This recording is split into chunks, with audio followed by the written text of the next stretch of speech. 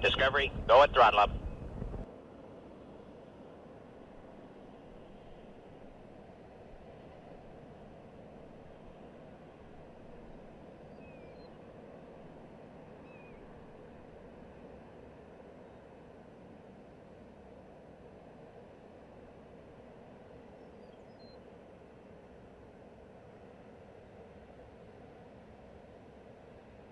Okay, good morning, everybody. How are you? We ready for a Falcon Heavy? Ready for Falcon Heavy? Good, because we're going to jump right into the coverage. And we're going to go right from there. Boom. To our net. All right, cool. They're on B-roll right now. We can't... Oh, look, that was Sydney. Mike, that's really nice. That's not Sydney. That's... Discovery, That was the go at throttle Patronus up. Towers. Dead Crew, 67-month resub. Wiz with an 82-month resub. How's your Monday? I'm doing all right. Discovery, I'm go at tired, throttle man. up. I did a lot of yard work yesterday. Did a lot of yard work.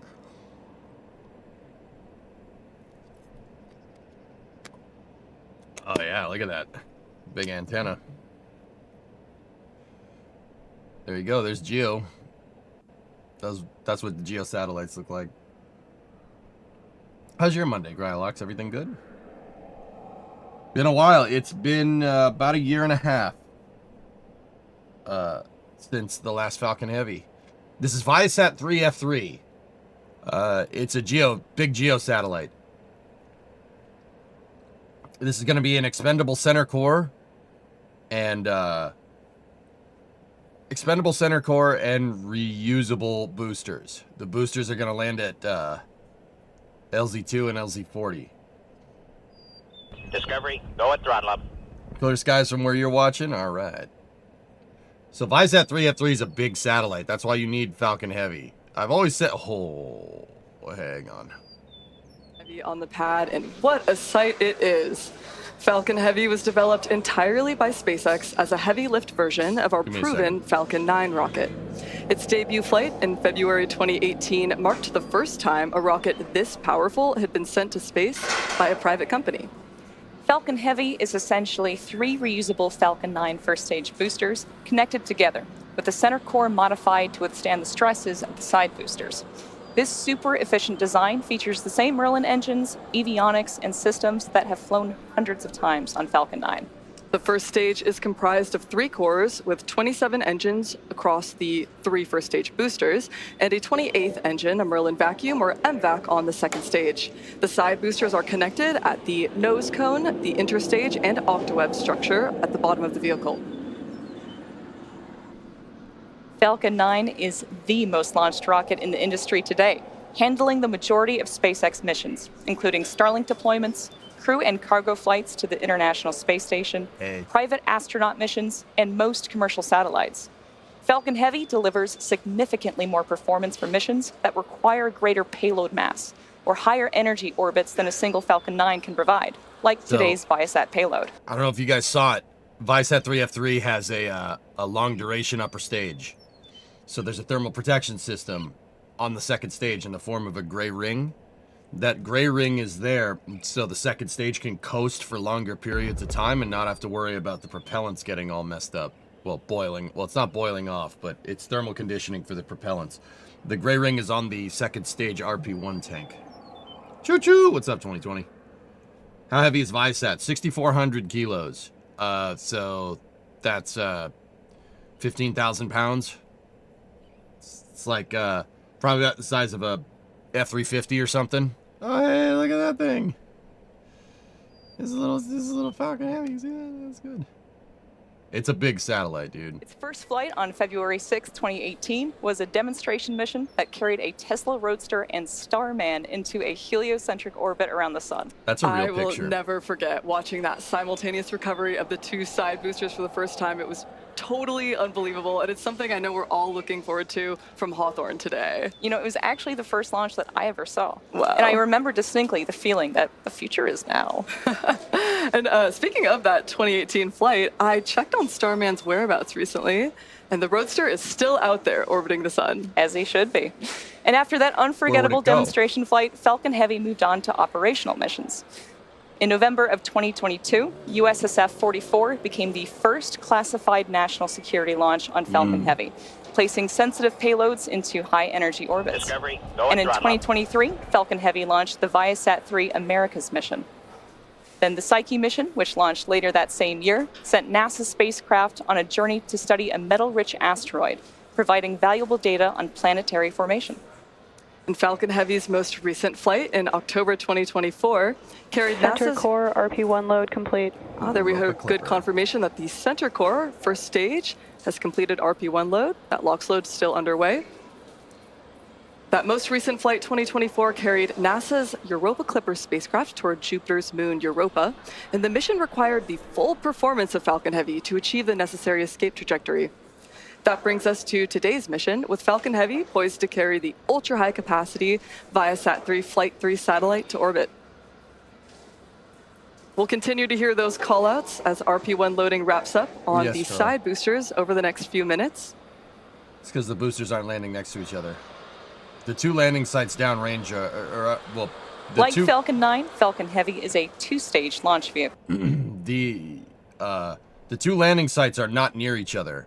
One is at Launch Complex 40, and the other one's at Landing Zone 2, which form a Launch Complex 13. They're not near each other, so yeah, the booms are going to sound funny when they come back. They're going to be very staggered away from each other. Hey, Sydney, thank you for the bits. Great. The center core engines will throttle back up to full thrust. Starting from the very top of the rocket, we have the payload fairing. Discovery, The go fairing is throttle a up. protective shell. 60-month resub. Warren game. What's up, man? Thank you. Note that the crew access arm is not there. They took it off. The CAA is not installed. The access arm for launching people from this Discovery, launch go pad. throttle up. Gone. What's the gray interstage about? Not a gray interstage. It's the thermal protection system over the RP-1 tank.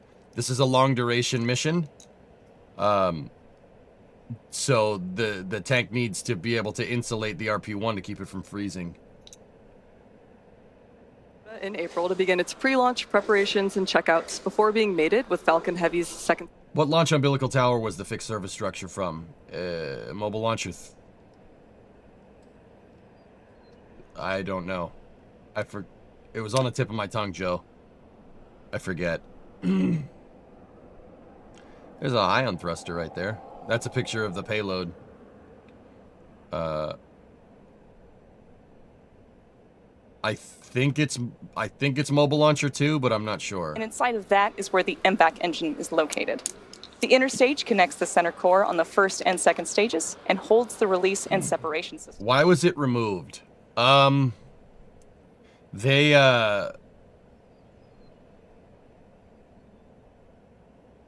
the right way to say this, drummer? They got Slick 40. Slick 40 is a newer, better designed arm.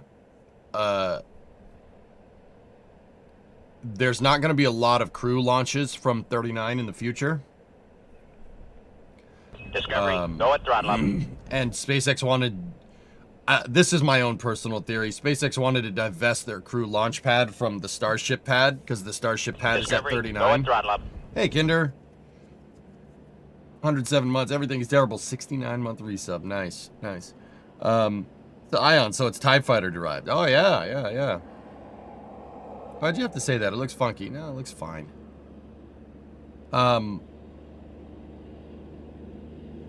Copy. Discovery, go throttle up. Copy.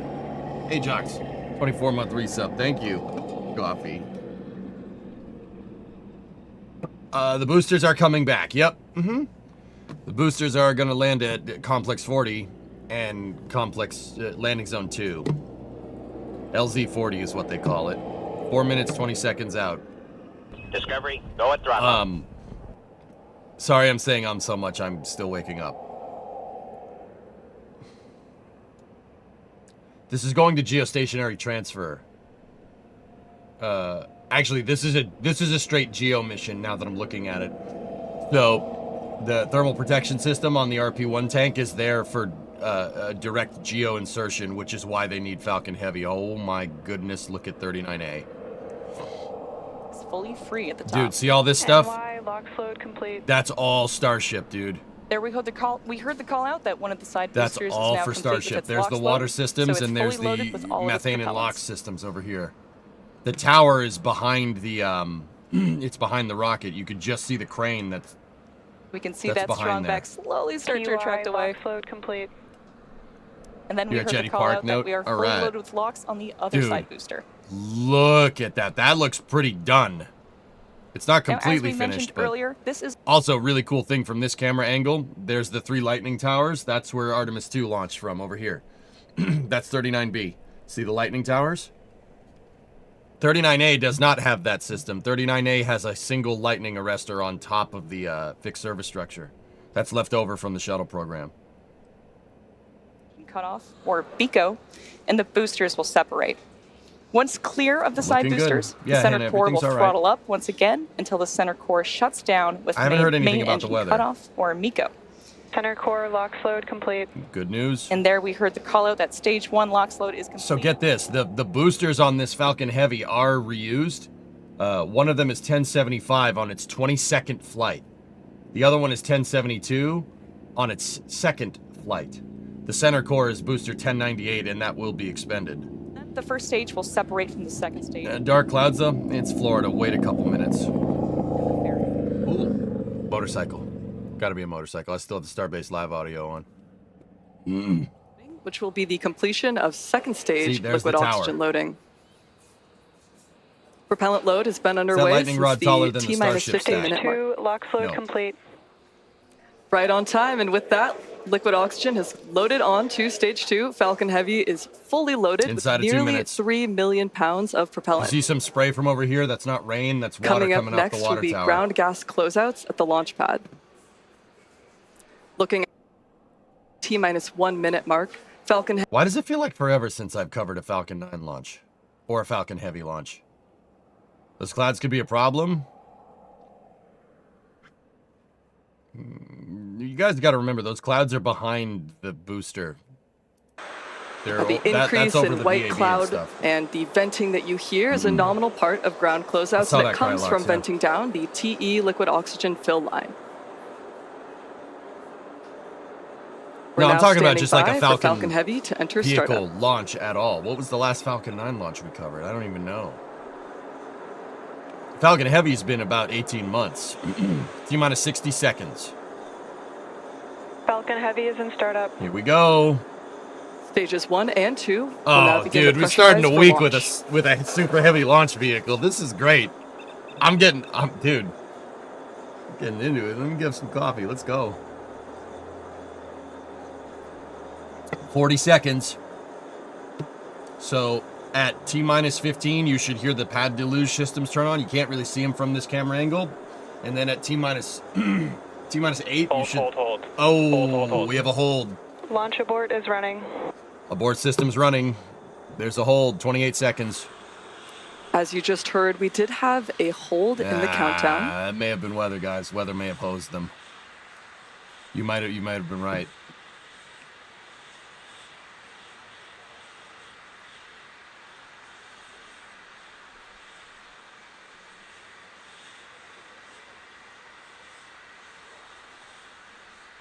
We're standing by to get a little bit more information on the nature of the abort. Nice, drummer. That was a little while ago. Well, the weather changes in Florida a lot, orbital mechanics, so Discovery, go at throttle up. we'll see. Is there a window on the launch today? Let me take a look. The window is open until 11:46, so they could recycle if the weather is not cooperating. It was a 55% go.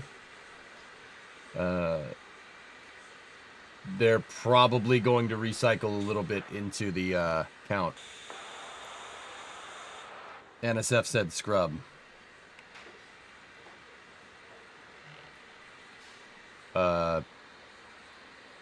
They could go again. Why would they? I don't know why they'd say that. Glad you got some rest after the last few weeks. Yeah. Didn't really rest, dude. cleaned up my house and stuff. We'll see. We'll wait. The window goes until 11:45, so there's still about 90 minutes left in the window.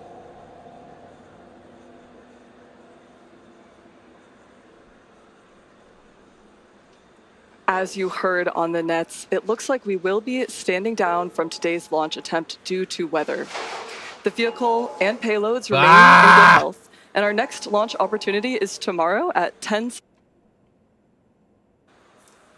Oh. As always, thank you so much for watching, and we hope to see everyone back here for our next attempt. I'll be here. Will you be here? I'll be here. I'm gonna be here for that. Yeah, well, it didn't go again. Huh.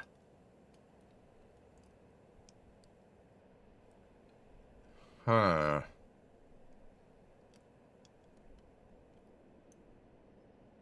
Here, we'll see if we can back it up and see what they said. At 10. Nope, that's the stream.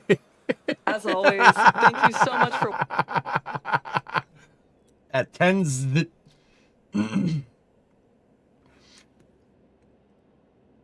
Blue would have sent it. Yeah. Yeah, they would have. Yeah. Yeah, you're right. They're slowly regressing into NASA audio. It must be on a long enough timeline. On a long enough timeline, every webcast becomes NASA audio. Old man yells at cloud. Stand down for what? Prune, what's up, dude? Get some parts and work on the car instead. I don't have any parts to work on it right now. But you gave me a really good segue. Thanks, man. I have all metal acquired for the car needed to fix the shell.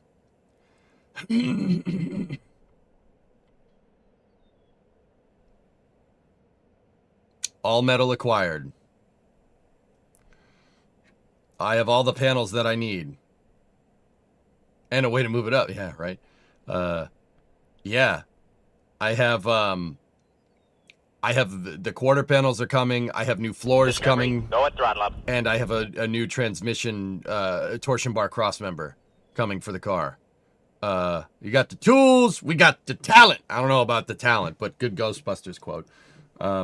EDA on launch. Bio, she just scrubbed. The weather is not cooperating down in Florida.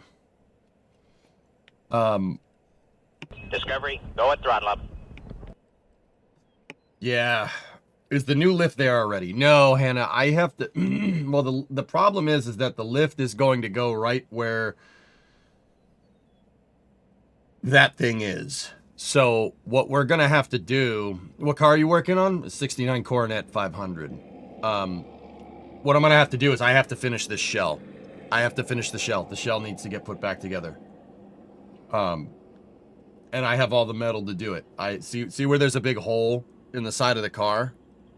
Like, it's not subtle. See that whole thing? We gotta patch that. Keep in mind there may be a lead time for the lift. Okay.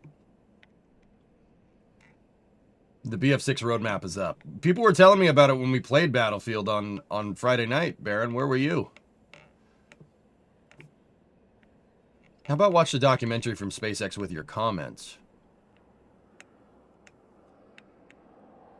You know what, Derek? That's not a bad idea. Looks nice. Are you restoring it? Yeah, Steez. Mm-hmm. Yeah.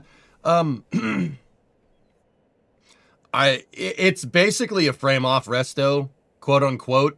There's no frame on this car. It's a unibody, which has proven to be challenging. But I wanted to learn how to work on cars, and I have a shop, so... I figure work on a car that no one cares about and, you know, figure out how to do it, dude.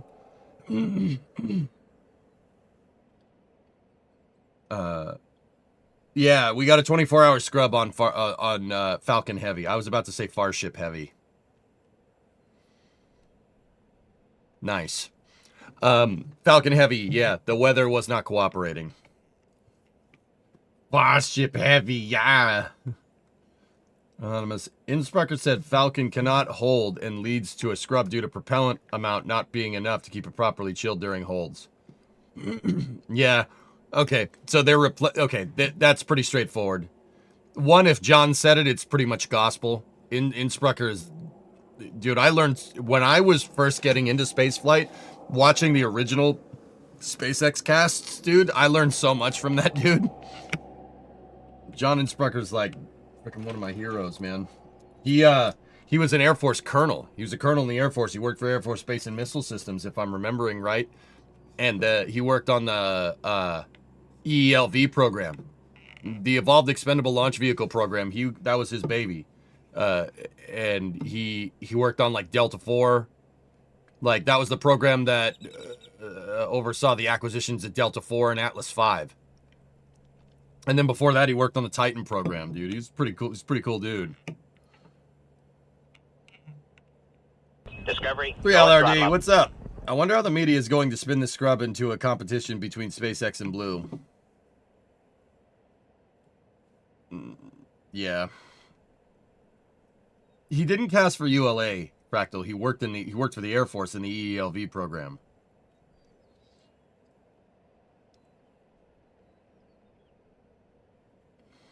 I learned. Oh wow, look at that on SN8. Yeah. Listen, Tranquility Base here. The Eagle has landed. 10 of my finest bucks for 10 years of following the stream. Keep on keeping on, boss. Well, thank you very much, bud. I really appreciate it.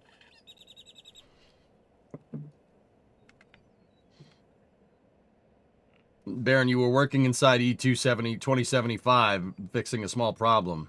Oh, that little guy? I wouldn't worry about that little guy. Oh, this is space. I'm in space. Just gonna dono a little there, bud. Oh, yeah, I'm not gonna not tip the streamer that I watch all the time. That was too much Chicago. I'm still honing it in, Dino.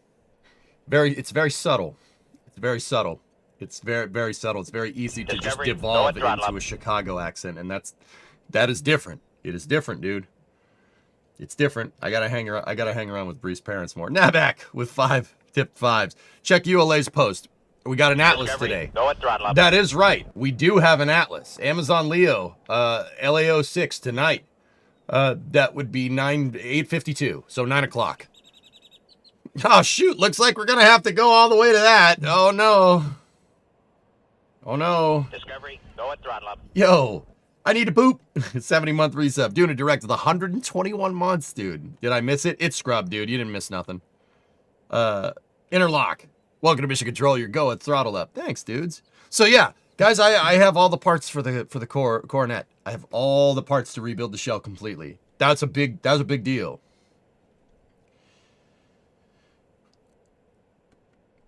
Dude, it's been 10 years. I don't mean to sound like an old man, but it really doesn't seem like it. Not about to go Doc Brown on you and be like, oh, old man Peabody owned all of this. He had this crazy idea about breeding pine trees. You know, like, I'm not about to do that. I'm still good. Like, I'm good. I'm good just doing my thing over here. That launched my jellyfish over the East Coast. Ooh. Did I see what Carson did at Daga? Dinkelberg, I did. I was out working in the yard. I had it on my phone because I shut the Bruins game off. You know, yeah, dude, it was magical. It was magical, dude. I like Hocevar a lot. I like that guy a lot. He's making me like Chevys, which is, I don't know how to feel about that. Hooch, I said nothing. I said nothing. I said nothing. You got to watch that race. That was a strange race, dude. It is one of the better ones I've seen from NASCAR lately, so we won't say nothing for you. But you haven't watched the Bruins either. That's probably for the better.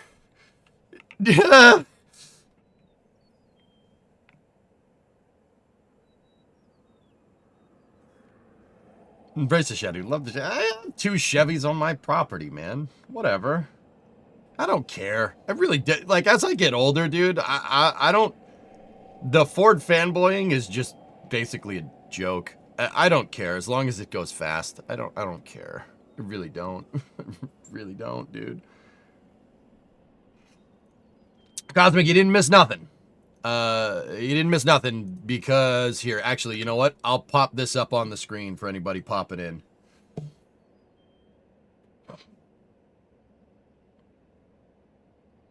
Ford makes them. Sometimes Chevy shake them. I don't know what that means, but whatever. Hey, Alex, good to see you back in the saddle. Excited for another day of learning something cool. Yeah. Did you see Astrobotics hot firing their RDRE? Yes, I did. Tweets. I'm wondering why Astrobotic is making an RDRE. They have contracts for a lander, but, you know, the RDREs are cool too. I'm not going to say no. As a Ford diehard, their new AI watching the driver can disable the vehicle lost me as a customer. Yeah. Yeah, I heard about that, Jared. Yeah, if that ever gets put into a vehicle, I'm, yeah, I'm gone too. Yeah, no. Yeah, they filed patents for it, Lava, but we don't know if, so guys, like, okay, to be 100% real, sometimes companies file patents so other companies won't do it. Like, Blue filed a patent, tried to file a patent for landing a booster against SpaceX. I mean, it didn't work, but, how hard would an RDRE be to make? 2020, I would not try to do that. I feel, I like having all my fingers. Guys, if I had to guess, putting my money on it with that whole Ford thing, I would probably say that they're doing that for, like, fleet vehicles. So that's probably for, like, delivery trucks and like, vans, you know, like, company vans and stuff. For insurance companies, like, when you're on the clock. It's I would be very surprised if that found its way into, like regular cars. They absorbed Maston. Oh, that's right. They did, Turbine. I totally forgot about that. You're absolutely right. ELI-5, RDRE. Okay. Rotating detonation rocket engine. So, Rooster, we've been talking about cars here. We like cars. What do cars do? Cars combust things. They combust gas and intake air, right? Gas and oxidizer. The oxidizer is the atmosphere, right? A naturally aspirated motor. That's what they do, right? Rocket engines combust things too. They just combust it in a little bit of a different way. So like a rocket engine, you need to bring the oxygen with you, which is why they have huge oxygen tanks. They got huge oxygen tanks on Falcon Heavy. So,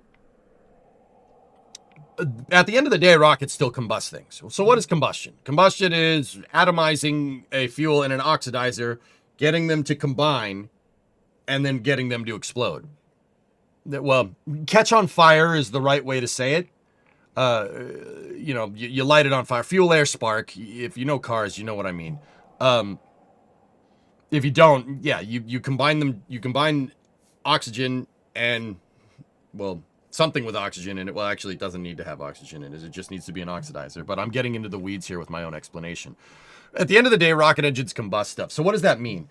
If you think about, like, a fire hose, right? A fire hose is shooting out a lot of water all at once, right? A rocket engine is shooting out a lot of gas all at once. But that gas, at the end of the day, is still combusting. So what's the difference between combustion and detonation? It's the speed at which the pressure waves from the resulting combustion travel at. So when you get an explosion, right? You see a big, you know, like pressure wave, right? If that pressure wave is going faster than the speed of sound, it's a detonation. If it's going subsonic or slower than the speed of sound, it's combustion, right? Rocket engines combust things at the end of the day. Now, rocket engines do accelerate the combusted gases past the speed of sound. At the throat of a rocket engine, of a De Laval style rocket engine, so you have your combustion chamber, right? It looks like an hourglass almost, right? At the neck, the throat of the hourglass, you're always going past the speed of sound. The rocket engine won't work otherwise, because that's one of those weird physics things. It's not, but that's also where mass flow rate is derived from, but that is a completely different thing. So, a RDRE uses detonation waves and can accelerate gases out the back of the rocket engine way faster because detonation waves are going faster than combustion, right? So, the idea here, conflagration is what it's called. If you want to be really technical, Norath, yes, that's what it's called. Combusting makes me feel good. bustin'. All right, anyway, sorry. Another tangent. I need more coffee. I think it shows. So, with an RDRE, okay, here's where this gets a little weird. I'll try to explain this like as succinctly as I can. Give me 1 second.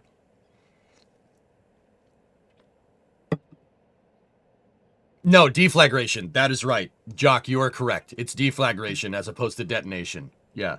That was right. No, Wrath, you were getting there. Scrubs, not Ruds. That's right, Simons. So, okay, with a detonation engine, detonation is weird. Because, so, like I said, a regular rocket engine is like a fire hose that's shooting out, but instead of shooting out water, it's shooting out fire, believe it or not. They take gases and they shoot it out, they compress it and they shoot it out the back. You can't really do that with detonation. You can't, like, maintain a constant detonation. I'm not sure how somebody would do that, but the short story is what they do is with an RDRE, you have what's called an annular combustion chamber. So I need an empty beer can. Oh, I think there's still beer in this one. Hold on.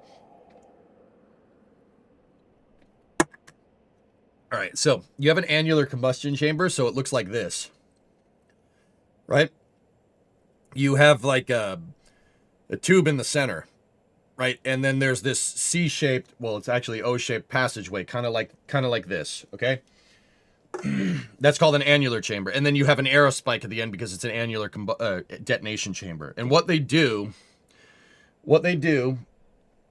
is they swirl detonation waves around in like a helical formation.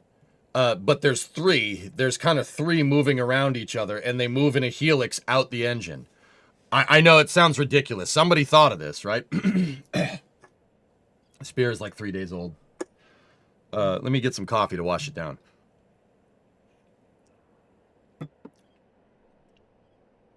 So, how an RDRE works is that you have three pressure waves, detonation waves, kind of moving around each other, and they swirl out the back. It looks ridiculous. And actually, RDREs look like something from like The Expanse or something. And the cool thing about it is that they kind of are. Rotating detonation engines they look absolutely ridiculous. It doesn't have to be three. Yeah. 3 is what's been tested. Yep. So check it out. This is an RDRE firing. You're not going to see the detonation waves, but dude, look at that. It looks ridiculous. So, because... all right, so what is the benefit? Oh, geez. Okay, some parts came off there. Hey, human. So, what is the benefit of doing this? Well, the plain English way of saying this is that the faster you can shoot gases out the back of a rocket, the more efficient it is. That's the really plain English way of saying it. A lot of guys, I mean, there's a lot of viewers here that I started teaching that now know more than me about this, but that's the short story. Your specific impulse is derived from your total impulse, your mass flow rate, and your exhaust velocity. So the plain English way of saying that for the people that are like, oh, math, it's Monday, dude, please stop. If you shoot stuff out faster out the back, right, you're more efficient. The more efficient you can take a certain volume of fuel and oxidizer and make that go faster out the back of the engine, yeah, you're more efficient that way. Type math. So RDREs, Rooster Dude, are like a like if we think about like the tech tree of Like if we're playing like a video game, right? Because it's a Twitch stream, right? Think about like a tech tree of scientific advancements, and like at the end of the tech tree is like a hyperspace drive, like Star Wars or something, or warp drive, like like Star Trek, right? At the end of the tech tree, there's dilithium crystals. At the beginning, we have like combustion engines down here. RDREs are kind of like figuratively like a next step. RDREs are very, very efficient. We're talking, because once again, you can accelerate, because it's using detonation. You're shooting out gases just faster than the speed of sound. There's no need for a De Laval nozzle with this. You can get away with an annular chamber. If you tried to do that with a rocket engine, it would just blow up. But yeah, they circle detonation waves around here. And yeah, you could shoot out gas at extremely high speeds. NASA's messing with these. This is on a NASA test stand at Marshall. Astrobotic just tested an RDRE. That is exactly what started this conversation, dudes.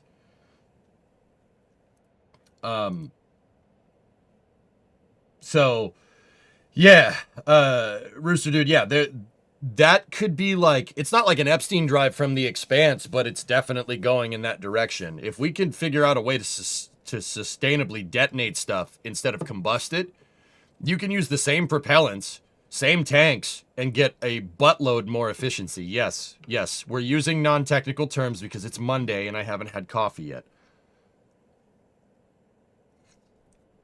It's all good, Ordon. Yeah, no. I'm not trying to be a jerk. That's what sparked this whole conversation, because somebody was like, Astrobotic tested this, and then somebody else asked, like, what is an RDRE? I don't know what that is. So, hey Musu, what's up? How you doing? Theoretically, could you send the output of this into a De Laval style nozzle to increase the speed?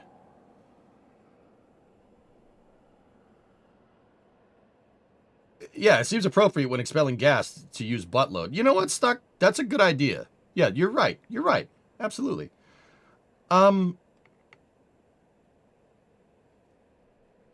Yeah, exactly. What Lava Eagle said. I was kind of waiting for one of you guys to ring in on that, because so the whole purpose of a De Laval style nozzle is to get the gases to go past the speed of sound. That's the impingement point in an engine. It's called the throat. That is the whole idea of that. You don't need that because you're already going. These already shoot out gases at the speed of sound, so you wouldn't have a De Laval. You wouldn't need like a combustion chamber, right? And you wouldn't need a throat. You just need the nozzle. Thank you, Lava. I wanted to be absolutely sure. Yeah, you're already. The whole point of that impingement, guys, is to accelerate the gases past the speed of sound. That is the whole idea. If you don't do that, right? If you don't have that this is the weird part, dude. If you don't have that impingement, you made a nice flamethrower. Yeah, like I said, it's weird to think about fire like this, but if you think about fire like as a tangible resource, right? A rocket engine takes liquid fuel oxidizer, makes it into fire, and then shoots the fire out the back. The reason why I say fire and not explosion is because that's the difference between deflagration and detonation, right? Like think fire hose. What a fire hose does with water, a rocket engine does with fire. Fire! They're shooting fire out the back at very high speed. That's the right way to say it. So if you don't have that impingement point, right? Because you're dealing with gases here and not liquids at post-combustion, right? Gases can be compressed, right? And fire is just gas, right? Well, you get the idea. This is getting a little bit into the weeds, but you understand. You're a good guy. You understand. Hey, oh. Anyway, sorry. Suddenly Sopranos. That impingement point, if you don't have it, you just made a nice flamethrower. I mean, flamethrowers are cool, but flamethrowers don't get you into space. Rocket engines do. Think you could make a solid rocket RDRE?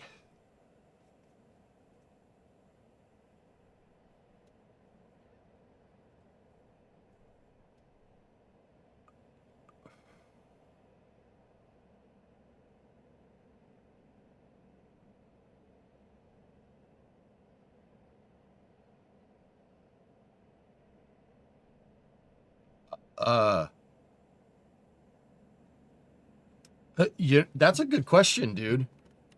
I'm picturing a solid rocket booster with an annular combustion chamber, which is... I would need to see the mechanism on an RDRE. Hold on. I'd need to see the mechanism on an RDRE to really tell you. Actually, Scott has some good footage in his video. This is my buddy Scott Manley. He has a video about RDREs from a couple years ago. Actually, it was from 5 years ago. And it has some really nice footage here. I won't show all of Scott's video. If you want to see all of it, Scott gets into the technical a lot more than I do. This is what we want to see. See? Look. I'm not sure you're going to be able to do that with a solid rocket booster. So if we were Sea Kraken, you would need to have the red tube would need to be your SRB. If I'm understanding this right. And you'd have to get detonation from ammonium perchlorate or APCP or PBAN or HT, hydroxyl terminated polybutadiene. I'm not sure how you do that. Falcon Heavy attempted to launch Tessa, but it didn't.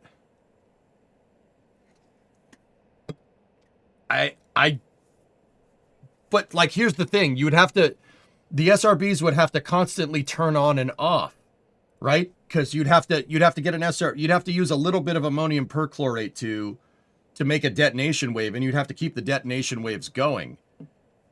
That's doable. But honestly, this thing would look like... Sea Kraken, my mind is defaulting to like a minigun. Like, you'd need little slugs, like shell casings of ammonium perchlorate, right? And each shell casing would need to be, like, rotated into the combustion chamber, right? Detonated to make the pressure wave and then expended. So, like, a solid rocket RDRE would look like a cross between an SRB and a minigun. Like, I'm not sure that would be very mass efficient, but also I'm not going to say that I don't want that either. Like,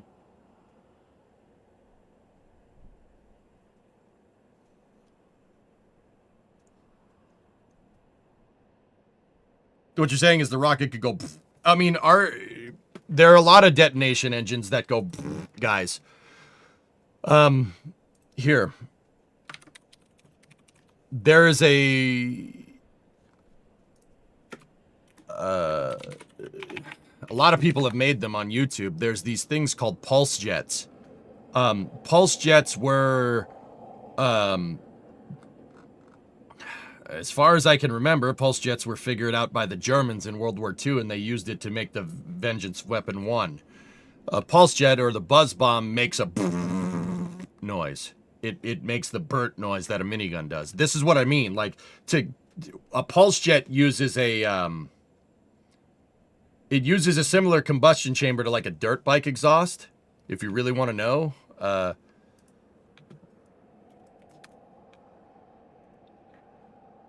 Yeah, here. Check this out. And what it does is it reciprocates... Well, not reciprocates. It just accelerates the detonation waves out the back, but it has a combustion cycle like a car engine almost. But instead of the piston going up and down, right, you just shoot it out the back. But what they're doing is they're shooting... This is like linear. This is not rotating detonation. This is linear detonation. You're just shooting it out the back, right? But this pulses, so it pulses. So you have to you get momentary losses of thrust. This will work. It'll work for a rocket engine, but it's not the best. Yeah, the buzz bomb, exactly.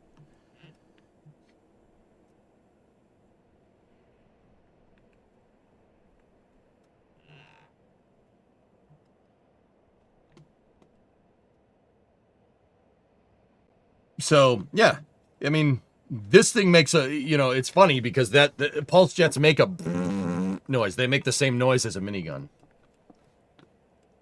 Yeah, I don't know, just food for thought. Chess, what's on your mind? When they flew to the moon more than 50 years ago, there were at least 2 rovers. There were at least 2 rovers. So 3, actually. Apollo 15, 16, and 17 all had rovers on them. But I mean, during the flyby that they were doing now, so Artemis 2, they could show how they stand there now. They didn't fly near them, dude. Yeah, they didn't fly near them. They went on the far side of the moon. All of the Apollo missions are on the close side of the moon. The reason why they stayed on the close side of the moon is so they could have radio contact. Because when you transit the far side of the moon, there's a moon in the way. So you can't, you lose radio contact with Earth. It's just line of sight stuff, man. Pretty straightforward. This is not done, which is suspicious.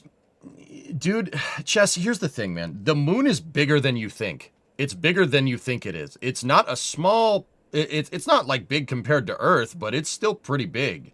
Like, you're not going to be able, I mean, think about it like this. Like, would you be able to see a runway at an airport from space? Yeah, it's possible you could. Like, look at my desktop, for instance. You can see roads down there. You could barely see them, but they're there. You're not going to be able to make out any details. Dude, the rovers are tiny. They're smaller than a Volkswagen Beetle. And the descent stage is about, I don't know, maybe the size of a shed. Like a small shed. Unless you're close to that, dude, you're not going to see it. It's too far away. Just like, we can see that there is a road there. Like, you could see that there's roads on this island behind Atlantis, right? You could clearly see that there's like a shipyard over here. There's a dock, right? Like, but can you see any of the ships? No. The close transit on Artemis 2 was about 4,200 mile perigee or paraloon. And it was on the wrong side of the moon. You're not going to be able to see New York if you're over China up in space. You know what I mean? So it was a far side transit. And, you know, I know what people are like. I've heard a lot of people say this actually post Artemis 2. Like, oh, why didn't they land? Why didn't they land? Guys, the first Apollo missions were flybys. The first Apollo mission, the first time people left low Earth orbit was Apollo 8. And they didn't land. They flew by the moon. Actually, they orbited around the moon, but that's another story. But, yeah, that's how Apollo started. And look, man, like, if you guys did good in, like, 7th grade science class, all right? Say you go back, you look at your report card, you got, like, a B in science class in 7th grade, okay? Discovery, if you went and took that science class right now, would you do good in it? No. I mean, I didn't do good in it then. I'd probably do better now than I did in 7th grade, but that... call me the exception to the rule. I only decided that I liked being smart about stuff like after I graduated from college, which was kind of dumb. That was kind of a dumb thing to do, but whatever. We haven't been there in 50 years, man. We gotta, at the end of the day, dude, you gotta learn how to do it again. And that's the embarrassing part, if you really want my honest opinion. That's the freaking embarrassing part. We gotta figure out how to do it. We don't know how to do it anymore. Like, we know the concepts, right? But there's like there's reading about the moon landings in a book, and then there's actually doing them. That's 2 different things. It's way 2 different things. It's going to take some time before we get rovers and stuff back down on the moon. That'll happen. It'll happen if Jared Isaacman gets his way. I think he will too. So I hated school, but now I wish I actually cared. Jaywa, there is a reason why I sit here and I say to the younger viewers, dude, just do good in school. It doesn't matter if you want to be a rocket scientist or a YouTuber or a janitor. Doing good in school will pay dividends no matter what you want to do. Like, it's only like the first 18 years of your life, dude. And if you go to college, it's the first 22 years of your life. That is not a big portion of your life in the grand scheme of things. Depends heavily on the teachers. Yeah, Caretex, no doubt. No doubt. But also at the same time, dude, like, it's 2026, man. If you want to learn something, you can learn it. Look at me. I'm a freaking moron, dude. I played football in high school. I played football and baseball and basketball and track and field. Like, and played video games all day. I'm not the smartest dude around. I got a lot of concussions playing football. Like, my brain don't work good sometimes. Dude, that didn't stop me. You can go learn whatever the hell you want nowadays. You have the collective access to infinite human knowledge right here in the palm of your hand. Right? You're not a moron. Be nice to yourself. I mean, Uticus, I spent my high school years playing sports and playing Counter-Strike. So, I mean, that is arguably a dumb thing to do. You know, you learn, but also, credit where credit is due, I think.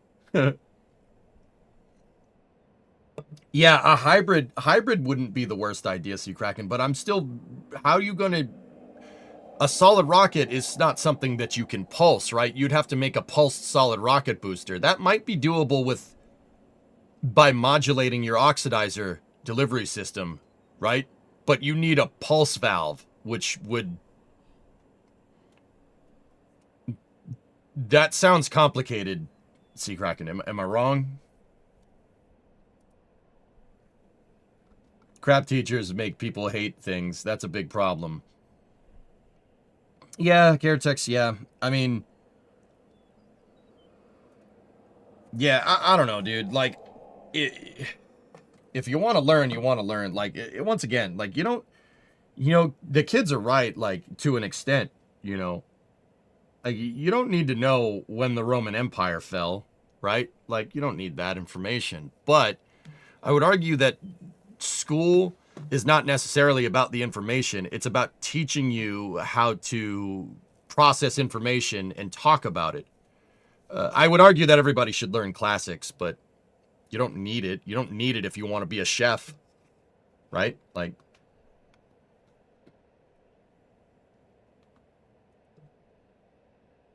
what's the closest thing we have to a throttleable SRB? Hybrids. A hybrid SRB, Anonymous, which is where people take nitrous and inject it into an SRB to get it to throttle or shut off. Virgin Galactic's spaceship, their spaceship 2, or what do they call it now? They have a new name for it. Better way to say it is you're not unintelligent, you're just more uneducated. Yeah. At the time, that was a stupid thing to do, but you know, who knows? I think I'm already screwed. I didn't really do well in middle school, and oh, time to wake up. And freshman year, I got a lot of injuries which kept you out of school. I don't think much recovery. No, you're still young. There's plenty of time, cousin. You. How old are you, dude? What, 16, 17? Bro, there's still time. If you get on the honor roll for the 2 final years, like junior and senior year, you'll get into a good college. And like, look, guys, once again, self-taught engineer, but you don't see me going and making a liquid fuel rocket engine here. I teach the stuff. Like, I wouldn't go try to build a rocket engine unless I had somebody here that I knew more than me about this. You know, like if I had Joe Barnard up here, we'd build a rocket engine. Because you need a mentor if you're going to do this stuff. Don't try to do it. Don't try to go it alone. You'll blow yourself up. I'm not even kidding.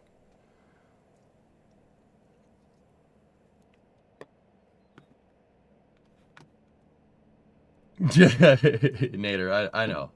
The point is that I didn't take my schoolwork seriously. It's not that playing sports is bad. You should play sports.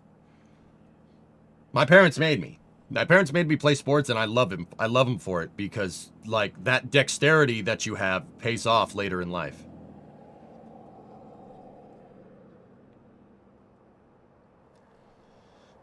I wish I could go to high school. Don't you say that.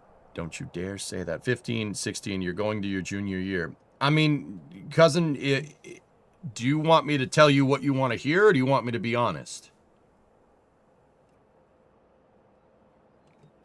Yeah, platinum, yeah. That's why you don't go at it alone. If I'm going to be honest, dude. Discovery, hey, go Gary. throttle up. Bummer for the scrub. Delta, we are excited for this launch as it's going to complete Wi-Fi coverage over the Pacific for us, but I guess we're going to be going with Amazon Leo eventually. What do I think is best? Look, dude, you missed a little bit of school. You have to stay back a grade? Don't worry about it. Who cares? People might give you, your classmates or something might give you crap about it. That means nothing. That means nothing. The people that, if you're worried about how people are going to perceive you in high school, you're not going to get very far, because the honest to God truth is that teenagers are vile, ridiculous, no filtered, terrible people. Like, that's the honest truth. People are mean. Kids are mean because they have no skin in the game. You can afford to be mean. There's no repercussions. You know, there's anti-bullying. That's not going to change anything. That's just going to make it worse. Right? If you have to stay back a grade or something, just do it. Just do it, and don't worry about what anybody says. Yeah, they'll give you crap. Just laugh it off. Yeah, you're right. I suck. That's what I do. Yeah, I know. I'm just some total moron. Like, whatever. Your schoolwork is what matters. If you want to go and do rocket stuff, don't sit at home and play Kerbal all day. I mean, that'll definitely help, but make sure your schoolwork is done first, right? Don't worry about what people think. Don't worry about any of that crap. None of that matters. The people that you roll with in high school, your friends, whatever, they're going to be out of your life, and that's going to be the end of it. Like, you might have one or two friends. I still talk to one or two people that I went to high school with. And they're good buddies of mine. But that's about it. Those people are out of your life once you're 18. It might seem like that's your whole world, but that's because it is. You don't know anything. You don't know the whole world yet, you know?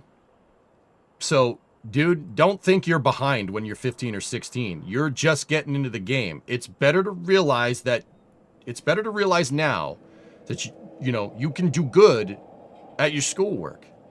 It's better to realize it now. Don't realize it when you're 25 like I did. After you've graduated school and you're in a mountain of debt, so you can't go back to school. All right? Figure it out now. It's much easier on the first try. Trust me on this one. Just go to school and get good grades. It's not hard. And I know it seems like it's a pain in the butt. And it is when you're 16.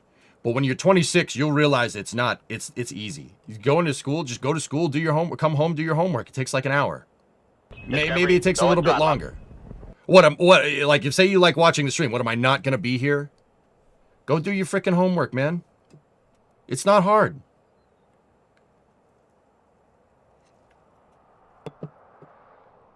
Like, trust me on this one, dude. If you have to stay back a grade, you think you're behind, you're not behind. If you show initiative, your teachers will help you. That's, people like, there are crappy teachers out there, no doubt. There are crappy teachers, for sure. But look, nobody becomes a history teacher because they hate history. You know what I mean? Nobody becomes a gym teacher because they don't like sports.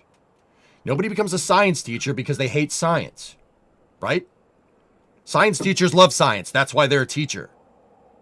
EJ loves rockets. That's why I teach you guys it, because I don't build rocket engines. We'll start with building cars, and then maybe we'll build a rocket engine later, right? Like, if you show initiative to the teacher, like, I want to learn this. This is super cool. They will help you. They will. It's trust me on this one, dude.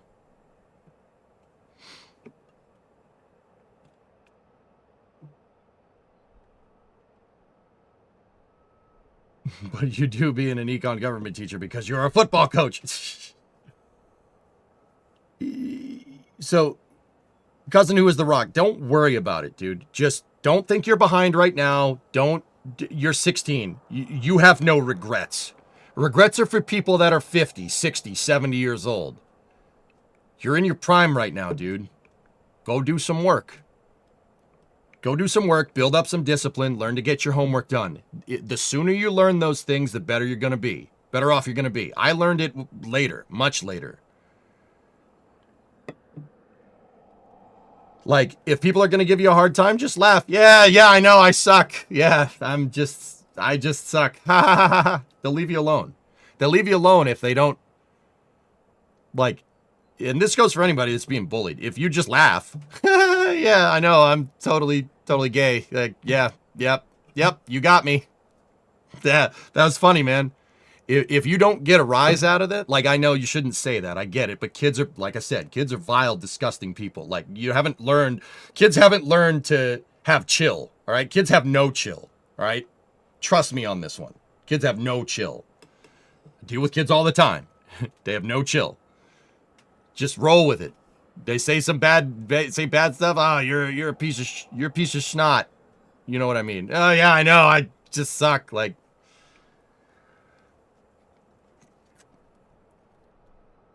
right? No, peace boy. Like, just roll with it. I'm not. See that? Nope. Absolutely not. Like, you can just let them talk. They're just words. Who cares? Like I said, you're gonna get to senior year, and then you're never gonna see these people again. It's gonna be great. It's gonna be great. They're out of your life permanently. You never have to deal with that ever again.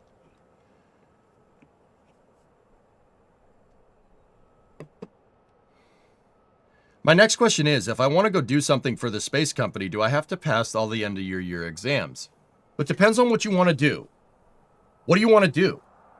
Do you want to design rockets? Do you want to be the guy that's designing the parts, or do you want to be the guy that's building the parts? Technicians' jobs? Just do good in school. Do good in school. Go get an A&P certification. You can walk into the spaceflight industry. I'm dead serious. You don't need a college degree to be the person that's putting the rocket together. That's more hands-on skills, right? If you want to be the guy designing the stuff, you should probably go get an AE degree. Because that piece of paper, not because you need one, but that piece of paper will help you. Remember, college is an investment in yourself, okay? You don't go to college because somebody makes you, all right? You don't go to college because it's the right thing to do. You go to college and you get a degree in a certain field to achieve a certain result. If you want to be the person that's designing these damn things, right? Coming up with the ways to figure out to make a part that you need for a valve, for a rocket, right? That's where you need to go to school. Because investing in that AE degree will get you a job that pays a lot better than a technician's job, okay? This is not rocket science, dude. College is an investment in yourself. You don't go to college just for the sake of going to college. You go to college to get an education that will pay you more. It's an investment in you. That's why I hate it when people go to college and just party all the time. I mean, do kids even party anymore? They don't, but you know what I mean? Like, they just hang out for the vibes or whatever, from what I can understand. Like, college is an investment in you. You're paying for it. You know, if you're in a public school, you pay for it with taxes. Your parents pay for it with taxes, but that's another story. Yeah, there you go, Nader. Yeah, you could have one or two high school friends, but for the most part, those people, everything is going to be out of your life. Your life completely changes when you're 18. Just popped in to say you did a great job at AIAA. Thanks, Lunar Lander. Right on. Thanks, man. Hey, wait.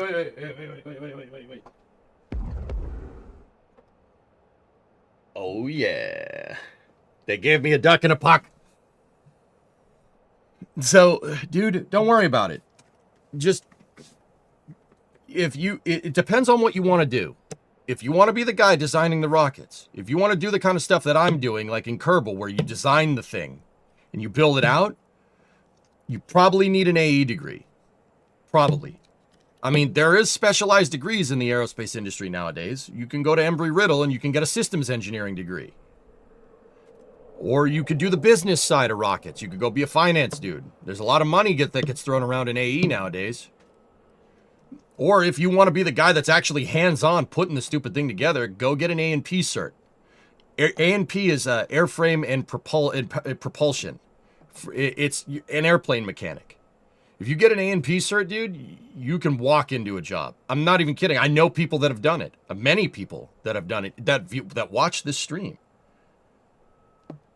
Just came into the end of the stream at the high school angst comment. Believe me, I only interact with one person I graduated with as an adult, and maybe once every 8 years. And I went to high school with about 8 guys from your grade school. Leave high school in the rearview mirror where it belongs. Bingo. So, dude, put foot to tail. Put foot to tail. Figure out what you want to do first. Like, if you're going to build a rocket, you got to figure out what that rocket does. Say I want to build a rocket that goes to the moon. Okay. What is that going to require? You need a service module. You need a command module. You need a lander. You need a super heavy launch rocket. What type of style are you going to do? Are you going to rendezvous? Are you going to do it like Apollo? Are you going to do a tanker reflight? Right? Think about it like that. What do you want to do? Figure out what you want and then go from there. But I will say, no matter what you want to do, you want to go be an A&P? That's fine. You want to be a technician? You want to be the guy that's like building the launch pad at Starbase? Go learn how to weld. Take a couple welding courses when you get out of school, right? But at the end of the, at the end of the day, no matter what you want to do good in school. There's no downside to doing good in high school. There's no downside. There's no downside to getting good grades. Getting good grades will always pay dividends for you. It'll always work out later. You know, worst case scenario, you don't use it. You don't need that, right? But what you did learn is how to do work in a timely manner. You learned how to manage your time correctly, right? And you can do stuff on time. You know, turn in a book report before it's due, right? That's what that teaches you. That's why it's always going to pay dividends. That's why you should do it. Do you know those hands-on jobs at SpaceX where they stack and assemble Super Heavy or Starship in the mega base? What type of job is that? That's the tech job. That's called the technician's job. The people that are building the rockets, that are putting them together. Those are tech jobs. You want to do that, get some good grades, and then go get an A&P certification. Go get an A&P. Airframe and propulsion. If you do that, like, dude, if you're in the US, there's an airport near your house. Heck, if you live in Europe, there's an airport near your house. Go over there and see if they have classes about being an A&P. Most airports do. Any airport with fixed base operations usually does. Right? That's the technician side of the job. The people that are actually putting hands on and putting stuff together. You don't need a college degree to do that. No, you don't need that. Heck, dude, if you're smart enough, you don't even need an A&P. Like, some businesses will even teach you. I would have loved to work in the space industry, but me being the little train nerd that I am, I'm stuck to railway engineering. Hey, trains are cool, man. Trains move rockets. Trains are awesome. Now part of an incredible team of people maintaining the railways in Scotland. That's awesome, dude. Stevenson gauge is the best gauge. See?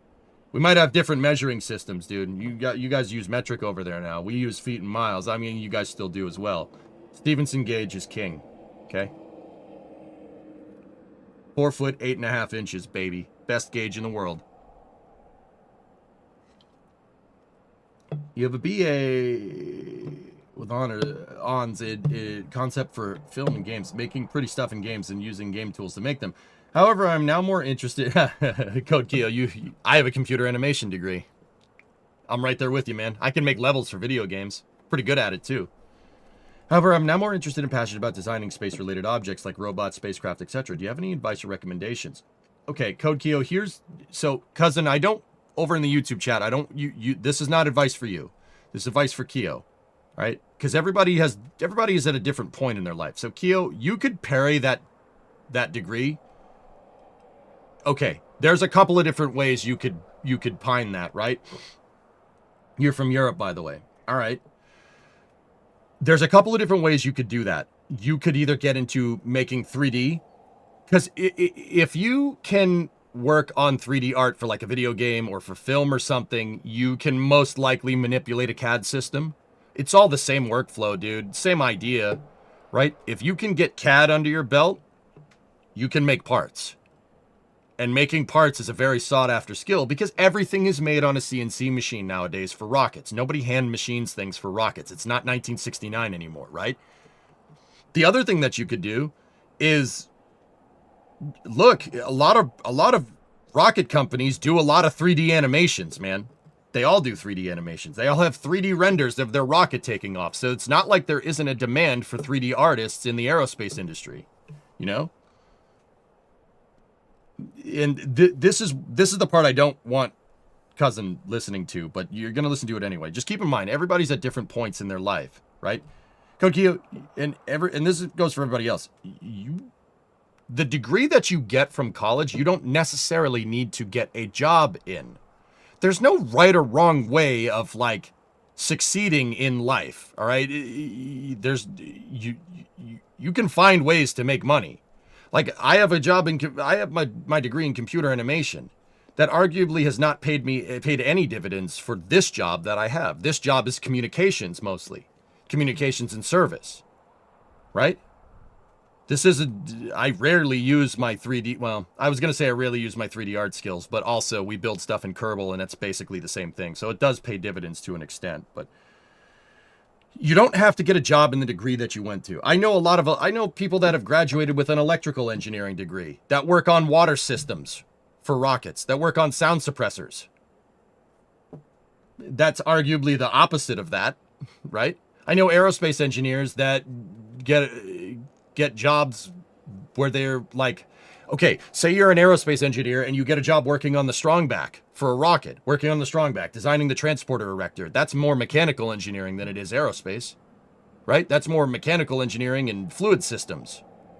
I mean, arguably there's an overlap, right? But you don't need to go get a job in the degree that you've got. You honestly, you find whatever works. And that's what I mean about like doing good in school. Doing good in school teaches you to be resourceful. It teaches you to figure stuff out. Like that's the really important thing. You want to bag that skill as young as you possibly can. And Keo, this is more for cousin over there in the other chat, but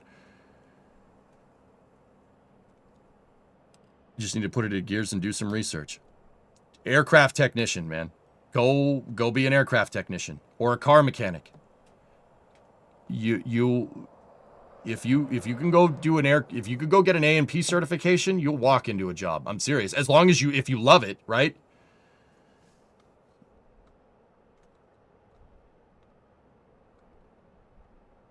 Your degree shows in your MS Paint skills. Oh, dude, I can draw up a storm. I went to art school, man. I could draw up a storm, dude. If I take my time, I can draw.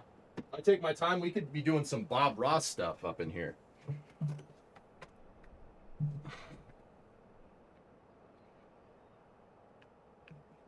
Yeah, I actually saw Lewis, speaking of 3D artists, I saw Lewis Nags over in the YouTube chat a second ago. Lewis, I didn't see what you said.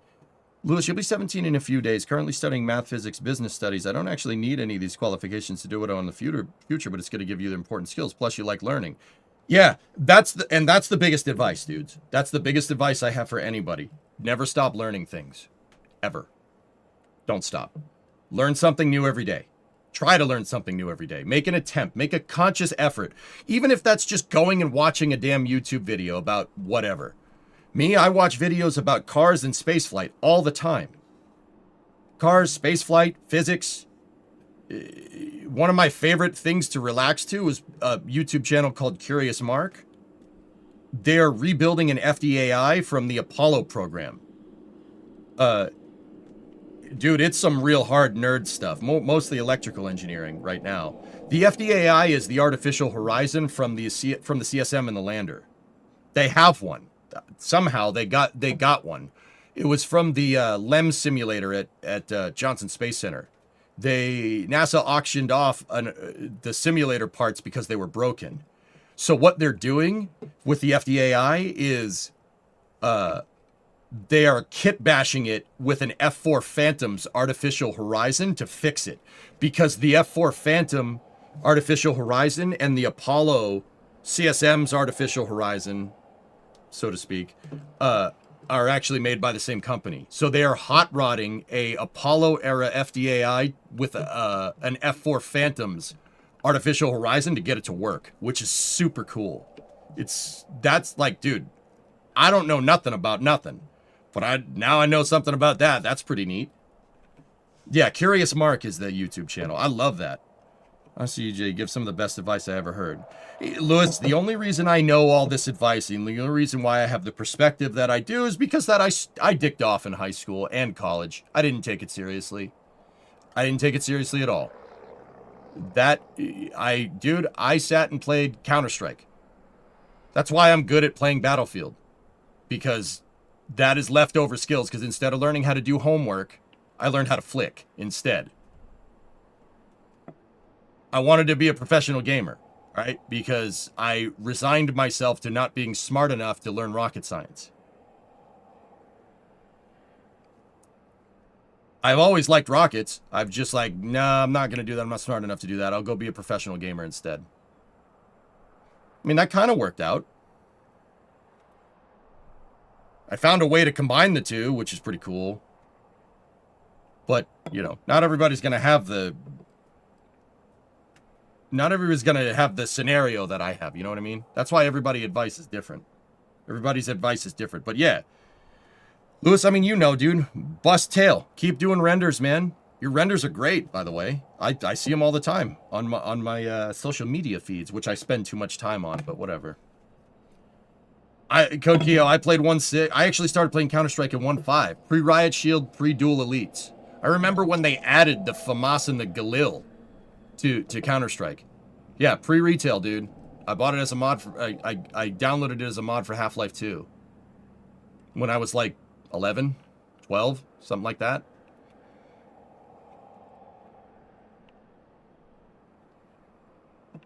Yeah, and then Source was what I played a lot through high school, dude. I was damn good at it, dude. You give me like a month, I can get the op flick back, and I'm not gonna say I'm anywhere near pro, but I could easily get into like the minor leagues for Counter-Strike or whatever the minor leagues are nowadays for CS.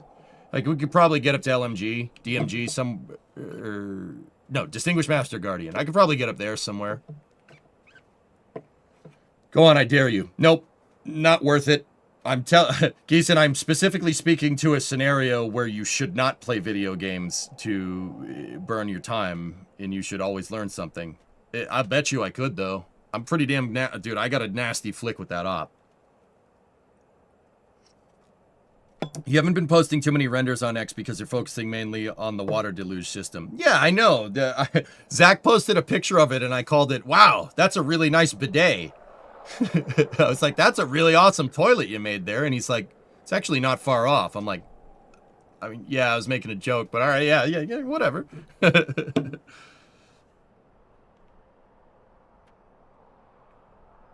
1-3, baby. Nice baked beans. So yeah, dude, it's like, Lev, what's up? I have a question that I ask myself often. How to stay optimistic and want people to progress? Well, so many bad things happen. I know it's inevitable, but okay, Lev, I'm going to get real for a second. I rarely get this real on stream, okay? Look, we perceive a lot of bad things going on in the world right now. Right? And it's not necessarily perception. You could arguably say that there is a lot of bad things going on in the world right now. The thing is, dude, there's always bad things going on in the world. That's the truth. There's evil. Evil exists. It's there. It's out there. All right? It's there. There's always going to be something going on. The thing is that we are so connected nowadays, we get exposed to it on a daily basis. I'm not trying to be cynical here. There's always something bad going on. It's just, in the past, you might not get a 24-hour news cycle. And you might not be exposed to it all the freaking time like we are now. It's easy to perceive the world as a very bad place because you are constantly getting, honestly, force-fed bad news on a daily basis, no matter how you look at things. Now, I'm not going to sit here and be like, oh, don't fall for it. No. You acknowledge that bad stuff happens. That's the world, man. It happens. Look, and this is, if you paid attention in history, you'd know that the world is a really screwed up place, right? And the best move that you can do is to try and make it better. You don't sit there and get jaded by all the bad stuff that's happening in the world right now. Don't sit there and get jaded by it.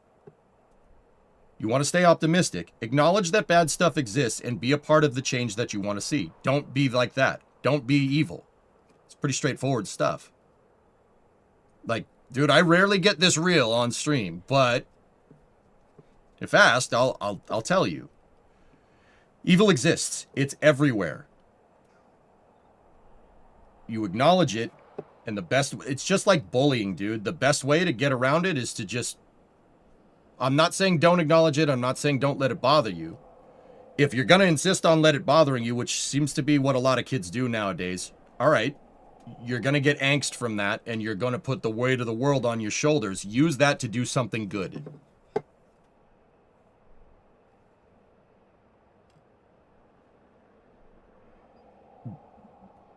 Look,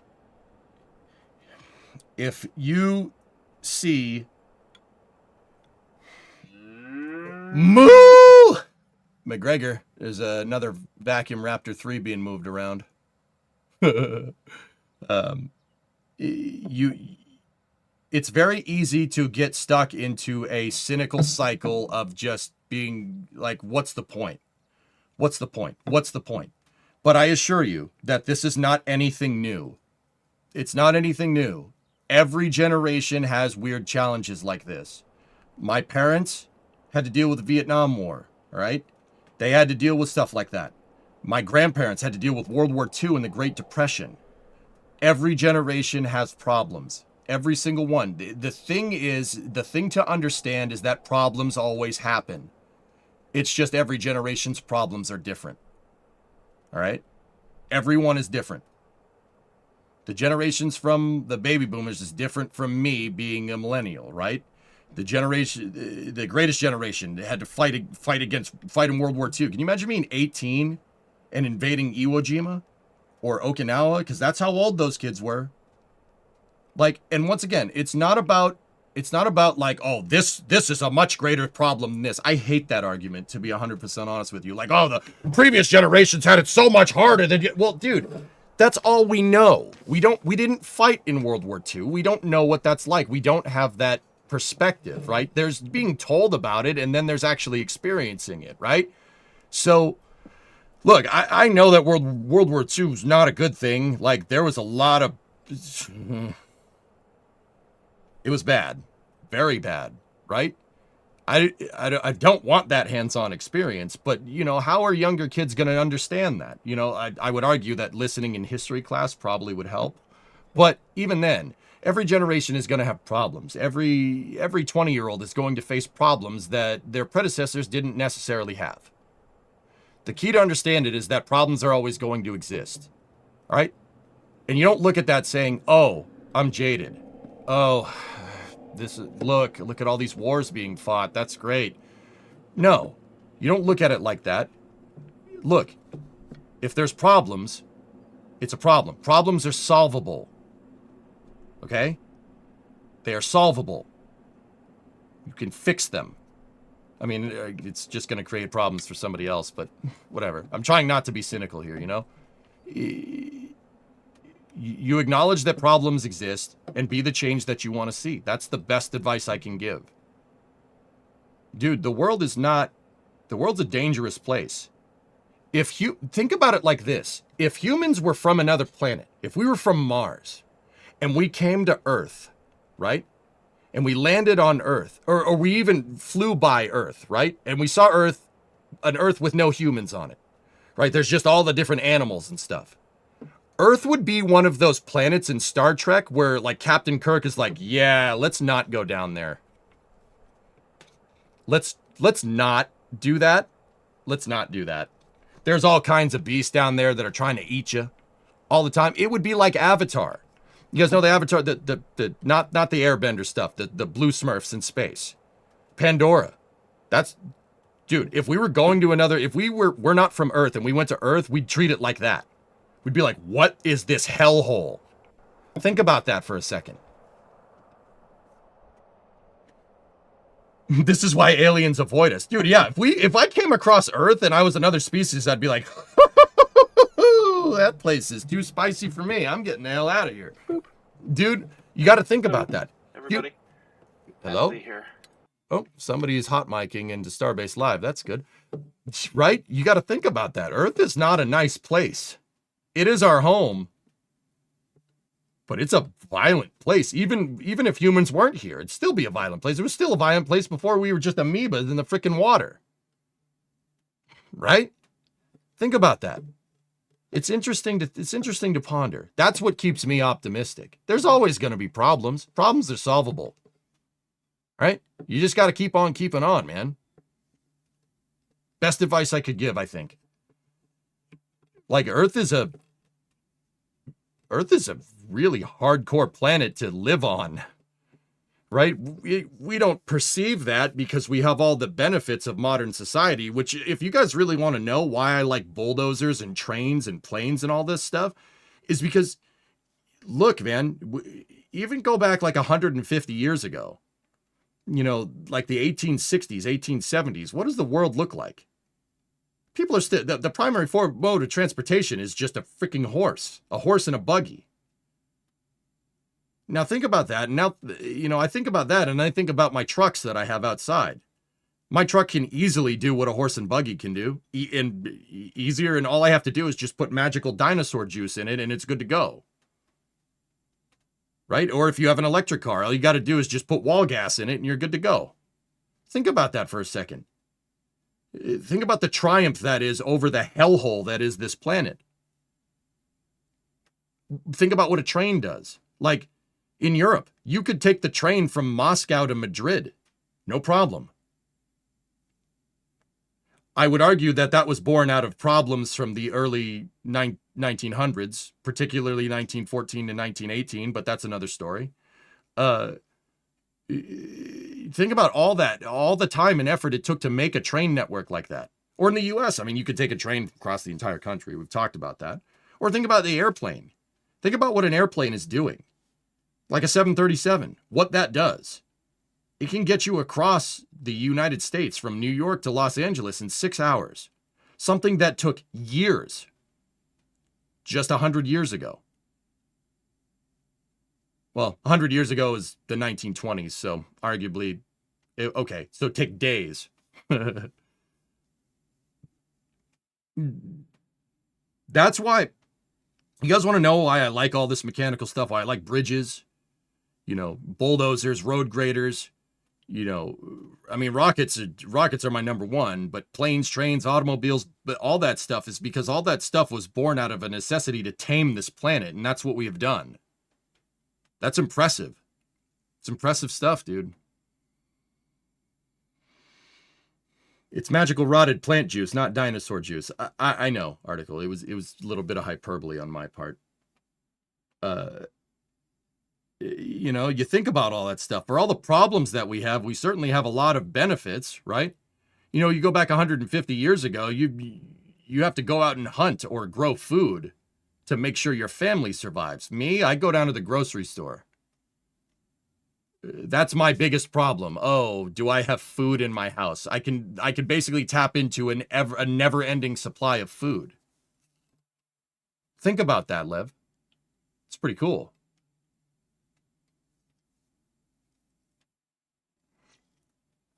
We have vibrating rocks that can boil water. Yep. Imagine if your car had to eat grass. Yeah, right? I know oil doesn't come from the dinosaurs, guys. Honestly, if that's what you took from this conversation, I can't help you. I got nothing. I got nothing for you. You know, think about that for a second. The fact that we live in like unbridled convenience, right? Like, dude, we can get anything you want. I can get anything I want. I could order a new engine for my car with like 4 or 5 clicks on my stupid phone. That's ridiculous. You know, how do you stay optimistic? That's how I stay optimistic. Anytime I see a truck drive by, that's us taming this freaking ridiculous hellscape of a planet. And I know Earth isn't a hellscape. I get it. I understand. But how do I stay optimistic? Dude, hell, man, I stay optimistic every time I drive down the highway and see a bridge. Think about all the time and effort it took to make that bridge. Think about all the, all the architectural, quote unquote, architectural tech tree that goes all the way back to the Romans building viaducts. Same idea. The bridge is convergent design over thousands of years. Same with buildings. You know, I see a brick building, like an old brick building. I don't say like, oh, that's an old piece of crap building. Like, look, dude, it took a lot of skill to make that thing. Or a nice old, or an older car. You know, like my Dodge. It took a lot of skill to make that because it was handmade. Like even in the 60s, they were still hand making cars. It was just, you had welding jigs, right? It's not like robotic arms like it is now. Look at the anti-car ads from the 1920s. Yeah. Lev, just stuff to think about, dude. That's how I stay optimistic. Heck, if I see an airplane flying over my house on approach to Logan, because my house is on the freaking glide paths, because the truth of the matter is, like, that's not revealing information. If you live inside of 495 in Boston, your house is on the glide path for Logan. Because the airport's in the center of the city. Like, I think about, like, that's an approach that a pilot is flying. That approach, the approach to the runway, figuring out headwinds, that was all figured out about 100 years ago. Before that, that was Jules Verne, dude. We have airplanes have highways above 18,000 feet. There's highways up there. If we go look at ADS-B right now, and I know we've gotten way far in the weeds from Falcon Heavy coverage. Falcon Heavy scrubbed for anybody that cares. We have highways that planes fly on. You could see them right here. There's high altitude airways. They have highways. There's a super highway system above the United States, above Europe. You could see the planes following the roads, but they're roads in the air. My favorite one is the transatlantic road. See? There are ebbs and flows to this. It's funny because at certain parts of the day, all the planes are facing that way. And in the later afternoon, all the planes come back. They go back and forth every day. There's your transatlantic route. You can see it. Look at how they have them stacked up. It's like a 5-lane highway. Sometimes there's planes that are just flying in formation with each other. Look at that, dude. That's ridiculous. That's ridiculously cool. Like, dude, I can get on a plane and be on the other side of the world in less than a day. That's what keeps me optimistic, dude. That's super freaking cool. It's easy to focus on the negative in this day and age. But it's tough to focus on the there's always one. There's always one that's got to go against the grain. He's probably at a lower altitude if I had to. Oh, no, he's flying higher. So they have that guy, November 28 Uniform Delta, is flying higher than everybody else for a very good reason. The old RNAV 4 left via Nunzo. There you go. Yep. Yeah, dude. Super highway system. Across the entire world, dude. It's everywhere. Look at it in Europe. It's even crazier than it is in the States. There's just highways. Planes travel on highways. That's wild, dude. Look at them. It's a giant 4-lane highway. But you don't have lanes next to each other because you can work in 3 dimensions, right? So the lanes going back are higher than the other ones. They probably change. See, there's always a couple. Let's see, what's this other guy at? See, 45,000 feet. All the planes that are going west to east are flying higher than the planes going east to west. That's on purpose, dude. The highways are stacked on top of each other. Pretty cool. Any pilot, any person that flies commercial knows these highways. They're all over the place. And if you've ever flown into Orlando, you know the approach. The approach goes just north of Kennedy Space Center, right? And then you turn left to line up with the runways. You turn left over Sanford.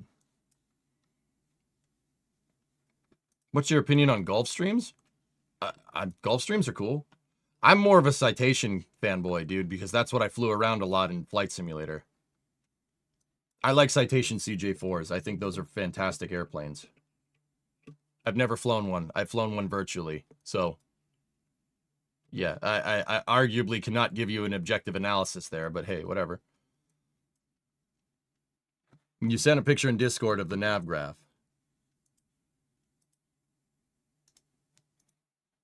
Yeah, dude. There you go. Highways, baby. Look at that, dude. Imagine how much had to come together to think that up. I mean, it's mostly from World War II logistics, but you get the idea. In fact, it's all from World War II logistics. That's the idea. Just like the railways in Europe are born out of logistics from World War I. That's why Europe's rail system is so damn good. Defense spending. I don't think people are ready to hear that, but there you go. That's because of the trade winds. Yeah, like I said, it varies with the wind, or yeah, depending on what's going on. But yeah, Europe has zones where they aren't even highways above flight level 220. Planes can just go kind of wherever they want within reason. Yeah.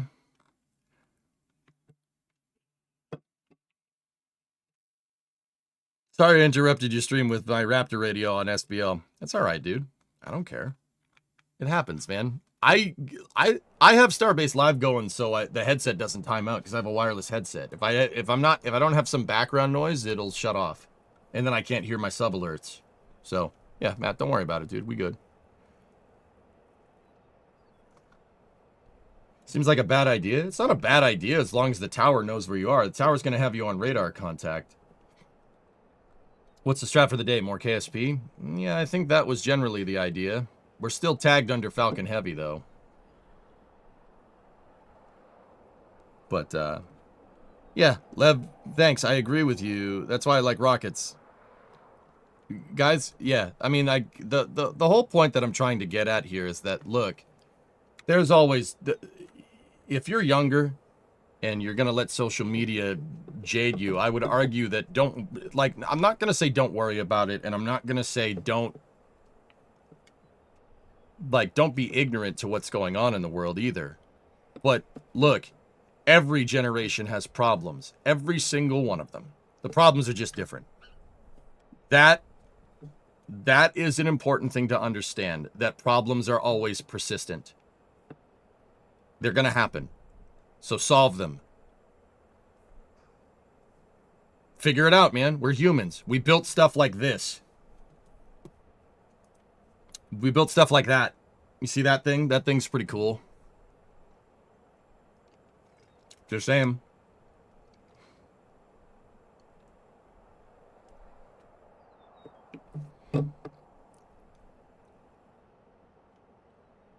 They scrubbed Falcon Heavy because of the weather, dudes.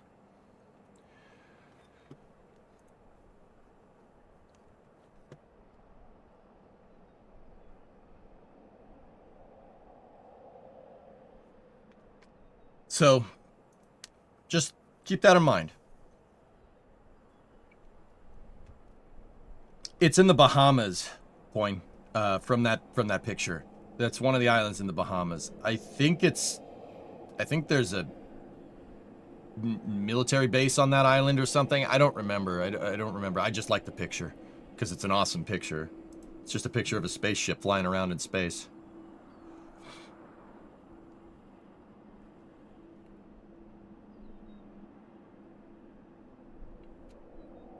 Any other questions about life advice here while I'm here before we flip over to KSP? Oh, we should still watch that SpaceX documentary, shouldn't we?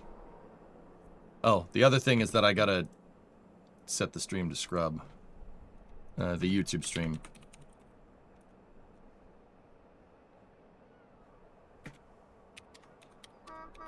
Honk honk.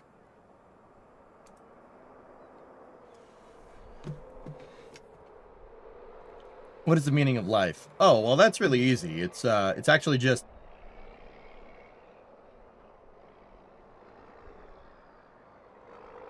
Yeah, pretty straightforward stuff, dude.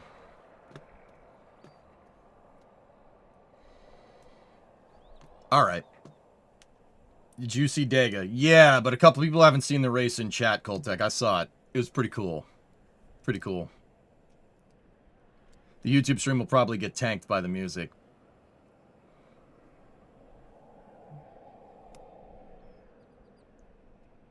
Yeah.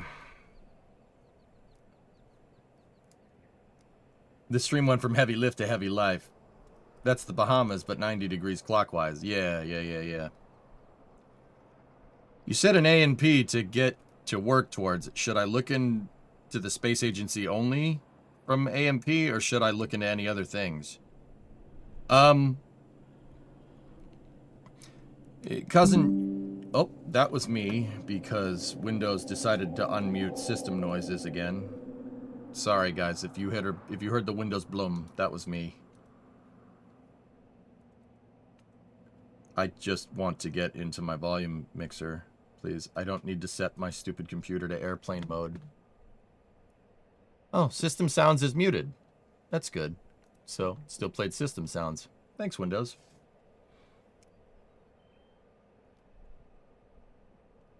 You should make a separate stream for the documentary, yes? Cousin, here's the thing. Always keep your options open, dude. You can do anything. You want to go take some welding classes? That will certainly help. Rockets need to be welded together. An AMP is just your foot in the door.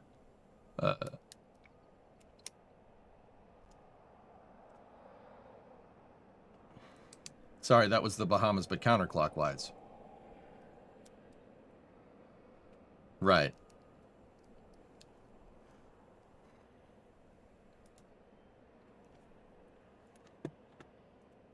Always keep your options open. SpaceX wouldn't, or not SpaceX, NASA wouldn't put all their eggs in one basket, dude. Neither should you. An AMP is a good way to not not put all your eggs in one basket. You can go get a job in the spaceflight industry, or you can go get a job fixing airplanes. Airplanes. Did you see how many airplanes were flying in that chart that I just showed? You see how many? There's no shortage. There's no need for a shortage of AMPs. You're always going to have work. It may not be the most fun work around, and you might not be building rockets, but at the end of the day, that's what I mean about investment. A college course or a certification program like an AMP cert or a welding certification or something, or an HVAC certification, is something that you can use. You could use it in the rocket industry, but there's overlap. An engineering degree you can use wherever. Like I said, I've seen electrical engineers work on water systems for rockets. I've seen civil engineers work on launch pads. You know, it's an investment in you to make sure that you're always going to get the money that you need to live. Victor, you're working on your AMP at Embry-Riddle. Nice. AMP is a great way to get into any aerospace industry, aircraft industry, or railroad. There you go. Trade skills won't get replaced by AI. Not in the immediate future, trouble, right? Yep. At least, I would say not for a little while, at least. A friend of mine is a biomechanical engineer, and he now works in green energy. Yep. If you're going to spend money on learning something, make sure it's something that you could make a lot of money from in different areas, right? That's really important to understand. College is an investment into you, into yourself. Or any type of post-high school education.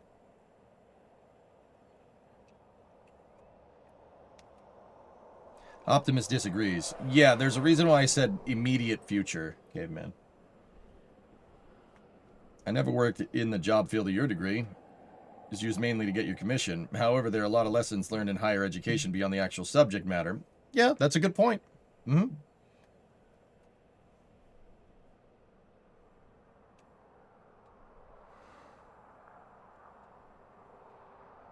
Everything will get replaced by AI. That's a conversation for another day, dude.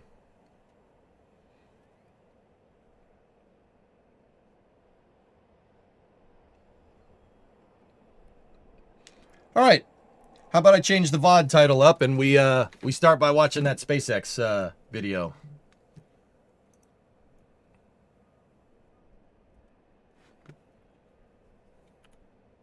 Let's change the title of the stream over on Twitch to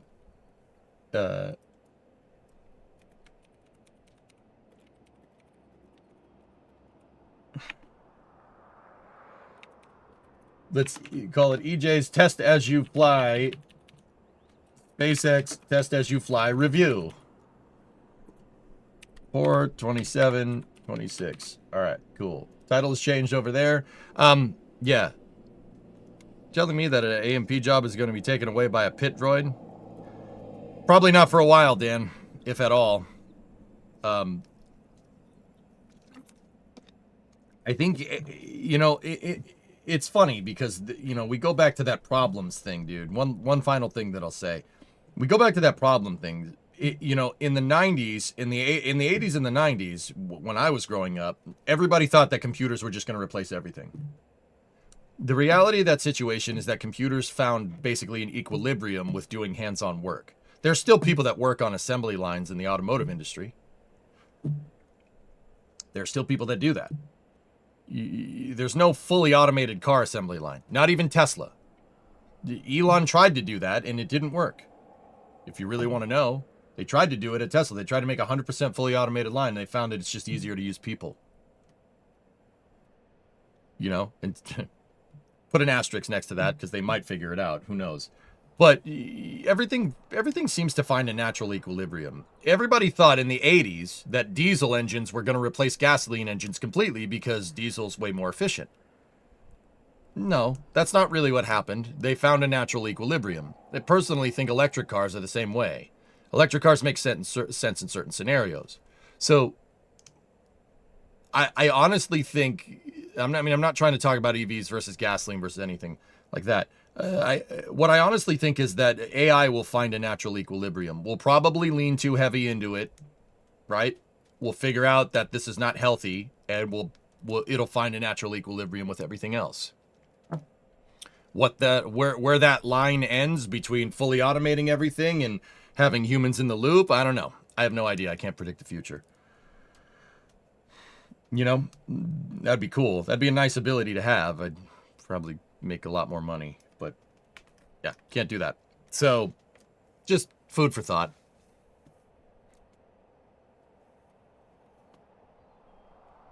I've seen it already. I watched it on Flame Trench Lev, but I haven't watched it with like the full audio. Once again, we'll cut it into a YouTube VOD, and we'll go from there. So give me 1 second. Let me jog the YouTube VOD. I will be back in a moment, and then we will watch this SpaceX video.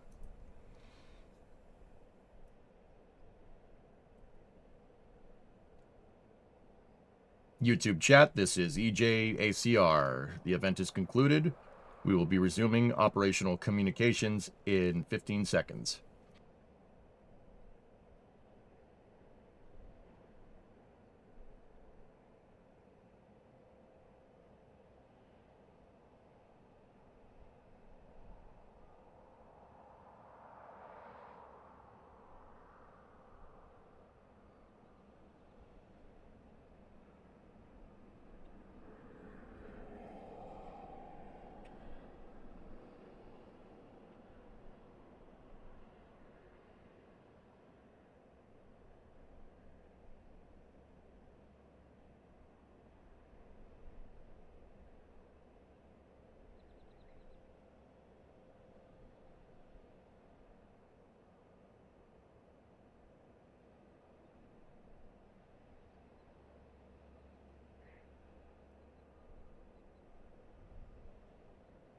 Okay.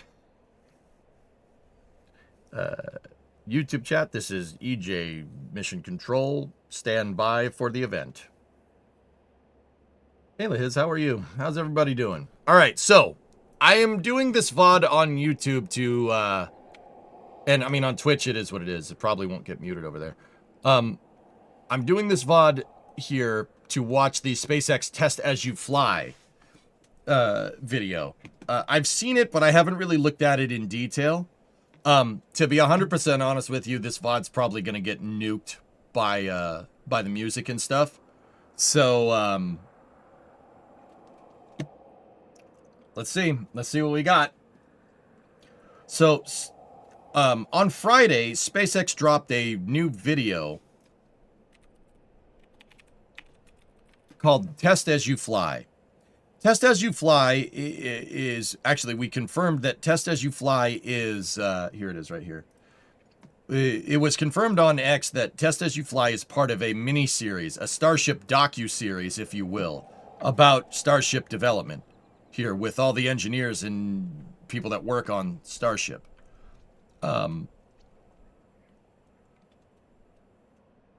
So, yeah, without further ado, let's jump into it.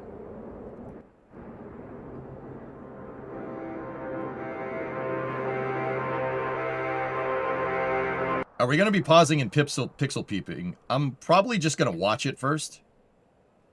And then we'll go with there. I haven't seen it with the sound. I was told by people at SpaceX to watch it with the sound on, for what it's worth. So, let's see what we got.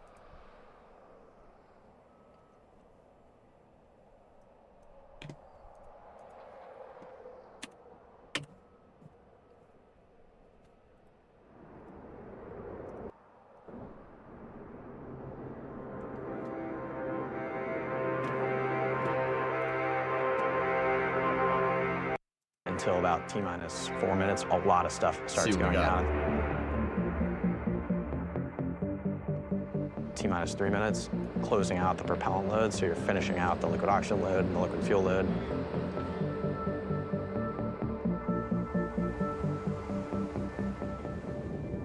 T-minus 40 seconds, we stop interacting with the pad.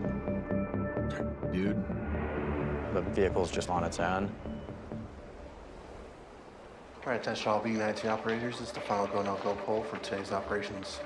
Our main objective today is a 10-engine static fire. Why 10 engines instead of all 33? This is the first V3 booster down at the pad right now, so there's a lot of stuff that can go wrong. And if we do have a bad day, it limits the scope of the issues that we can have. This will be the highest chamber pressure we've ever seen on a vehicle at SpaceX, so definitely going to be a pretty spicy test today. And then you're counting down from T-minus 40. T-minus 4 on is when my heart rate really starts to tick up. And then we light the engines. Yeah, baby.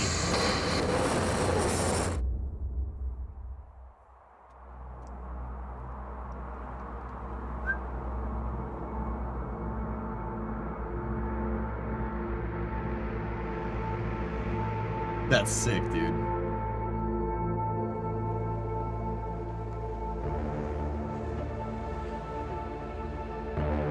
Discovery, go at throttle up. Starbase, baby.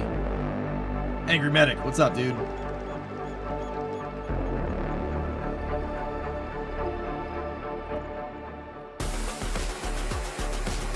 Oh yeah, the bod's gonna get nuked by music, absolutely. That's okay though.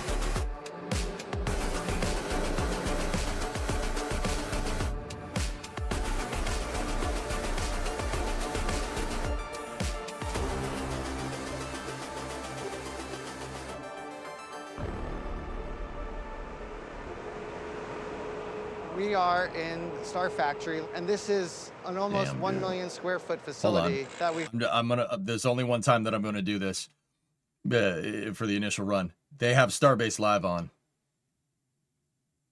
the TV right there. Just pointing it out. Built to enable that production of both ship and booster.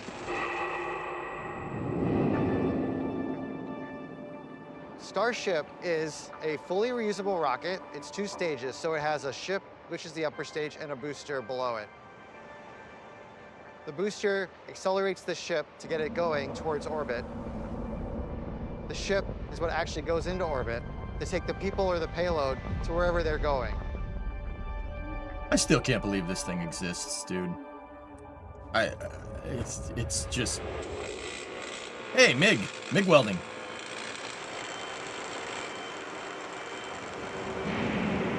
Hey, EJ's cousin, if you're still here, there you go, man. MIG welding.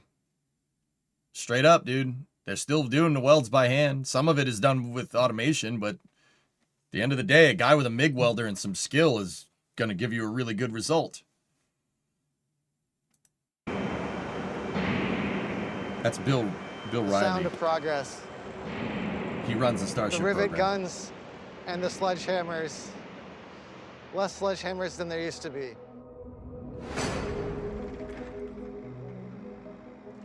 The story of Starship starts with the founding of SpaceX.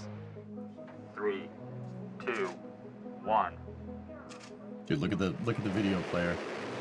Freaking, was that QuickTime? Rather than starting with the vehicle that Elon envisioned needing to get people to the moon and Mars, he thought it would basically bankrupt the company. It wouldn't be possible. So you have to bite it off in small pieces. Start small.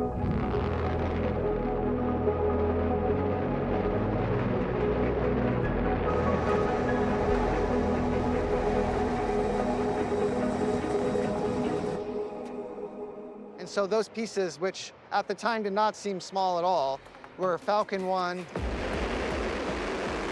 Falcon 9, Dragon, both cargo and crew, Falcon Heavy. Hey, wait. Falcon Heavy. Hey, wait a minute, no. Blocks that let us cut Tomorrow. our teeth on Or learning whenever. how to do rockets. That's spin forming right Not the way there. the aerospace industry had been doing it, but the way we needed to do it to end up here where we are today working on Starship. You know what, dudes? Now that I'm thinking about it, I was going to watch the video unabridged, but I think it might be better to just pause at certain points to look. So that's spin forming. That's how they make Merlin engines. They start with just a flat piece of steel and a mandrel, and they spin it, and then they heat it to conform to the mandrel. The mandrel is nozzle-shaped. Yeah, if you want to know how some rocket engines are made, not every one of them is made that way, but how some of them are made, yeah, spin forming. Absolutely a thing. This next thing... Not the way the aerospace... This next one here, I'm not 100% sure what's going on with that. If I had to guess, they're probably testing the jackets, the cooling channels. They're called cooling channels in the nozzle. That's, I'm pretty sure... Actually, that's a Merlin. No, it's not. That's a Raptor engine. They're probably moving coolant through the cooling jackets. So the nozzle on Raptor has little passageways in it. And they flow propellants through them to keep the nozzle cool. They're probably testing the cooling channels on that one. Space industry had been See, doing... they got a hose right there, and it's whatever it is, it's moving liquid because of the ball valve right there. See that? So this is a flow test to make sure that the cooling channels work correctly. Oddly similar to how clay plots and jars are made. Yeah, I would like to add that Raptor is not made that way. Merlin engines are spin formed. For simplicity, Raptor is a little bit of a different beast. But the way we need Yeah, see, that's a really old engine, dude. Really old. to do it to end That's a up Raptor here right where we there. are today working on Starship.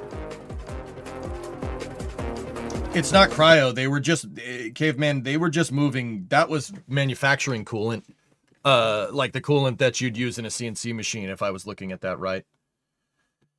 Last two. Is the cooler metal the top? Yeah, in the spin form. Yeah, that was metal that was already formed. Those torches actually just kind of go forward, and the metal ends up conforming, like spinning a clay pot. That's actually a really good way to look at it.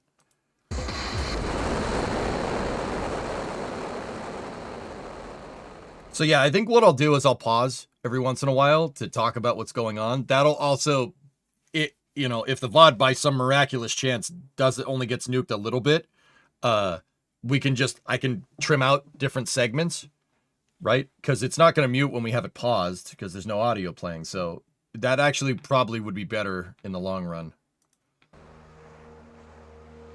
Version 3 is what I like to call the foundational design of Starship. Ooh, we're missing a tile right there. So the pinch part leading to the edge of the nozzle. You're talking about the spincraft thing, right? This VOD this player doesn't like scrubbing around. Starts with the founding of SpaceX. That Elon seems small. Do rockets. Not the way the aerospace industry had been. Right here. So this is the part that attaches to the throat. and the mandrel is nozzle shaped like this. And what they do is they heat up the metal. The metal starts as just kind of a big, it looks like a cymbal, like a drum cymbal. Like, you know, if you like drumming, it looks like that. They put it on here. Actually, the funny thing is that cymbals for a drum set is made very similar. It's made in a similar way. Yeah, weird, right? You ever looked at a drum cymbal? Like I have at my drum set, with my drum set, I have Zildjian ZBT cymbals. If you look at the cymbal, it looks like that. It like spin formed, because that's how cymbals on a drum set are made. Yeah, that's what they start with over there. That's a good point, Granny, right there. So what they do is they heat up the metal, and this whole mechanism here, these are just, if I had to guess, those just look like oxyacetylene roofing torches. And they heat this up, right? And as the metal heats up, it sags into position. It sags onto the mandrel. So the back of the rocket engine would be over here. The combustion chamber would be here, but it's just the nozzle. The nozzle's a subassembly. Is that niobium? Correct. You got to remember. Well, actually, I don't know if that's totally niobium. This is a first stage engine for sure. That's a Merlin 1D first stage, so I'm not 100% on that one. Not the way the aero. So those torches just move. They move forward. But the reason why they keep it spinning, Blackness, is because gravity is pushing this way on the mandrel. If you just tried to heat it up and tried to get it to conform, it would sag. So you keep it spinning. You keep it spinning, and it'll slowly conform to that shape. The mandrel is an inverse of the nozzle. Now, keep in mind, that's for the Merlin. Raptor is made differently. The Raptor isn't spin formed. The reason why SpaceX went with a spin forming application for Merlin engines is because it's simple. It's very simple. Raptor, not so much. Raptor has cooling channels. You can see them running coolant. This is industrial machining coolant through the channels here. They're running it into this manifold right there. So how this is working is coolant goes into this manifold, and then it goes through the jackets that go down here to the bottom of the nozzle. They turn around 180 degrees, go back up, and they would come out over here. There would be, on a Raptor engine, there's another manifold right here that looks like this. That's not installed on this just yet. And because it's not installed, they're testing flow through the coolant jackets before that manifold is installed, to make sure that all the cooling channels are not impinged. If you impinge on a cooling channel on a rocket engine like Raptor, it'll blow up. Yep, you'll get non-uniform heating, nozzle burn through, and it'll go right to your thighs, and then you explode. Those cooling channels are made out of copper. They're milled copper cooling channels on a Raptor. Copper is very malleable, so you really have to be careful of impingement, right? Don't like hit it with a hammer. Don't run a drone into it. It's very delicate, which is funny because it's really delicate, but a big explosion comes out the back. She had been doing it, but the way we needed to do it to end up here where we are today working on Starship.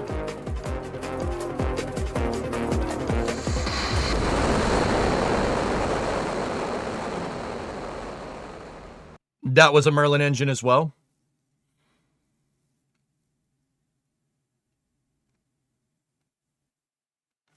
Are you sure?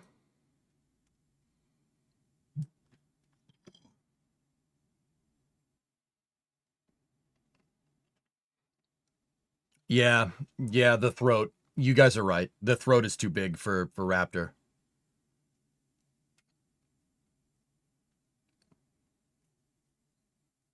So if this is a Merlin engine, you would have the spin formed thing. And I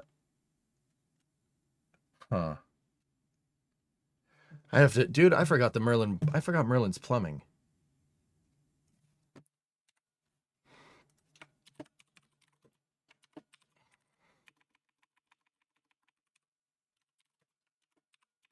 I've been teaching people so much about Raptor. Discovery, go at throttle up. I totally forgot. That's really kind of sad, actually.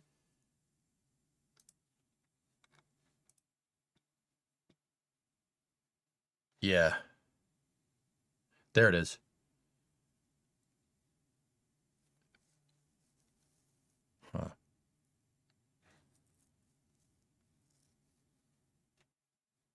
That diagram is potato. Let's go find another one.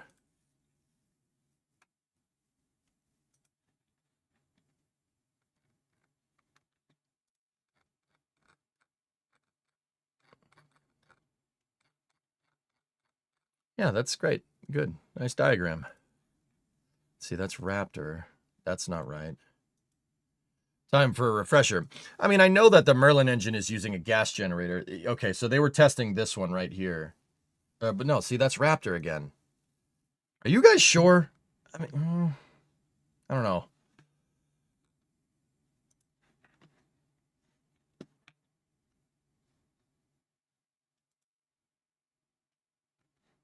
I mean, that's from Tim's video.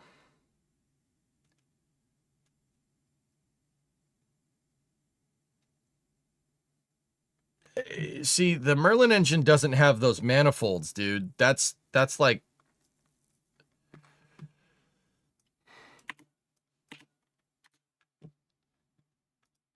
Yeah, it has one. Yeah, it does. Okay, there it is. But see, they're not... I don't know. Maybe they switched away from spin forming, dude. I don't know. I don't remember. You know who I'd ask? I'd ask Alex about this. Because yeah, that manifold is definitely there, but that top manifold is not. So maybe it's for film cooling or something. I've walked right there, by the way. That's pretty cool. Yeah. Yeah.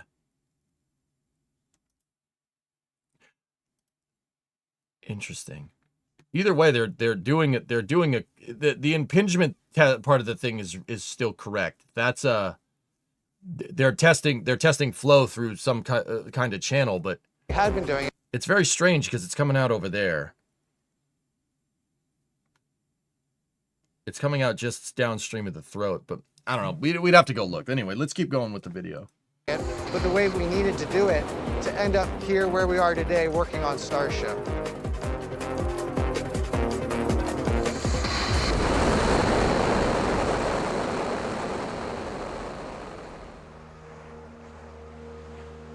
There are no holes for the throat film cooling in the video. Raptor has throat film cooling, and Merlin does have that manifold. Yeah, no, I'm putting two and two together there. Version 3 is what I like to call the foundational design of Starship booster in the pad. That's going to give us the new capabilities we need to do the missions in front of us. It'll be the one that puts humans back on the moon. It'll be the ones that put the first blueprints and then city on Mars. Space.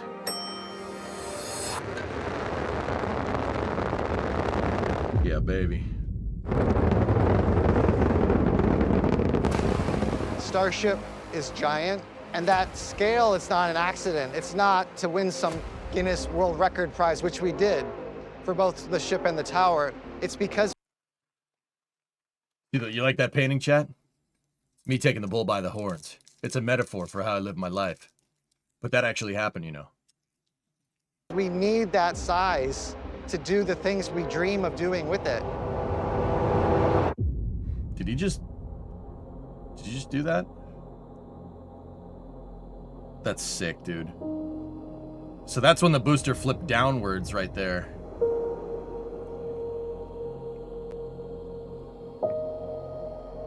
All right, Dan, see you, buddy. The V3 grid fins are bigger. Hello.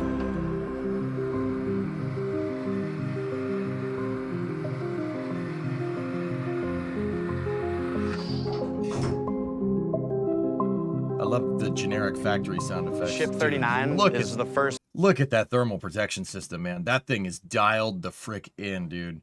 So, guys, if you look at some of the early tile attempts from SpaceX, the tiles are bent. They're all over the place. They're not... They look like badly stacked bricks. Ship 39 has a much more fleshed out system.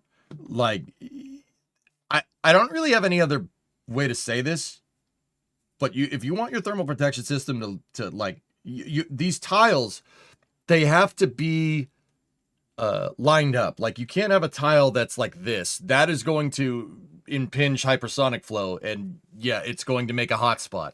The tiles have to be like think a Roman phalanx. It has to be, if you like, you know, antiquity siege warfare, I guess, like a Roman phalanx. They have to be like butted up against each other correctly.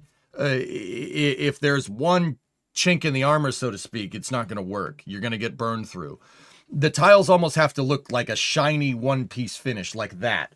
That's how it should look.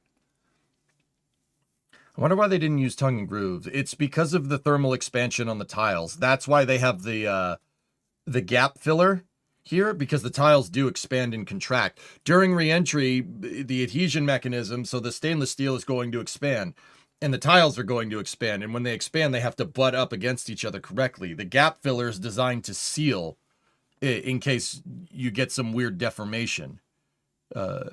Yeah, see how this is making a sheen right there? Like it looks like one thing, like this is a painted texture on a surface. That's what you want it to look like. That's right. The only reason I know this is because of the shuttle, like, because I spent too much time reading about that thing. The only way these things work is if plasma can flow over this like it's one thing. If plasma, like it's one contiguous thing. If there's even a little, like, if one tile is even a little like offset to the other, you're going to make a hot spot and it will burn through. V3 rocket. This rocket is... See that? See how it looks like... It looks like they painted hexagons onto the vehicle. Instead of a bunch of individual tiles, it looks like one contiguous thing. That's a thermal protection system. That's how you make that work. You see how it's shining off the lights?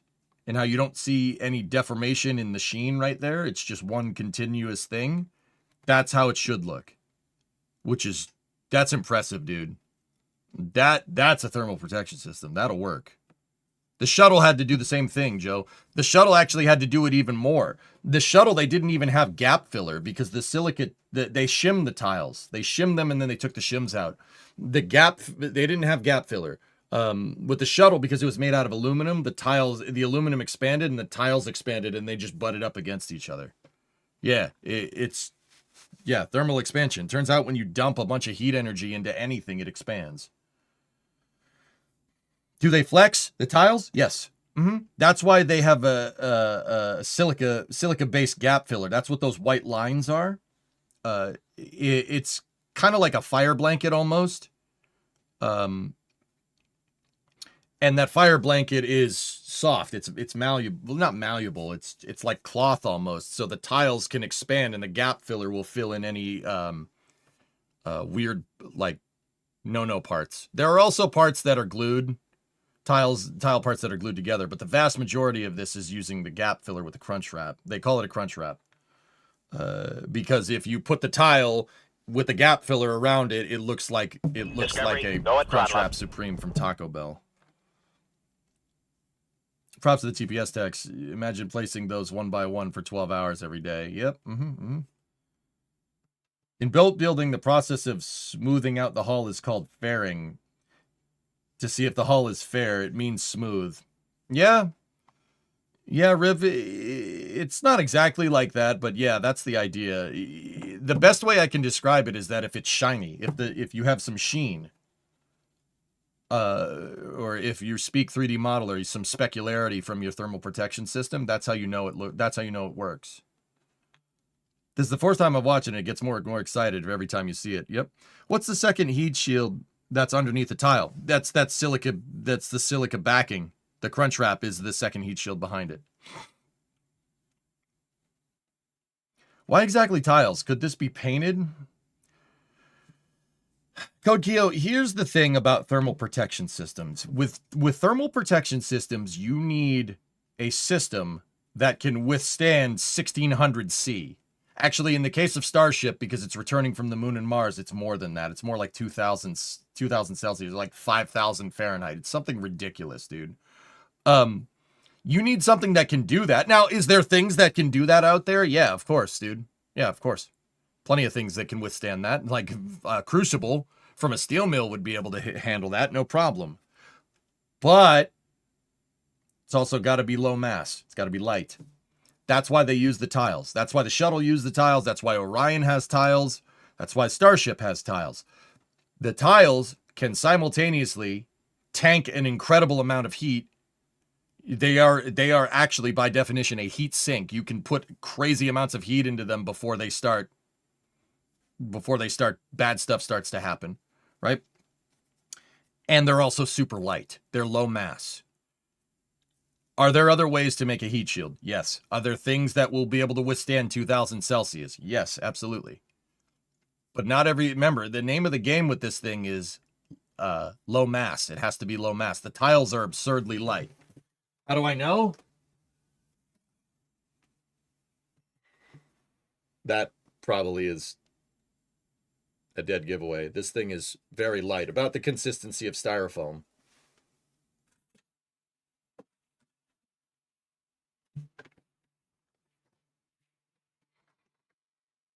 How fast do you think they could refurbish the first ship? Don't know. Max, use some logical extrapolation here. They want to be able to launch this every hour, so I'm going to guess that it's not about how fast you're going to be able to do it, right? It's about getting it done in an hour if it needs it.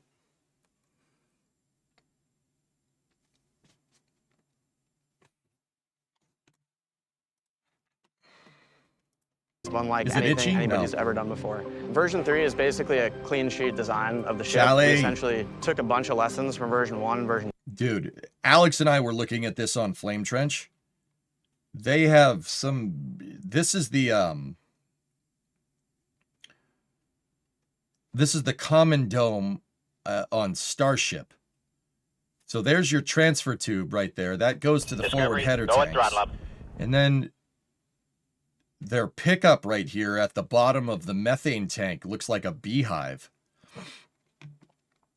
The reason why it looks like a beehive like this, or like a death ray from like a 1950s pulp sci-fi thing, is these are stringers right here. Those are designed to limit deformation here. The interesting thing is that this center beehive thing feeds the 3 inner engines on Starship.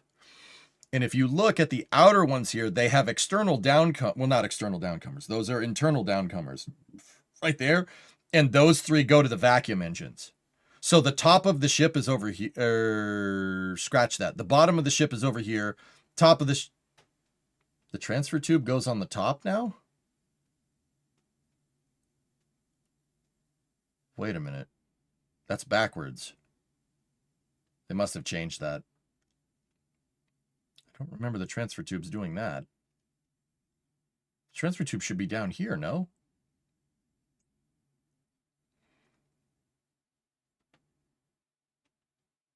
It's on the top after the V2 ship. Huh.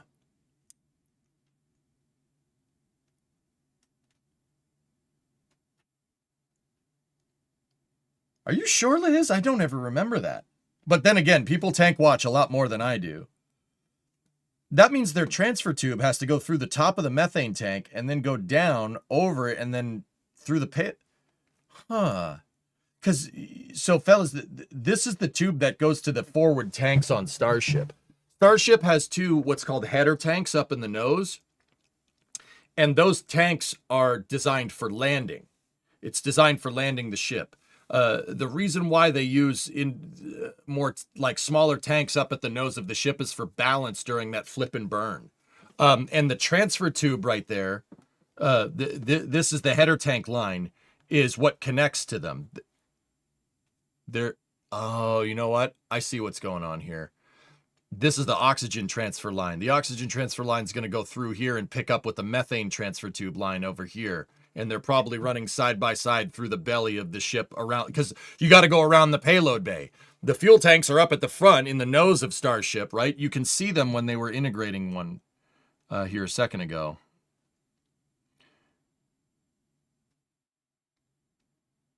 See the tubes? Here, just play. Look. That's not a transfer tube. It's the header tank line, dude. See them right there? 2 lines, 1 and 2. There's your header tanks up in the nose of the vehicle. And it looks like they have a truss brace to hold them in position to make sure they don't move around. That's, yeah, that's, I mean, yeah, having fuel tanks up there probably. Yeah, Mutter, that's what I was thinking. That's the door side, dude. There's a payload bay door in the way. But they probably kept so that's the liquid oxygen transfer line to the header tanks there. Oh.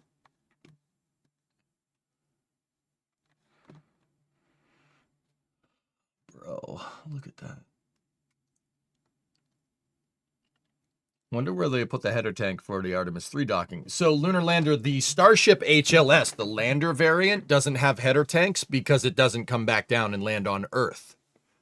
On Earth, you don't, I mean, on the moon, you don't need to do a flip and burn. You don't need to do that. That's just for starships that come back down. HLS, once it's up there, it stays up there. See, that's interesting because this one doesn't, oh no, it's over there. I was going to say, that one doesn't seem to have it, but.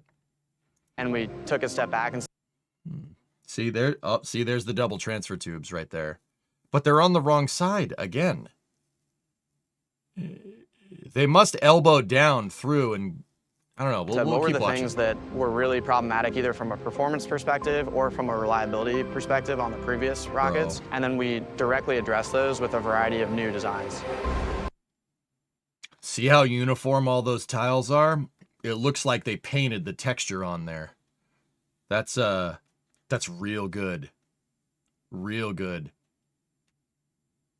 Man, this thing's see, hold up. I'm seeing some weirdness on the flap. See those? There is a little bit of funkiness on the flap over there. See that gap right there? Yeah. And right there. Got to be careful with that. That's gonna cause a hot spot. I can tell you that with absolute confidence. And it looks like where the circular part here, the pivoting point of the flap connects to the actual flap aero surface. I'm seeing some gappage over there, some non-uniform tiles all up in there. But maybe they addressed it. Maybe this is old. It can go up to orbit, it can stay on orbit for 48 hours, it can meet up with other ships, and it can do propellant transfers, which is really the core technology that you need to unlock Starship. Once you unlock that capability, the whole solar system is on your doorstep. See, there's your header tank transfer lines right there. They are, so Mutter, look, they are bending down. See, the reason why I was wondering about that is because Starship has the payload bay, and you don't want fuel lines going through your payload bay, like directly through the center. The lines are on one side. But if you look, they're not elbowed, they're bent. They're going this way because they're going to elbow down there and go this way. You keep them on the bottom of the payload bay, so to speak, right? Because the payload bay dispenser is over here.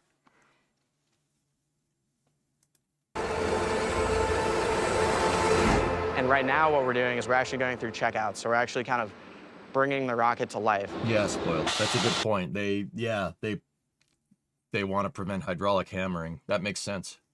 Dude, look at this. Look at this facility. This is a facility where people are building freaking spaceships. Just, you know, like, I always try to pause and remember I was talking about if you've been watching the stream all day, I was talking about just like sit back and think about what's going on here. Like me, I sit back and think about like a dump truck going by. I'm like, dude, that thing's sick.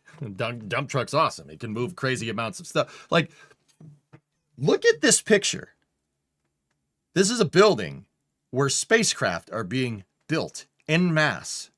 Not like a small spacecraft either. This is a facility to build gigantic freaking spaceships. You know, like, this looks like something out of sci-fi, dude. Look at, like, they're building spaceships, dude. That's what happens. This is, I believe this is Mega Bay 2 for ships, Mega Bay 1 for boosters. Like, look, there's just another, see, look, there's another office chair down there. See, that's how you know they're doing it right, when you have just office chairs just sitting down there. Like, can you imagine? That's just a desk chair and a desk. That's somebody's office. Somebody goes to work and works here.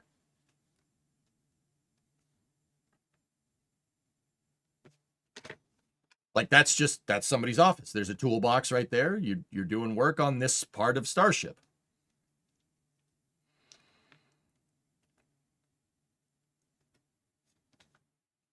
Whatever. Gigabay is going to be even crazier, dude.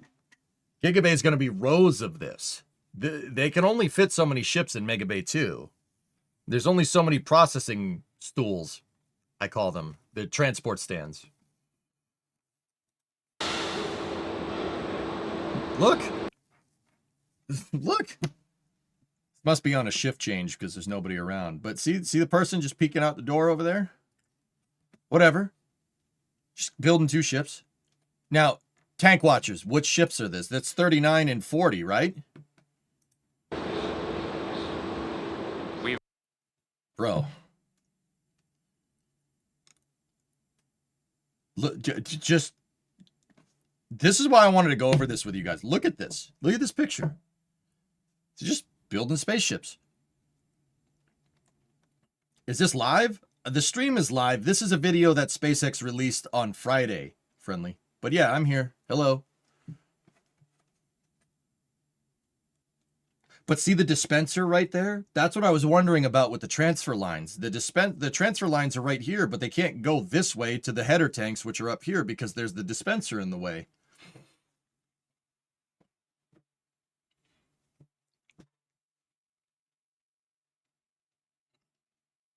Would you just look at it? Would you just look? Owl, would you look at this? Oh, dude, this is ridiculous, man. It's ridiculous. Like, look at how big Starship is. It's freaking gigantic. Like, I've seen these things up close, but this shot actually does kind of drive it home a little bit. This is freaking huge. Check your earlier message. What's on your mind? You should see the facilities in Hawthorne. I've been through Hawthorne, but I have not been through Hawthorne recently. I don't see your last, Liz. If it's not a tag for me, I don't. It becomes infinitely more difficult to find. Oh, you want to post the link? Yeah, here. Yeah, I got it. Post away, my friend. Would you work there if offered? Yes. There's very few jobs that would keep me from leaving this job. And I'd probably still stream on the side. I just wouldn't be able to do it as much. Scroll down. You don't tell me what to do. Oh, this is Ring Watchers. Yeah.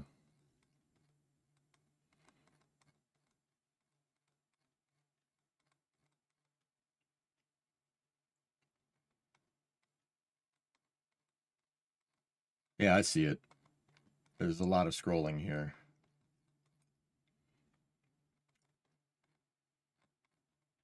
I'll have to read that later.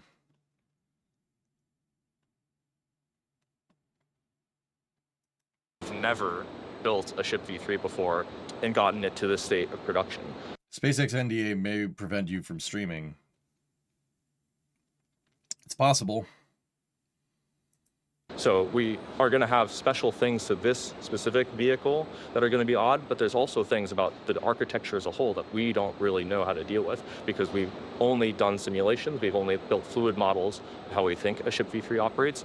Now we have the real deal next to us. First priority is your safety. The second priority is make sure the vehicle's okay. Dude, look at the payload dispenser. It's freaking gigantic. You don't, watching Starbase Live and stuff, you don't really...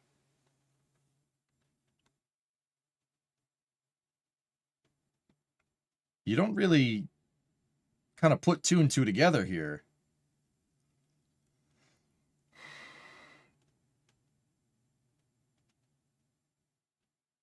Yeah, see, they got HVAC. They're putting positive pressure in here. So if you're putting positive pressure in there, that means somebody's doing something that makes gas. So someone's probably welding in there. Like, just look at the scale. That thing launches into space, dude. And it comes back down. Yeah, there is a COPV over there. And then there's your transfer lines right there. See them? One of them's behind the rope. See the transfer lines? And then those are composite overwrap pressure vessels. Think of them like scuba tanks that are wrapped in carbon fiber. They're used for pneumatic pressure, in this particular case, nitrogen. This is the Pez dispenser right here, these truss sections going across there. And then we worry about executing to our schedule. We're quite excited, we're quite anxious, but all things considered, we're pretty well That hat is sick. I like that hat a lot. prepared. We think that we'll have a good result. So, see these two things, these little nodule thingamajiggers that are coming out the top here? That's the docking mechanism, or at least that's the shell for the docking mechanism. The starships are going to have 4 posts, two at the bottom, 2 at the top, and they're going to come together. And that's where you'll be able to dock the things together, so they can do prop transfer like what they were telling about. Oh, Starship is using Z-up orientation. So see, it says PY right there on the lifting bracket. Positive Y-axis, meaning X is forward and back, Z is this way, right? And Y is left to right, support and starboard. So they're using Z-up. As they should. Y-up fanboys for the win. So port side is positive Y axis, starboard side is negative Y. The nose of the ship is positive X, the tails, the engines are negative X, and then positive Z is the way the letter opener and the docking mechanism is oriented, and then negative Z is the thermal protection system. X and Z could be flipped. I highly, highly doubt that they would do that way, Mutter, but yeah, you might be right. I'm going to go ahead and guess that SpaceX isn't that completely unhinged. You know what I mean? I'm going to go ahead and guess that they're not that unhinged, but they might be that unhinged. Who knows?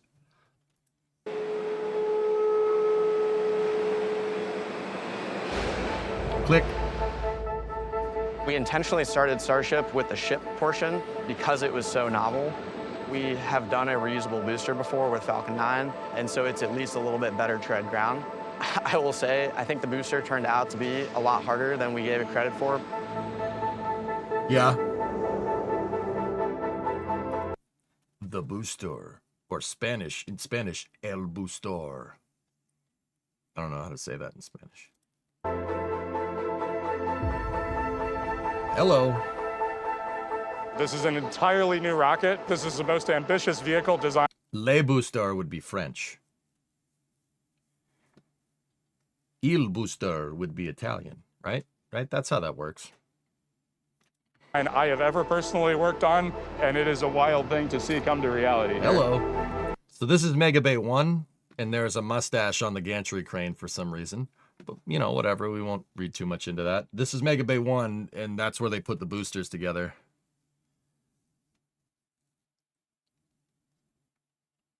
La Boostra. Viasat-3 is now net April 29th at 10:06. Crap. I can't make that. I have a dentist appointment.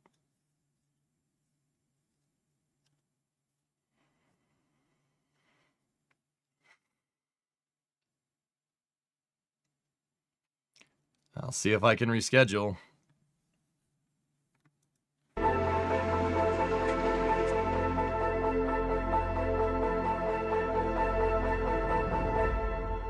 The version 1 flight test campaign really exemplifies the rapid integrated test style. So that's a really old booster right there. That's booster 4, I believe, because booster 4 only had 9 engines in the center.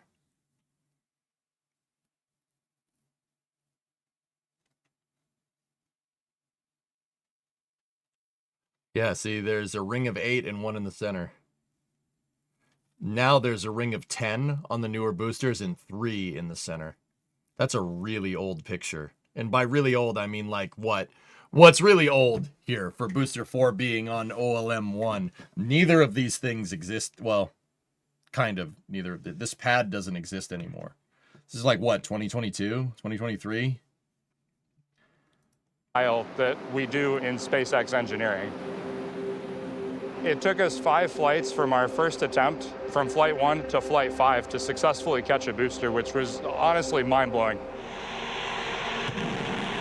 Flight 1 was able to get off the pad successfully. It proved that we could get this full system together, and we learned a lot from the eventual failure of the vehicle in that flight. We were able to put... Yeah. Yeah, it didn't work. But they figured it out, you know. Yeah. Together a lot of improvements on the launch pad. That's the shower head. And on the vehicle hardware design that led to much better success in Flight 2. We were able to make it with the booster to MECO. We were able to separate the ship, and we were able to begin boosting back towards the launch site. So we hit the next big milestone in the flight test campaign. On Flight 3, we were able to get all the way through our boost back burn. On Flight 4, we were able to do a successful water landing demonstration. And on Flight 5, we were able to come back to our launch site and successfully catch the vehicle with our chopsticks.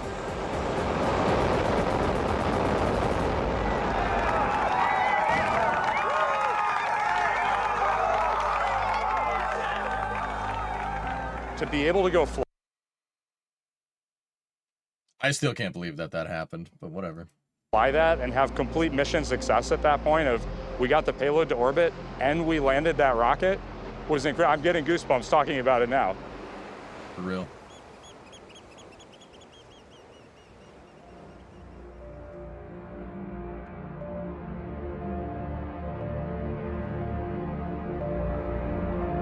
Discovery, go at throttle up. Oh no! 70 months. What's up, dude?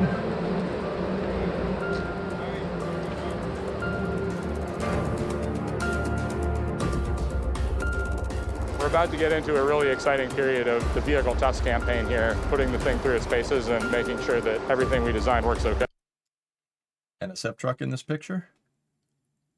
Question? Gage is probably out there. I think that's Gage's truck right there. Cool.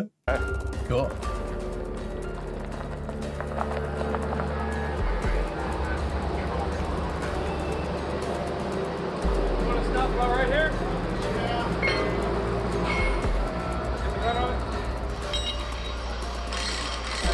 Think that's a big bolt? How big's the also, is that a Milwaukee? It's a Milwaukee M18. All right. Nice. Look at the size of that socket. It's pretty big.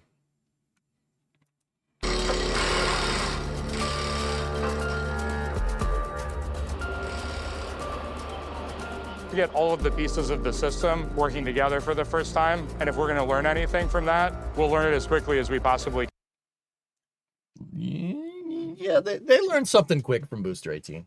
Can. Booster 19 is actually the second of the version 3 boosters that we've built. Booster 18 came before it. We had an unfortunate anomaly during our first test campaign of the Booster 18 vehicle. This is the first version 3 booster that we built, so this is Booster 18. This is really awesome because it's going to be our first full vehicle level operation and test with the version 3 vehicle. So thanks the for whole gifting team's very 10, excited man. about this. Appreciate you. Oh, Sure this is hope space. it works. I'm in space. Sure hope it works. Yeah.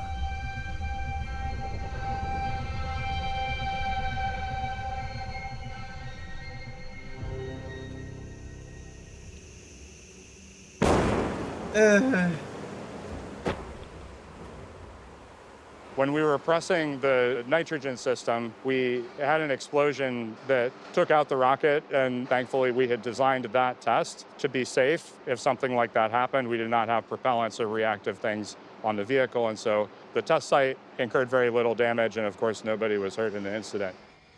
So when they're testing boosters with no rocket engines, and they fill them up with nitrogen, either for nitrogen gas or liquid nitrogen for testing. Liquid nitrogen is a good analog, and nitrogen is inert. It doesn't yeah, it doesn't go boom. It'll just pop because of pressure, but it doesn't explode. So one of the composite overwrap pressure vessels on the booster popped there. So inside of these kind of fins, they're called chines on Super Heavy, there are pressure vessels in there. Once again, it's more of those scuba tank things that I was telling you guys about. A composite overwrap pressure vessel is like a titanium pressure vessel that's wrapped in carbon fiber. The idea is that you can store gases at insanely high pressure. You can get a lot of gas in a very small space because space is limited on a booster, right? Well, even a big booster this big. Space is limited usually on a spacecraft, so if you can get more into less space, the better. One of them popped and blew a big hole in the side of the booster. 1231. Gotta refresh.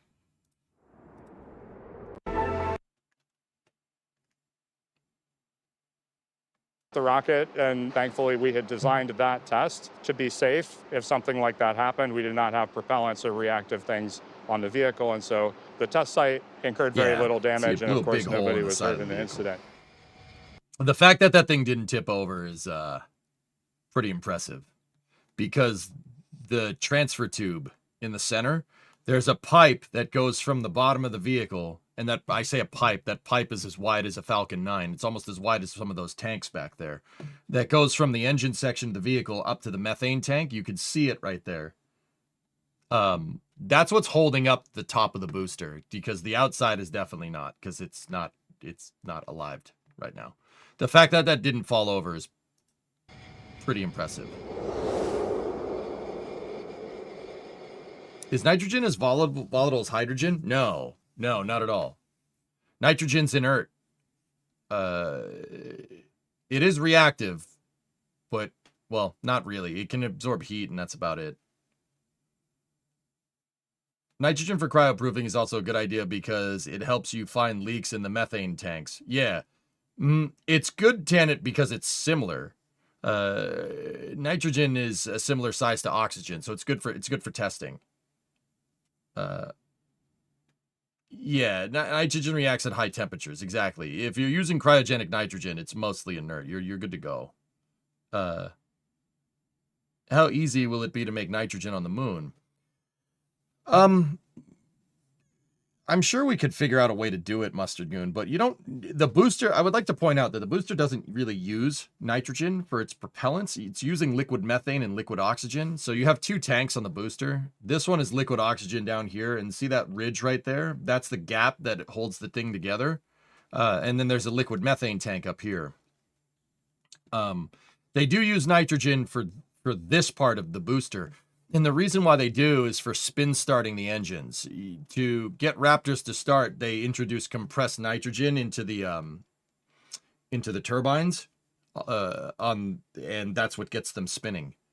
Yeah, that is only on the booster. This part doesn't go beyond Earth, so you don't need to worry about making nitrogen for this. But with Starship, you might have some other. You're gonna have to figure out a way to make nitrogen somehow up there.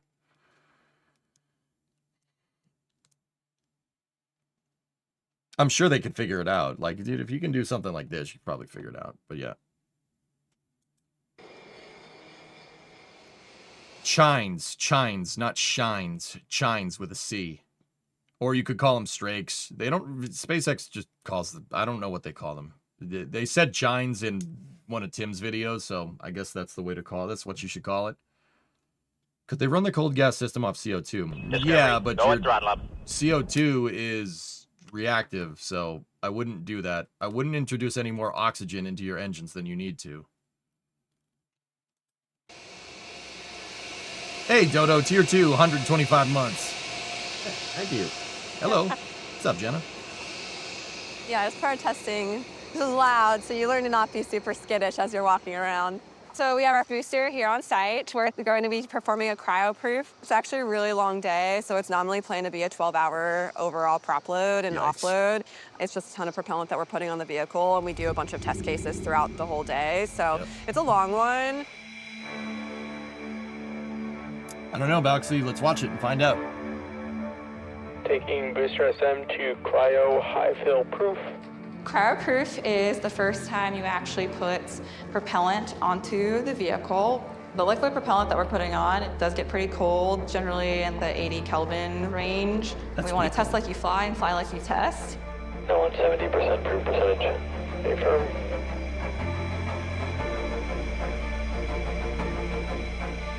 And fuel interface is fully cryo now.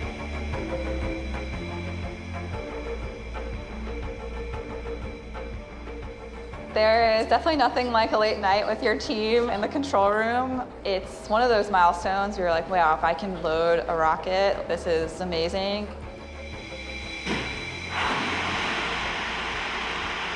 They depress the tanks and all the ice comes off. So what happens when you, for the people that don't know, just in case you're watching this, when you fill up a vehicle with cryogenic propellants, so cold propellants, ice tends to form on the outside. Now, why? Okay, why are they using cold propellants first? We'll tackle that one.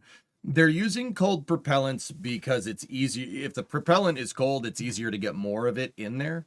The other thing is that they're using liquid methane and liquid oxygen. Now, if you think about oxygen and methane, just like if you'd encounter them down here on Earth, they'd be gases, right? They kind of naturally are gases down here. You're breathing oxygen and nitrogen right now.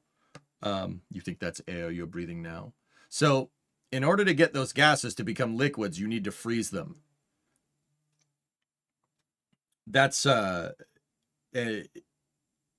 the propellants are very cold. In rocket science, they're called cryogenic commodities. Commodities are anything you need to fill onto the booster to get it to get off the pad. And so what happens is when you fill up the booster, even in a cryoproof test with these cryogenic commodities, it's the same type of phenomenon. Like if you take a cold snack or beverage out of the refrigerator on a hot summer day, it sweats a little bit. You get condensation. What's going on is the atmosphere is getting close. The atmosphere that's around the booster, right? It's encountering that cold stuff because the atmosphere is gas. It actually ends up changing phase, right? It actually freezes the water vapor, the humidity in the atmosphere, and that's what gives you that ice that's on the sides of the booster. Condensation. It's basically freezing parts of the atmosphere up against the sides of the booster. That's why you get a lot of ice. Now you have to explain matter states. No. No, I don't want to. Let's go ahead and get. That's why the booster is big ice. Big ice around the entire booster. That's why it looks white.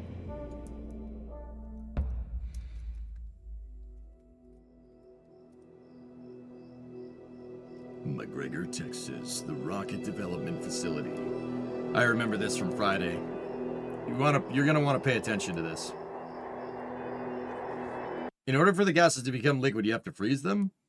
Doesn't stuff become solid when you freeze it versus liquid? That's a good question, Friendly. Yes, eventually. Eventually stuff can solidify. Yeah, eventually it'll solidify. The key is to don't cool it that far. SpaceX has, in the past with Falcon 9, they've cooled it a little too far and the rocket blew up. The Almost 6 launch with SpaceX, they had solid oxygen permeation problems because they cooled the propellants too much. Yeah, our Falcon 9 exploded with a payload on top of it. So, yeah, dude. But to get gas to condense into liquid, you have to freeze it. If you want to, I mean, it depends, dude. Like, here's the thing. So, like, let's take water. Water is 2 hydrogens and an oxygen, right? H2O, right? Water will exist as a liquid between 0 Celsius and 100 Celsius. Past 100 Celsius, it turns to gas, right? You go below 0 Celsius, it turns to ice, right? It'll solidify. Every element can do that to an extent. I mean, some of them it's harder to do with others. Every element that you see on the periodic table can do that. To, like, whether we can do it here is kind of another question. Like, you can't, But some of the windows for solidification for certain elements is very, very small. Like, let's take hydrogen, for instance. Could you solidify hydrogen? Yes, but you'd need to do it under very, very specific circumstances to get hydrogen to solidify into a solid. It's doable. It's just not doable for a rocket. We don't... The reason why is because hydrogen for most of like basically all ranges and temperatures exists as a gas for the most part. There is a very narrow window near absolute zero, like that's maybe 4 to 5 Kelvin, where it exists as a liquid. And then there's an even smaller window where it exists as a solid, and then you hit absolute zero. And yeah, it's tough to do that before you hit absolute zero. That's hard to do. Let me put it that way. So like every single element has kind of temperatures where it will turn into gas or turn into a solid or turn into a liquid. You can do that with pretty much anything. Like mercury, for instance. Mercury in our atmosphere at 1 bar at, let's say 20 degrees Celsius will be, it's liquid. It's liquid at room temperature and earth pressure. Could you get mercury to solidify? Yeah, sure, of course. Could you get it to turn to gas? Yes, absolutely. So yeah, we're going back to like middle school science here, but yeah, everything can change phase. Some of them are just harder to do than others.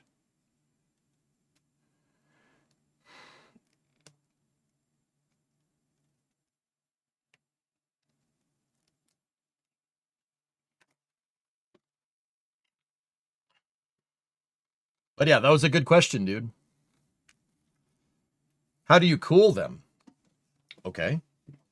Think about it for a second. How do you cool anything? You put, say you put a microwave dinner in the refrigerator. What happens? It gets cold. What does a refrigerator do? A refrigerator pulls heat. It pulls heat energy out of stuff through phase change of gases. So how does an air conditioner work in a car? An air conditioner has a condenser and evaporator, and it uses phase change in the ideal gas law to be able to change temperature. Actually, it's taking, if you really, really, really want to know what an air conditioner does, is actually takes humidity out of the atmosphere. Not really necessarily heat, but that's another story. I love refrigerators. So how do you cool things? Well, you want to cool anything, you got to take the heat out of it. There are ways to change the temperature, though. If you remove humidity, right? If you remove the humidity, that's less stuff that heat can enter into, which is why air conditioners remove humidity and not necessarily take out heat. Because if you have our atmosphere with high humidity in it, the water vapor in the atmosphere, more heat can enter into that because water absorbs heat really, really well. And that's why if you live in the South, right? If you live in like Florida, that's why when you go outside, it's oppressively freaking hot because the water vapor in the atmosphere is carrying heat along with the air. If you remove that, you have an atmosphere. If you take the water vapor out of the atmosphere and go to lower humidity, right, it can feel a lot better because there's less things in the atmosphere to absorb heat. How do you cool things? You take heat away from them. Remember, temperature isn't this thing that we invented just because how we feel, right? I mean, I would argue that that's what Fahrenheit is, but whatever. Temperature is there scientifically. So if we're using Kelvin, right? All that does is measure the amount of heat energy in a thing. That's all it does. Temperatures that we use here, Celsius and Fahrenheit, those are just a measurement of how much heat is in the atmosphere, for instance.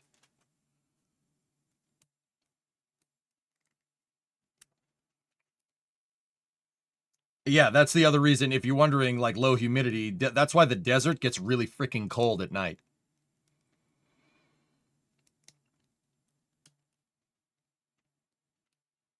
But yeah, that's those are good questions, guys. Good questions. Yeah, how do you get something to change phase? Take the energy out of it, or in the case of humans, in like an air conditioner in your house or car, take the humidity out. Don't remind me it's about to get oppressively humid again. Yeah, that's where that whole phrase like, oh, it's a dry heat. It's a dry heat because 100 degrees at 5% humidity does not feel like, so 100 degrees Fahrenheit, not Celsius. You'd feel that. 100 Fahrenheit, which is, I think it's like 40 C or something. 40 C at like 5% humidity feels very different to 40 C at 100% humidity.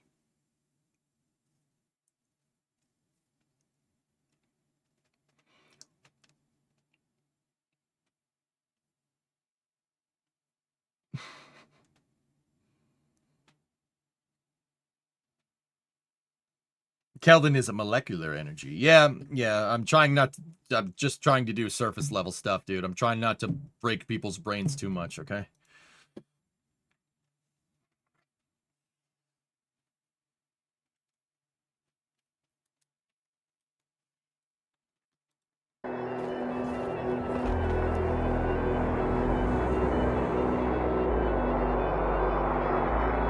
Test stand. Hello. So these are rocket testing stands. This one is a Raptor 3 test stand. This is where you fire the thing to make sure that it works. It's a dry heat. Well, yeah, so is my oven, but you don't see me sticking my head in there. Yeah, exactly. yeah, right. Oh, it's a dry heat. Oh, yeah, sure. Cope. That's a Raptor 3 engine right there.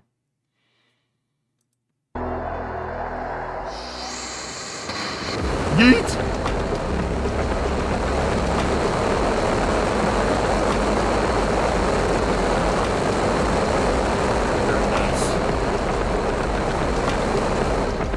So on your test stand here, if we back it out, you have a couple of different things going on. This is space. I'm in space. Hey. Hibbit gifted us, Nova gifted a sub to Hibbit. Yeah, there you go. I'm watching the beginning of your VOD. Spin forming uses a mandrel, but it also uses a forming tool that pushes the material against the mandrel. It's not formed by gravity alone. Yeah, I know, Dean. Yeah, I got it. When I said the thing pushes it, that's what I was getting at. I probably didn't explain it well enough, but yes, you're right. So you have your you have your liquid methane and your liquid oxygen tank here, and they feed into the engine, into the test stand. You might have additional tanks here to do longer duration tests. I'm not sure which one is which, but yeah, that's all the test stand does. It's basically, it's the engine with no rocket attached to it. It's just the tank farm attached to the rocket engine. Now, the launch pad would be the tank farm attached to the rocket, which has the engine attached to it. This is taking a little bit of this is simplifying the equation, so to speak. That's what test stands do. So you can get good data on the engine and the engine by itself. And not introduce more complication just to test your engines.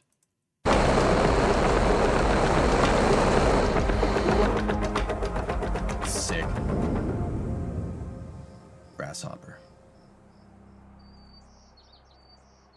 Yeah, there are also water tanks to make sure that you don't burn a hole into the ground, too. They were using KSP sound effects for that engine? What? No way. I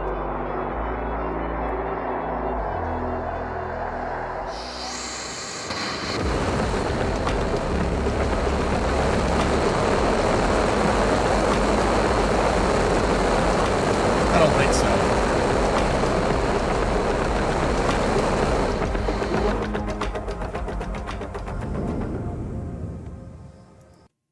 That's an old Raptor startup? Well, that was a Raptor 3.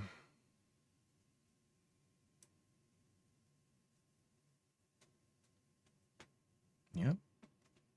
It was a trick to watch it again, most likely. Ooh. So. Interesting.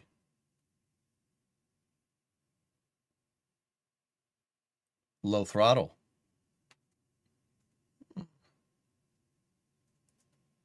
No, the Raptor 3s don't have a bark anymore, Jack, which is a shame. It's just kind of, and that's about it.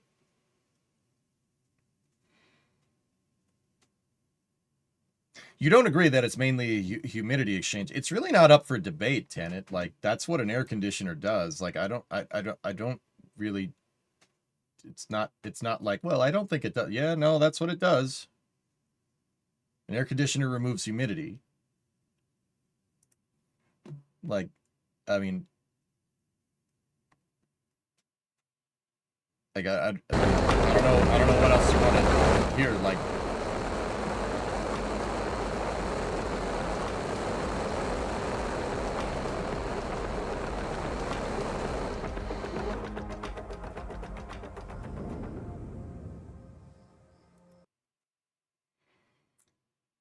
an air conditioner is a combination of a heat pump and a dehumidifier. Yeah, I know.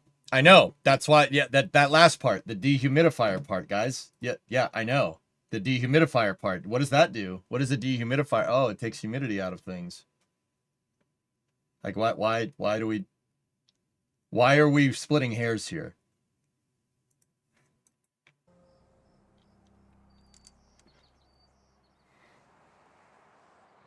Watch this. Oh. This is a Raptor 3. V3 is a high... Can I just... Holy crap, dude.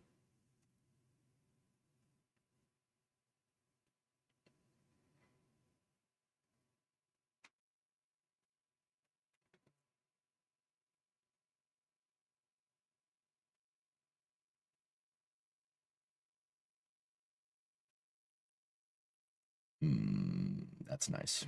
Performance. I'd like to spend some time in this room. It's also designed to be reusable and highly reliable. Kind of jelly of Jacob's job, not gonna lie. We've learned a lot over the course of producing around 600 V2 engines. You can see the amount of simplification that's occurred between V2 and V3. That's crazy, dude. You know they lined him up just for that shot. Well, yeah, of course.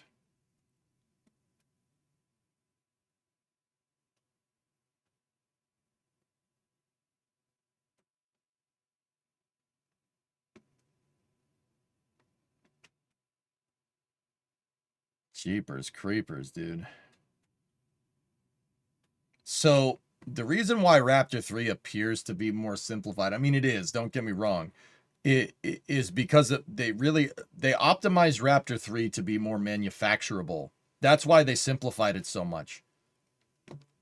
Because all these little lines and stuff, all that stuff takes time to put together. SpaceX doesn't have time. SpaceX doesn't do slow, right? So they made the engine much easier to put together and manufacture. All this stuff is all integrated into these components. And there are benefits of doing all of that. The benefit is that the engine can be more powerful. But it's not without its detractors either. If something is easier to manufacture, de facto, it's probably harder to take apart. So Raptor engines are... You can take it apart, but if something does go wrong with an engine and you need to replace it, that's exactly what you're going to do. Take the damn thing off and put another one on and then send that thing back to the factory to get it to be rebuilt or something, or just part it out. Simplifying all your plumbing on the rocket engine is going to make the engine harder to maintain. But the idea is that because you put it together, right, you can put it together a lot easier, right, that you can make a lot of them. So you don't need to maintain them. You can, if one breaks, all right, take it off. Take it apart, use the parts for other rocket engines. Think about Raptor 2 being like a desktop PC and Raptor 3 being a laptop. Could you take apart a laptop? Sure. Is it harder to do than taking apart a desktop PC? Yeah. That's a good way to say that, Kurtex. The idea is that because the motor is easier to manufacture, you can make a lot of them. So if something does go wrong, it's not going to knock out, like, it's not going to knock out like an entire launch campaign, right?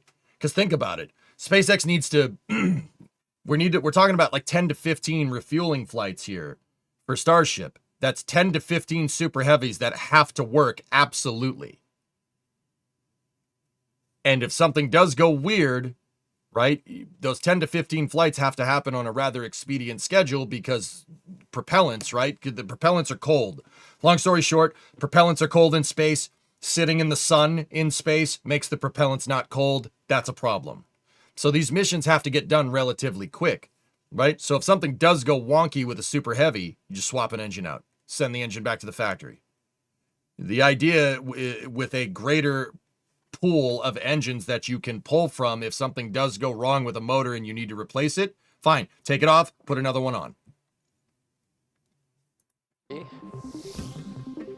How are they going to deal with warping of the Raptor nozzle on booster reentry? Raptor 3s have that thermal protection system built into them from the start, Max. It's one of the things that SpaceX has talked about.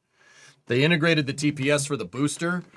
The thermal protection system for the booster is integrated into the engines. Yep. That's the other reason why Raptor 3 has this look at it. It's made out of... I'm not going to say that because it's darker. The darker stuff is the thermal protection system, but they definitely made this thing a little more beefy to be able to withstand the heat. Occurred between V2 and V3.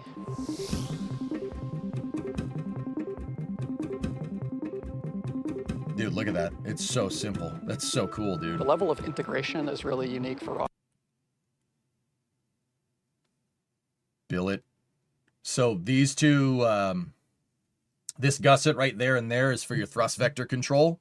That's where it attaches. There's two of them clocked at 12 and 3, right? The idea is that this one makes the engine move this way and this one makes the engine move that way. With 2 axes of control, the engine can turn in any direction. That's what those things are for. Look at how beefy that is. That's probably about an inch thick, so about 25 to 30, yeah, I'd say about 26 mil. That's thick. That's thick freaking metal. Yeah, the welds are all perfect here. That's beautiful. Beautiful welds. And that definitely, they look to be hand done, Spoon, from what I can tell. Like, you could definitely tell where they... I don't know. I was going to say, that doesn't look like a machine did it, but it may have. rocket engine. That comes from a lot of work among many engineers to consolidate the hardware. The effect... Bro, did you see that? What is that bolt torque down to? And he's using a chicken foot? Dude, that is a beefy freaking wrench. Actually, is it a torque wrench? I don't know. It looks like a breaker bar. Wow. Dude, what the heck is that thing torqued to?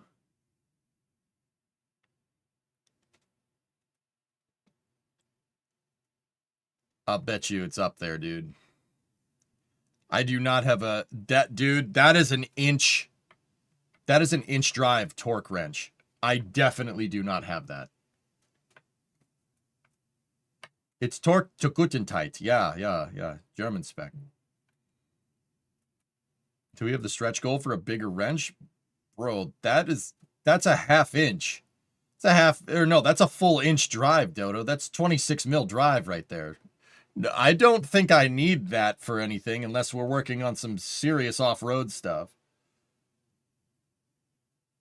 That's ridiculous, dude. That wrench is beefy. That's an expensive socket drive.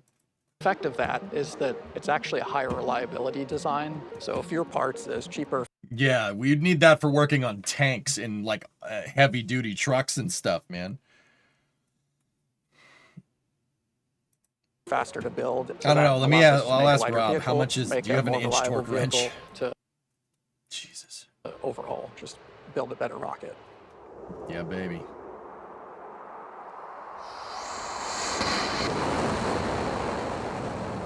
Achieving full reusability of an engine like this is really something that people haven't done I still can't before. believe they can do that. The goal is to get the engine to behave in a similar way to the engines on commercial airplanes. Come on now. Frequently in interactions with people outside of SpaceX, the perception is that things far beyond what have ever been done before are impossible. Things being impossible is really to be determined by breaking laws of physics.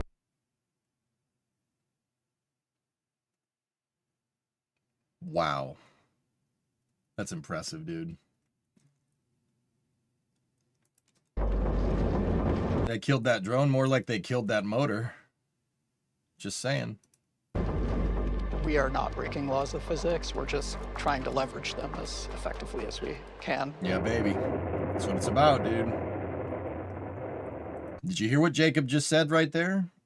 Listen to what he says. I'll shut up for a second. Physics, we're just trying to leverage them as effectively as we can. That's a good way to think about it.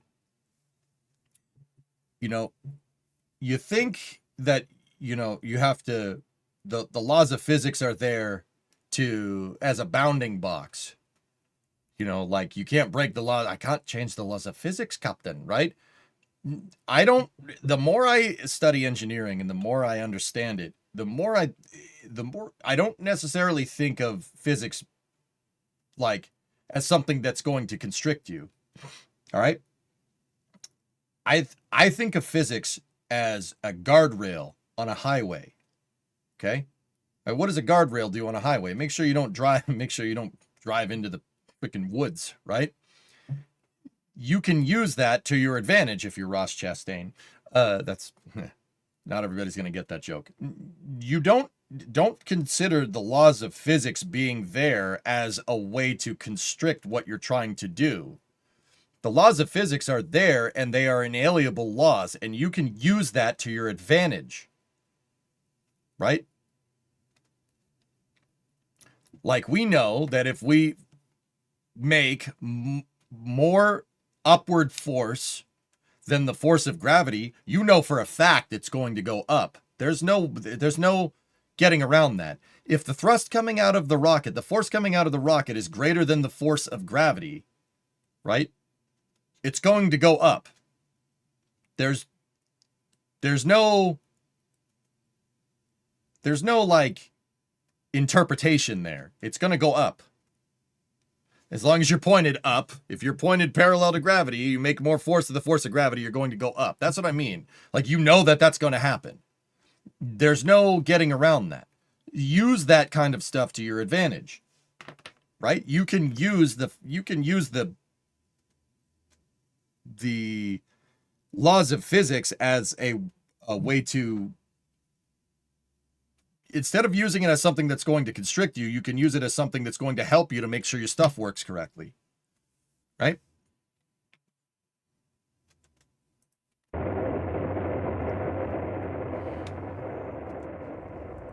Yeah, I mean, thermo is a pain in the butt lava, but you know, see, like, that's the point that I'm trying to make. Thermodynamics is annoying, and it's really, really annoying that you're never going to be able to get 100% efficiency out of something. That really sucks, and it's really annoying, and it's very black pilling, so to speak.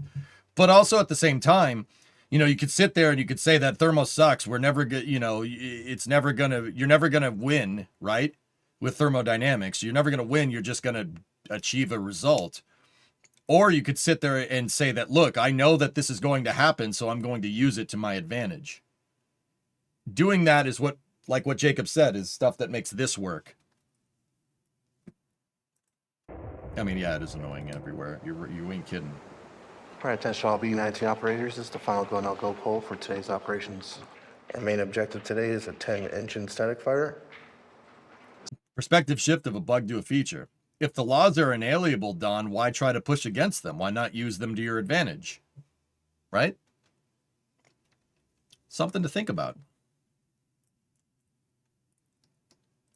Static fire is the culmination of the engineering process. Right? It's good we stuff. are bringing all of the pieces of the puzzle together, and we are lighting the engines.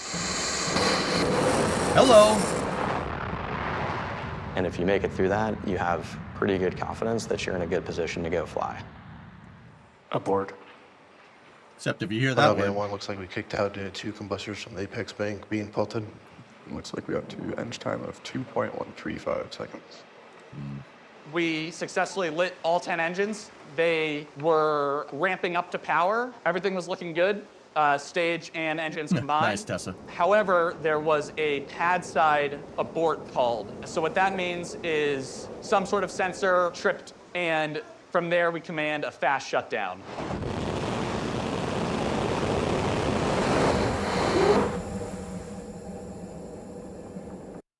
Fast shutdown could potentially make engines angry. It could make them angry. It was a hard one, and especially since we had to drop all the engines afterwards, and thankfully 10 of them were salvageable, which is good. We saw some data right after static fire that showed about half the engines had what looked like mechanical damage, basically as a result of the really fast shutdown. So we brought the booster back to Mega Bay. We then decided to remove all 10 engines from the booster so that we could troubleshoot and understand what's going on those 10 while still making progress on B-19 by backfilling engines from B-20. So you see what I'm talking about there? There's the fruits of Raptor 3 is already paying dividends there. Did you see what he said?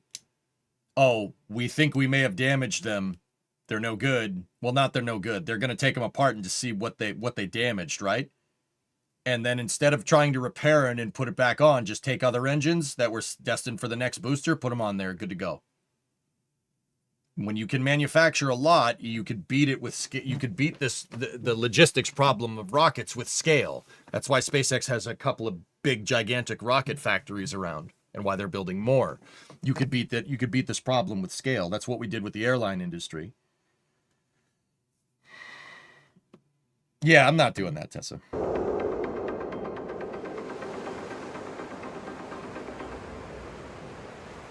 All right, attention all operators on LVN-1. Today's main objective is a 33 engine static fire on B-19. Okay, go. No, that's what he said a second ago. Listen. 1824.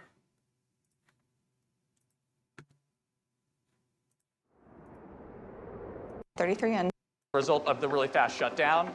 So we brought the booster back to Mega Bay. We then decided to remove all 10 engines from the booster so that we could troubleshoot and understand what's going on those 10 while still making progress on B-19 by backfilling engines from B-20. There you go.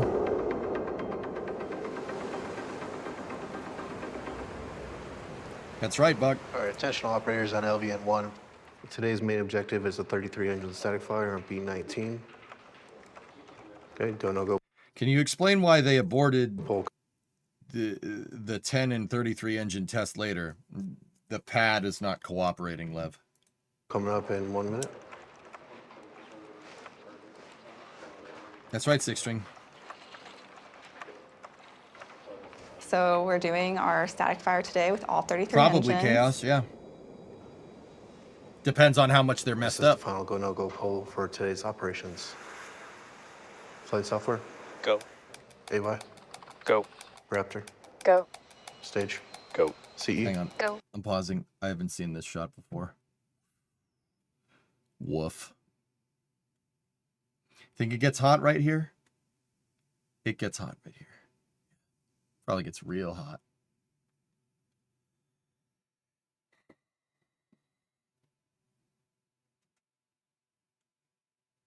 Jeez. Look at that damn thing, dude. GC2. Go. GC1. Go.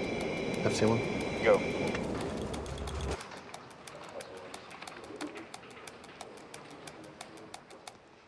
Two minus 10, 9, 8, 7, 6, 5, 4, 3, 2, mission. Wow.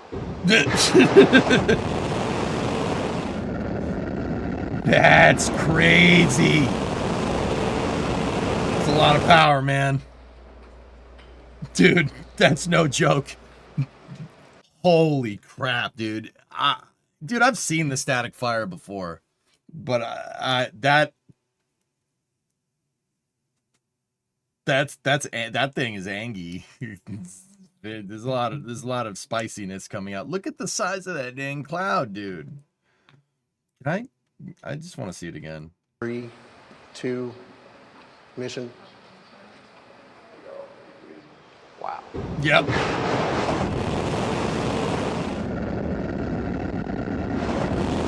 Holy snipers.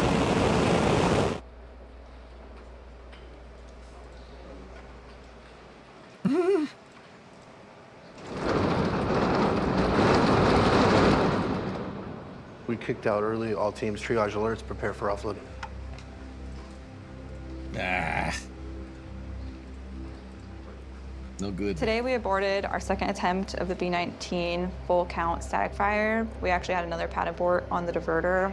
We made it through engine startup and then ultimately lost some of our sensors on one of the ramp manifolds. It basically said that the manifold pressure was lower than we believe that it probably was, and it kicked us out at T plus 1.88 seconds. It's just tough because there are some things that are hard to test ahead of time. So the diverter, you can test as much as you want, but you can't obviously test for what theoretical vibe and environment you're going to see when the engines are turned on. Anytime that you walk into an operation where you want to turn on 33 of these enormously powerful engines and get them all to work together and walk away from it in one piece, that is a win. Yeah. I think every test is always a Theoretical success, and we had a bunch of findings on the ground systems, the vehicle, and the engines that I think were really good to flag at this point, but definitely a bittersweet day.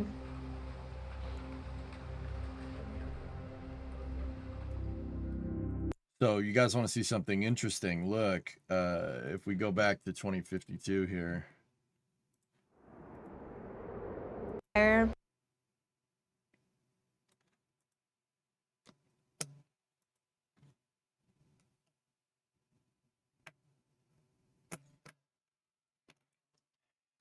Use YouTube. Jesus Christ.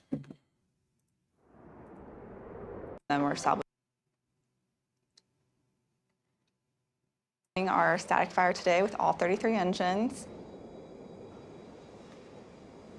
This is the final go, no go So poll. watch. You can see the telemetry. They show it, but they only show it for a second. This is all the, you see like, you hear people talk about like, oh, bad sensors or weird data or anomalous data. That's what they're looking at. They're looking at this stuff right here. So watch. When ignition is commanded from the sequencer on the booster, watch. It's Charlie's desk, I believe. They show.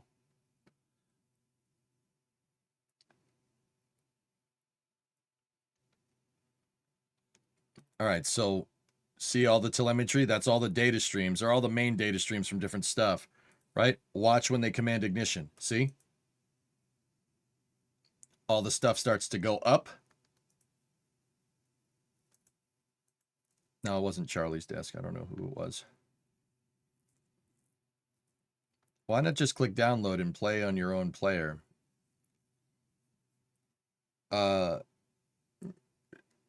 Because the amount of time it would take to do, we could just watch the end of the video. Like, it was pretty much good up until now. So watch. They show the guy's desk again. It's not Charlie's desk. This dude, see? So there you go. They had to ramp up, and then it ramped down. I don't know what these data streams are necessarily. Could be engines. Could be water. It depends on what. I believe that gentleman's name is Pete, I think. Yeah, we'd have to go back and look. But look, this one did something different. See that? All these data streams go up and then they peak. That one peaked early and then it went down. See what I'm talking about? Now, once again, I don't know what any of that says. It's blurred. You can't see it. I will say that one is different than all the other ones. And that one up there, but that one is very intentionally different. See this one? That one's different. This is what potentially anomalous data looks like. Potentially. I'm not saying that that's what it is, but see how it's different? See how the lines are different? all of these are pretty much similar, which tells me that whatever this is, it's all more or less the same thing. Let's see how this one at the bottom is different. There you go. When they say stuff like, oh, I've seen out of family data, that means you see something that's different than the other ones. And it's going to take time to figure out what that is and why it did it. Now, I'm not saying that that is what SpaceX found. Like they said the manifold pressure failed on the pad. I would say that's most likely the vehicle blew out the sensor, but who knows? That's Joe Peterzelka. Yeah, that's his name, Joe. Yeah, I got his last name mixed with first name. Well, you don't know if water is... See, okay, this is why this is a tough problem to figure out. Listen to what she says here. Prepare for offloading. When they talk about what went wrong. Today we aborted our second attempt of the B-19 full count static fire. We actually had another pad abort on the diverter. We made it through engine startup and then ultimately lost some of our sensors on one of the ramp manifolds. So the ramp manifolds are the water pressure system that delivers water to the diverter that's down in the trench. They said they lost sensors. That doesn't necessarily mean that something is wrong, but it might mean that something is wrong. This is why when they say, oh, we got to analyze the data, you have to figure out if did the rocket engine going off just blow out all your sensors? Or did some other effect cause a manifold drop in water pressure? You do not want to lose water pressure on this pad. You saw how violent that explosion was when it came out the sides. You don't want to lose water pressure. The second you lose water pressure is when the pad does a pad 1. And parts of the pad starts getting ejected out the sides. We don't want to do that. That's why the water system is kind of their kind of Achilles heel here, so to speak. It is a pad issue, absolutely. Now, it could be a pad telemetry issue, could be a bad sensor. It's possible. Could be a bad sensor. Maybe you did lose water. And if you lost water, that means the pad could be damaged, and worse, the engines could be damaged again. They lost water on the 10-engine static fire, and they self-admittedly said that they may have damaged the engines.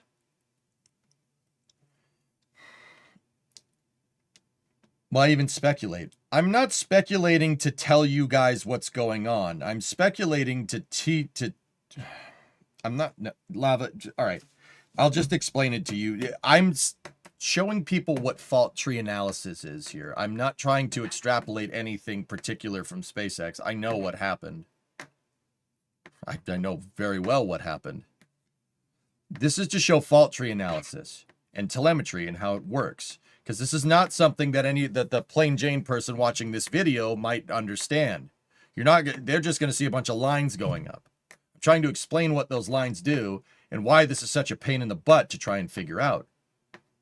That's rocket science, man.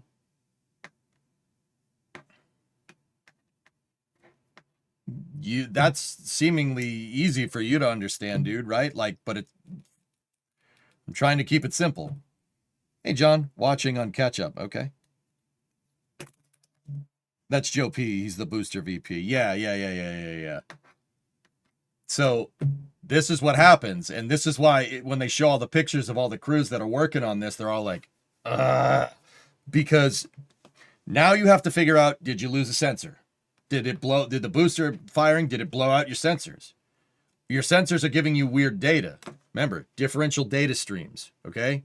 If they're giving you weird data, is that a problem with the sensor or is it a problem with the pad? Did you actually lose water pressure? If you lost water pressure, right, even for a split second, right, what else did it damage? Because if you lose water, if you're losing pressure in the manifolds even for a split second with how violent this damn thing is, it's going to break something. It's going to either break itself or something around it. I mean, I don't know if you guys saw the amount of energy that came out of that booster in 1.8 seconds. It's no joke, right? This is mission control or launch control. This is how this works. Now you have to do what's called a fault tree analysis. And I'm willing to bet that they said that the sensors were weird, but then they immediately pulled the booster off the pad and put it back into the mega bay. Which tells me that that may not have been... Now, this is the speculative part. I will admit this is very speculative. That may not have been bad sensors. You may have lost water pressure. And if you lost water pressure, that probably broke something.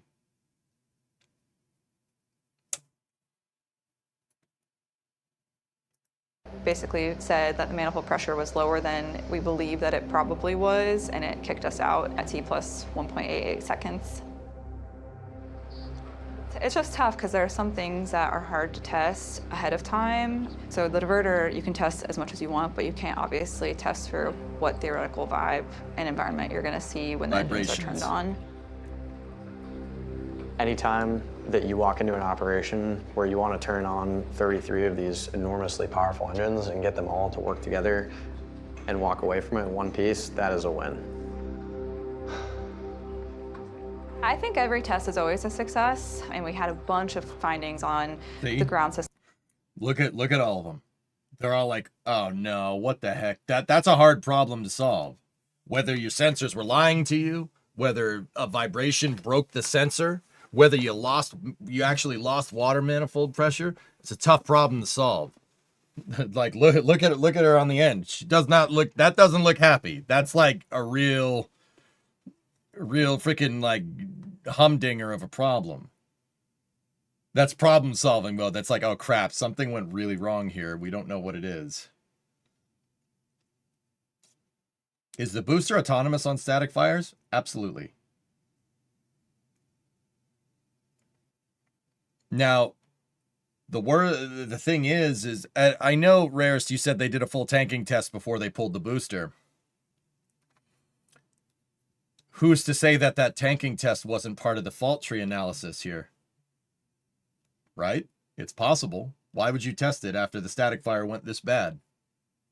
Think about it, dude. Maybe that was trying to prove out some data. There might be a clue there if you're into doing the speculation thing. Everything happens for a reason. Everything is deliberate. There's no random failure here. No, it happens for a reason. Like I said, there's that's that physics thing that I'm telling you about. There's always a root cause. Always.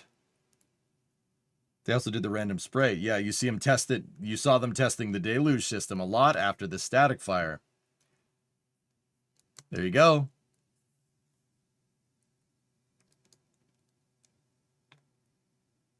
The vehicle and the engines that I think were really good to flag at this point, but definitely a bittersweet day. I got you, Lava. Yeah, that's why I just explained it, dude. It's all good, man. Yeah, we have the saying called only paranoid survive. We're good. The idea behind it is that there's an enormous amount of information and data that's coming to you, and if you can use that wisely, you can usually use that to figure out where things are going to go wrong in the future. And almost every time that we fail something or have something go awry, there were clues in previous data and previous operations that if you had known what to look for and had been good enough and paranoid enough to do so, could have found it there. See that? That's it, man. Leave nothing up to chance. Let that physics work for you. Don't try to work against it, because the second you try to work against it, you're not paranoid enough, it'll blow up in your face. This is 10 months before that static fire. It's been 10 months since Massey's Hey, you remember when I said it'll blow up in your face? had the S-36 anomaly. Oops.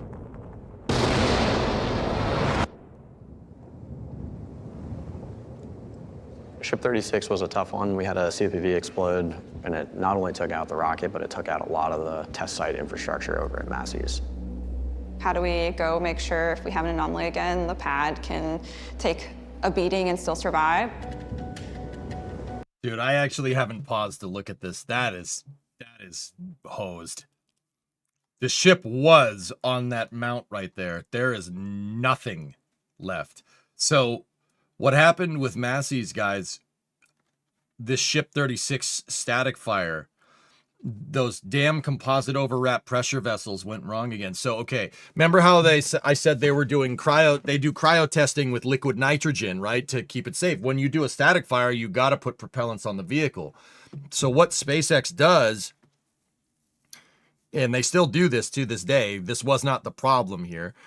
What SpaceX does is they fill up the entire liquid oxygen tank as ballast, and then put a tiny, teeny weeny little bit of fuel in there. Just enough to get all the engines and the plumbing working for a small amount of time, and then they shut everything off. But that's the ideal. What happened here is that COPV popped, right? The methane immediately atomized with what liquid oxygen was there, made a nice explosion. But what took out the rest of the test stand was the tidal wave of liquid oxygen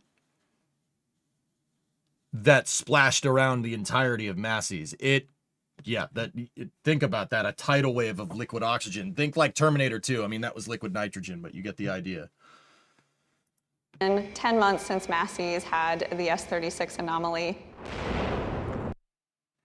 So it's very clear from where that explosion was that it was the COPVs. It was the COPVs that are in the payload bay. I pointed them out at the beginning of the video. They're by the transfer lines.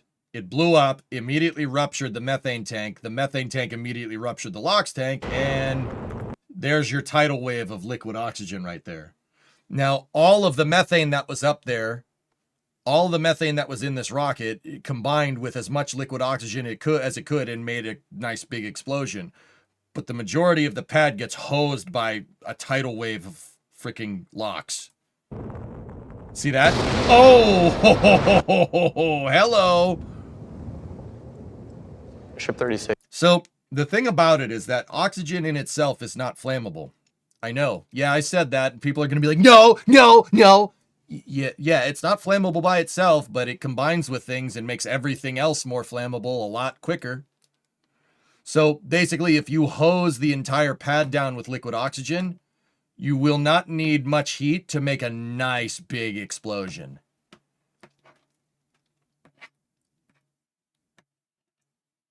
Just imagine if they put this on the pad. Well, yeah, paranoid survived, dude. That's why you put it on a test stand. So it's an oxidizer.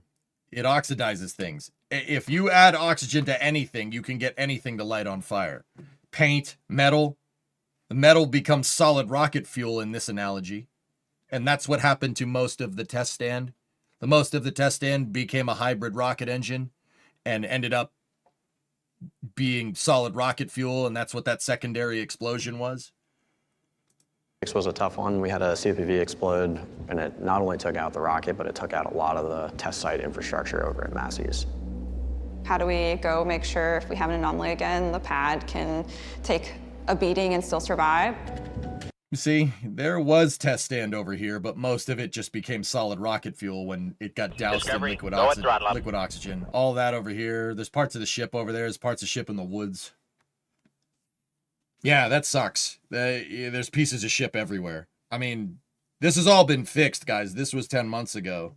But, yeah, that was a real big hit to the program. What blew up? That was Ship 36. Test stand-in. Hey, Zizep. You haven't seen this video yet. Oh. And then Red Panda had a raid that I missed. Hey, Red, how you doing? How many months since SpaceX made a flight? October last year? November last year? It's not been long, comparatively.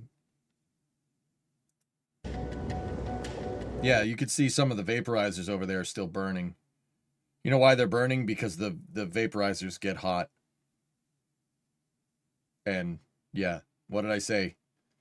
All you need, if you douse something in LOX, all you need is a little bit of heat to get it to blow up. And in this case, we had a tidal wave splash through the entire test stand.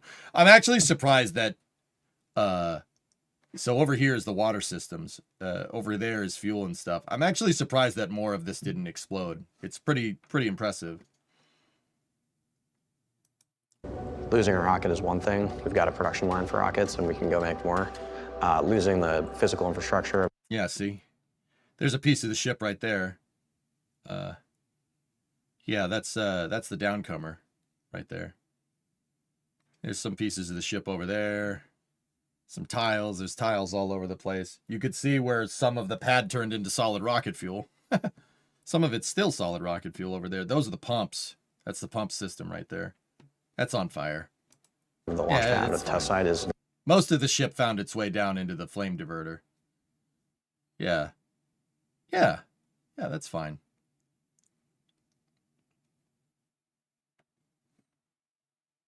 Have you considered CI3F, the paragon of oxidizers? No.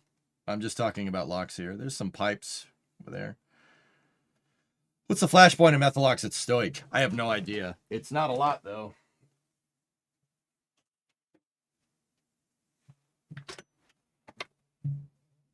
Yeah, see, there's some plumbing from the ship. There's the test stand that got, part of the test stand gantry that got blown over. Yeah, most of the ship is just down there, though. There's some engines down there. I'm actually amazed that SpaceX showed a shot inside of the diverter. It took some balls to show that. They really don't usually like showing off this stuff.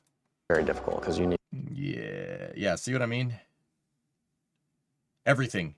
You douse it in locks, it just, everything turns into a, everything will catch on fire. Concrete will catch on fire. It's, well, maybe not concrete. To an extent, it probably ablated a little bit of it. Yeah, paint. Paint makes great fuel. Paint's oil-based, so that kind of paint is. Need to go repair that over a period of minutes. Woof. See that over there? That's the transfer tube. That got some distance, man. That got nice distance.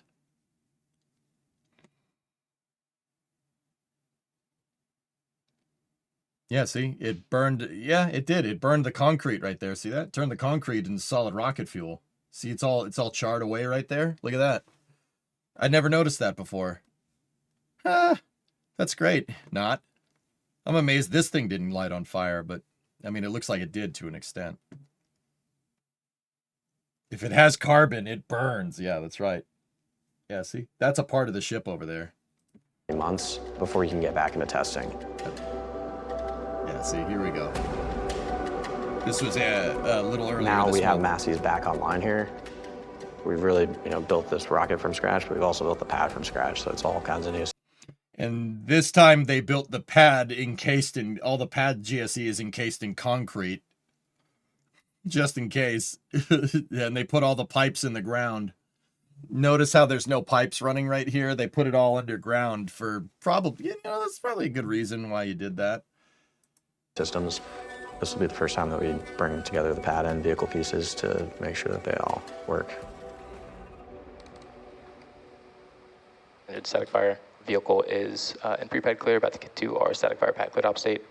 We run 60 seconds on ship because you get to see how the vehicle thermals all shake out in just a normal vehicle. How long did it take to clean everything up? Ken's, that little maneuver cost them 10 months. Yeah, see, you could still see over there. See all the burned trees over there? Part of the ship found its way into the woods over there. See all, look, you could still see where the LOX tidal wave went. See it right there? It's a circle.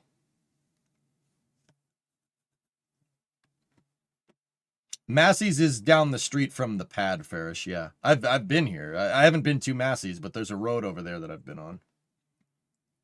Yeah, this is the Rio Grande right here. That's Mexico. Right there. That's Mexico. This is the US. That's Mexico. Yeah, the river is the US state border. Performance. Or federal border. That if you can make it through that you're in a reasonable position to go fly. Yeah, see, that's Mexico over there. Hello. Start up.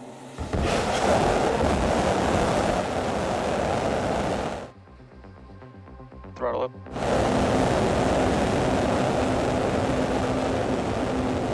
Plus 10. The journey of SpaceX is a journey to give humans access to the solar system and beyond, which is really the goal for Starship. So these water tanks are dumping water into this right here, so you don't make a nice big hole in the ground any more than there already is. This is a diverter and a bucket. they basically pour a waterfall's worth of water in here, and that's what this big steam cloud is. The cool thing is that when the ship is firing, you could see the sound reverberates through the steam, and you could see the sound. It reverberates through the steam clouds. Watch. See it? Isn't that cool? The impact that this rocket is going to have on the world, I don't think most people can really comprehend the change that's going to happen. This is such a wild ride. The highs are high and the lows are low as we really work to get to ultimately launching people, which is going to be amazing. Plus 40. It is not impossible just because it's far beyond what has been done before. We've proved that time and time again. Good baby. Plus 50. Drop down and cut. Full duration. We do not tin it. Nice.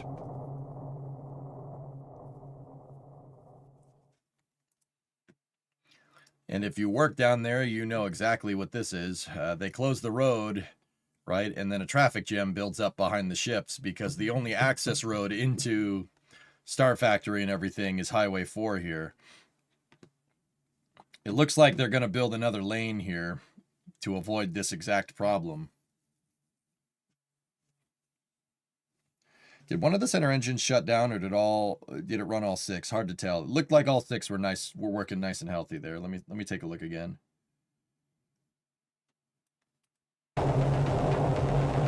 It's hard to see that one because one of the vacuum plumes is in the way. I've gotten stuck behind them, Coltec. It's pretty crazy. I don't work down there. Well, kind of do, but you get the idea.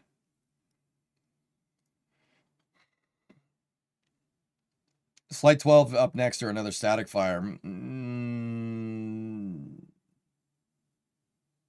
Go Voyager, what do you think? The results of that test from the Booster 19 static fire were inconclusive. Would you try to fly?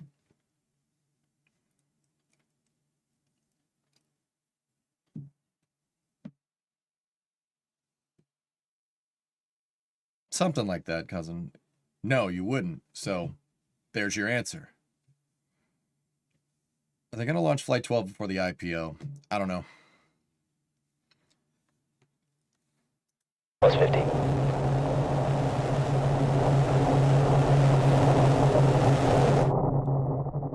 Full duration.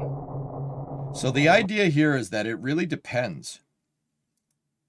I mean, if it was me, I would probably want to get more data on static firing and making sure your pad works, right? Yeah, I figure, you put the booster out there, he's stacky, you might as well do a static fire before you put the ship on top of it, right? That makes sense. Which is what they might do. They might incorporate the static fire into their launch campaign. But it really depends on how well you understand whatever went wrong during the first 33 engine static fire. If you can conclusively say, and you can prove it with data, that you know exactly what went wrong and mitigate that problem, you might not have to. Think like Orion with the Artemis 2 heat shield. They did their homework. NASA did their homework, and they very well understood what was going on with the Artemis 2 heat shield, so they flew it on a different trajectory because they worked with the laws of physics instead of against them. And they were able to get Reed, Christina, Jeremy, and Victor back home because of the good analysis. You do good enough analysis and you're paranoid enough, like what Charlie said, you can basically predict the future with outcomes here. Problem is that that's hard to do.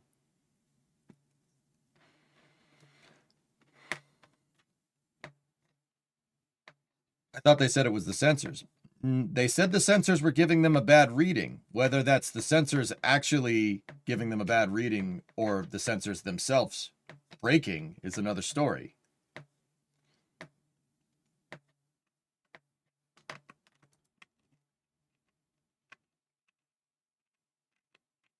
Pretty cool.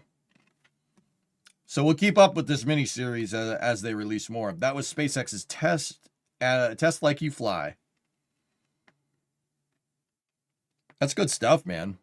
It's a great video.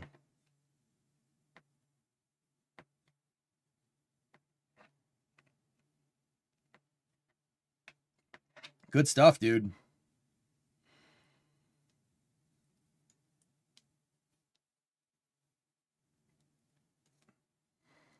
Dude, there was a lot of cool stuff in that all at once.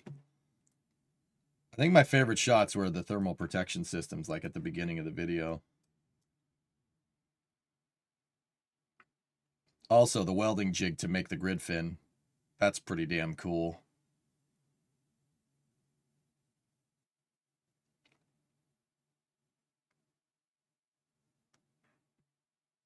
I want to go over here. Oh, hello. I'm sorry. That's just damn cool. Do you think they will build a refurbishment hangar by the launch pad? Gigabay, dude. That's what the Gigabay is for.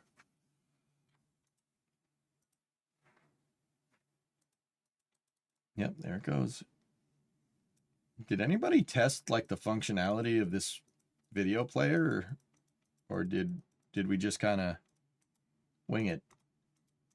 Like, just honest question. I mean, I'm not entirely sure that this is on my end. I'm pretty sure this happens to other people. I mean, test as you fly applies to software. Just saying.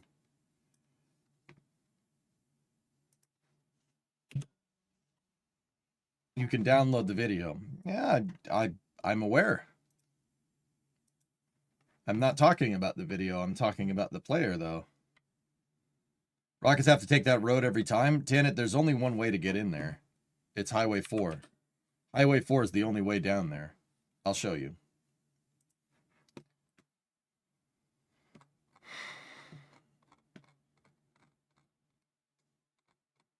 So Starbase is at the very southern tip of Texas here. It's down here. It's in what's called the RGV, the Rio Grande Valley. So this is Highway 4 right here. Highway 4 connects into Brownsville over here. It goes by the airport too, which is nice. There's Brownsville over there. And then, yeah, if you follow Highway 4, you go a little ways down here, you get to Massey's. This is the Massey's test site. The reason why it's called Massey's is because before it was Massey's, before it was the SpaceX test site, this was a gun range, Massey's gun range. So they named it after the guy, the gun range. This is an old picture. That whole flame diverter and everything is right here. Yeah, that's a super old picture, by the way. Massey's connects into Highway 4 over here. And if you go down Highway 4, it'll eventually get you to Starbase. And if you want, there's the 2 megabays, and the gigabay is not even in this picture yet. It's right here. They have to move the ships down here out this way. But if there's a ship that is moving to Massey's or a booster that's moving to Massey's, that's the only way. So you get stuck in a traffic jam.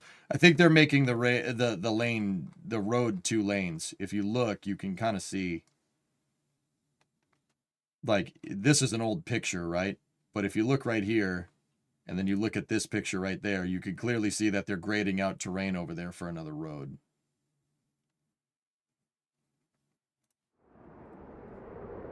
Let's go to the very end. See what I mean?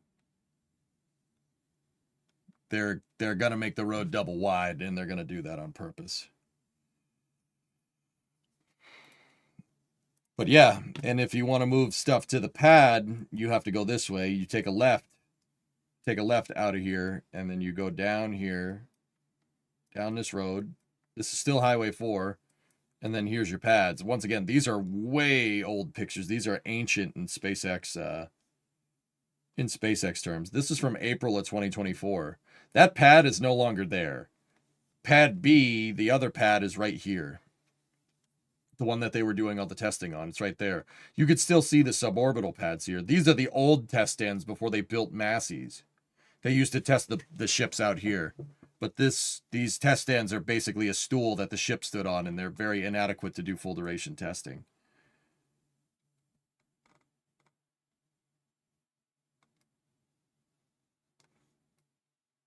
Yes, but 5 launches per day won't be doable via that road. Says who? Why not?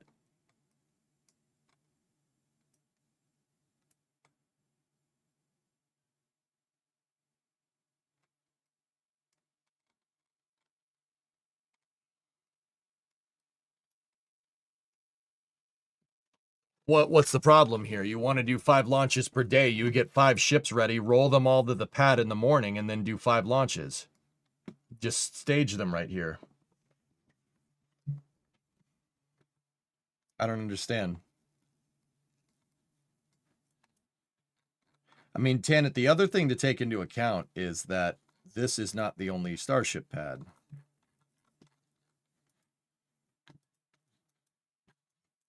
Doing 5 launches per day helps if you have more pads.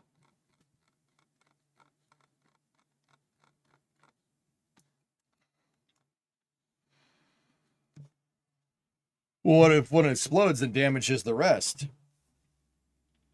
Only the paranoid survive, homie. I wouldn't get into launch operations if I was SpaceX if you weren't sure that the pad was going to work. That's what the first pad was about. That's what pad 1 was about, dude. It puts an hour in place. I'm no expert. I know the booster in this ship would fly. So, an hour. There's 24 of those in a day. Janet, they'll use other pads. That's what I'm trying to tell you. But the moving the ships around is not the bottleneck here. That's the easy part. And we saw from the Falcon Heavy launch this morning that most of this is finished, which is pretty crazy. You're paranoid. That's not what they mean when they say only the paranoid survive. That's not what that means. If you're worried about your launch pad blowing up during a launch, that means your launch pad is not engineered correctly or you don't understand how it works. I sure hope you're using iterative testing there, man. I mean, there's always unknown unknowns, but the whole point is to not have as many of those as you can, and that's why we have test stands.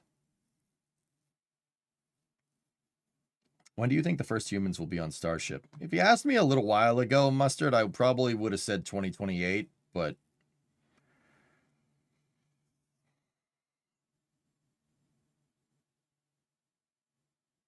I don't know. It's hard to say.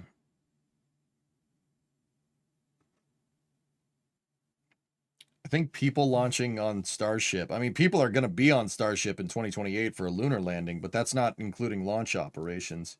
I don't think SpaceX, I think SpaceX will do what they did with Falcon 9. They won't even bother trying to, well, not bother, that's not the right way to say it. They won't even put humans on it until they have a lot of flights under your belt. You want to retire as much risk as possible, right?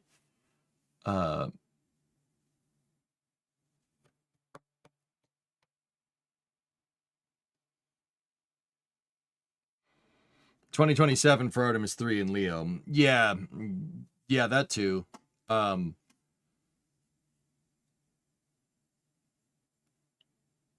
that's that's right. That is right. But we're talking about like launch operations here, right? Like,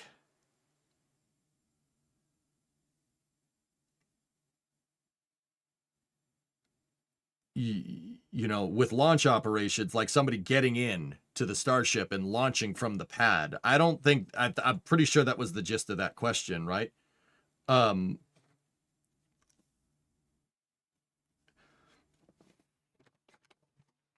Yeah, I'm not sure. I would say probably, I would have said 2028 a little while back, but SpaceX did kind of pause and retool for Block 3. So I have to manage, we'll say manage expectations here. I would say most likely 2029, 2030, something like that. I would have SpaceX pursue the human rating. I think SpaceX will pursue human rating Starship after it lands people on the moon.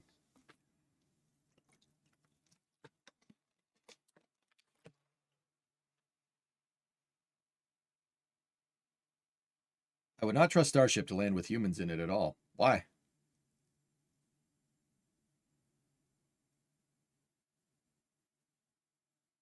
Why not? See, this is what I mean about physics. You're thinking the physics is going to punish you, and you're thinking the booster might blow up. I'm thinking, look, they've shown that they can do the flip and burn. That's actually one of the easier parts. They just said that in the video. They tested the ship first to make sure that that could work, because if that doesn't work, then the whole program's a wash, right?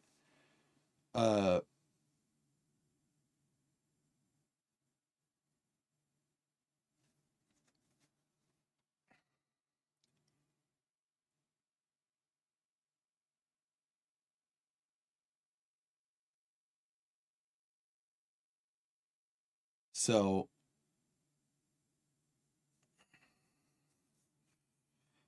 I think that I think that it'll land just fine.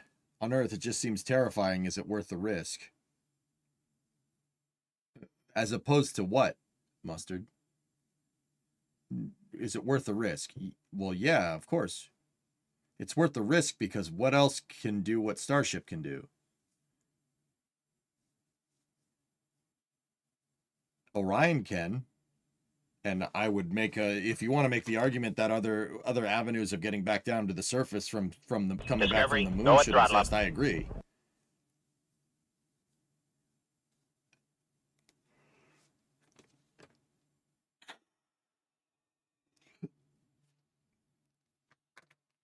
Hey, Vulcan, 76-month resub. I got to take pictures of something that's going to land on the freaking moon this week.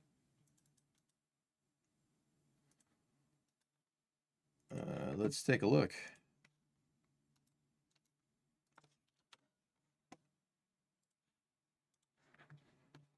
Endurance is going through a variety of tests ahead of launch in Florida. First one complete, modal testing. Very nice. We use sensors to measure how the lunar lander will respond to launch conditions. Tests was performed with Endurance mounted on the New Glenn Flight Launch Vehicle Separation System, LVSS, and a GS2 payload adapter. Oh, very nice.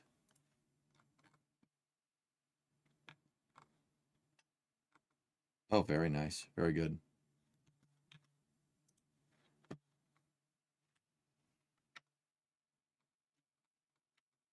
The moon landing will be easier because of gravity, surely.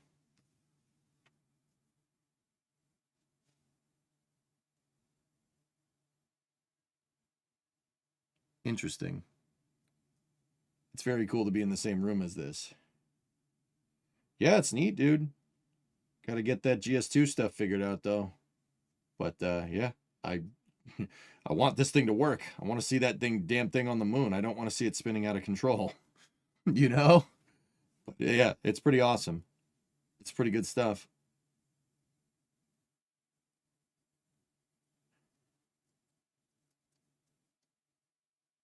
You and everyone else here. No, I'm pretty sure people understand the stakes involved. But, yeah, got to get that stuff figured out, man.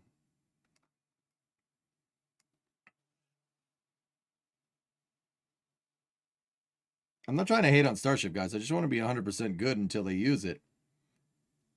Well, yeah, that's why they're probably good. That's why they're landing people first, dude, on the moon, and they'll bring people.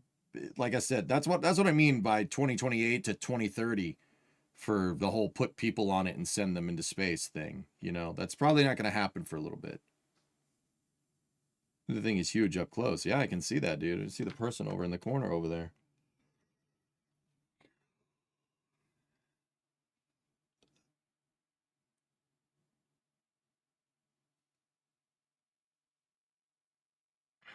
Nice. Very nice. Very nice, dude. That's great. Good picture. All right.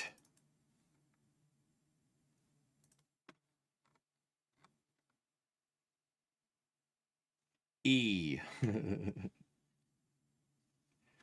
I just think it's harder to de-risk lunar landings. It's harder to de-risk lunar landings than Earth landings. Yeah.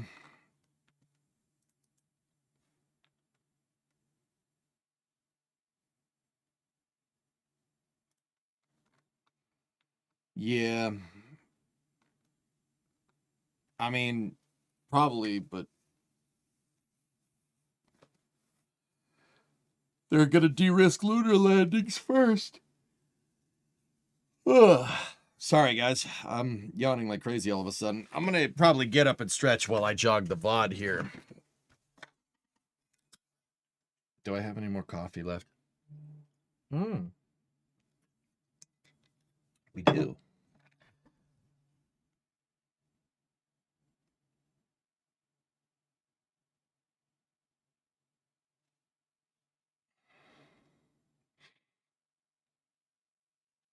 Oh, package shipped.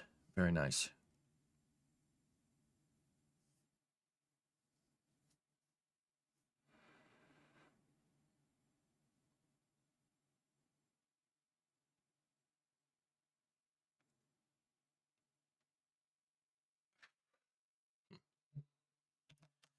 Time for a coffee? Well, I just had some.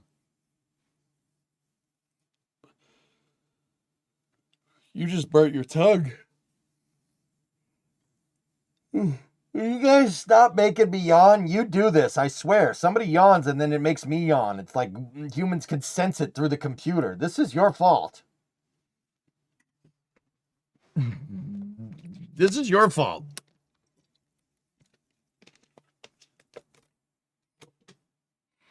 Will there be an uncrewed landing on the moon? I thought 3 is LEO docking and 4 is the actual crewed landing. Per NASA's requirements for the contract session, they have to do an uncrewed landing. My personal theory is that whatever lander they use to demo Artemis 3, they're going to probably send out to the moon. SpaceX or Blue will probably send it out to the moon. It's there. Might as well.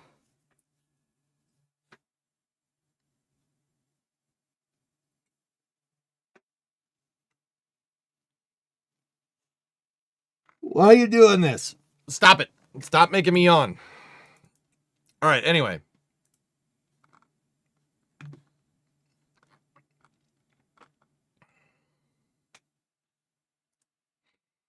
So that was the SpaceX Test As You Fly, or Test Like You Fly. That's going to be, they're going to do a mini series, they were saying. So, yeah, every time these videos come out, we'll do kind of a deep dive into it, which is pretty cool. All right, what do we want to do next? We've been kind of doing space news for like 4 hours now.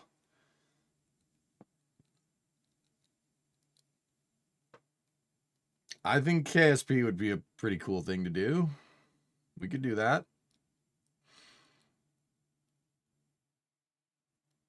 You know what I want to do? I kind of want to fly around the Endurance some more. Build some rockets. You may have started that. You yawned first. Look at your last comment. Blue tweeted a new post. Okay.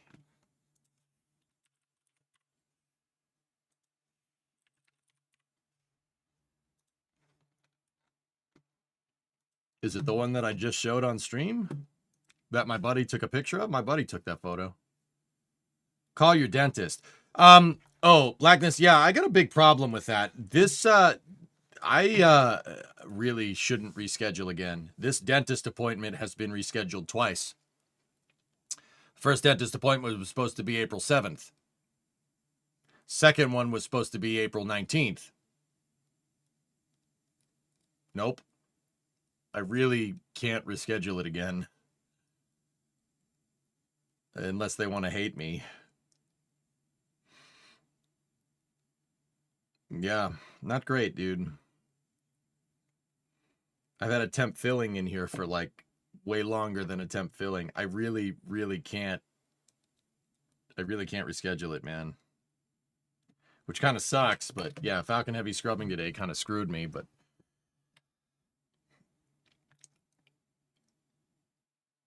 2027 for uncrewed moon landing doesn't seem realistic. Yeah, I mean, you can say that, Max. Like that's the thing, dude. You could sit here and say, "Oh, no, that doesn't seem realistic." Well, yeah, I mean, they really don't have a choice. You have to because you're landing in 2028. So you could sit here and be like, "Well, that doesn't seem realistic. That doesn't seem realistic." Yeah, all right, great, good. So make it realistic because you have a deadline. You have a deadline that you said you would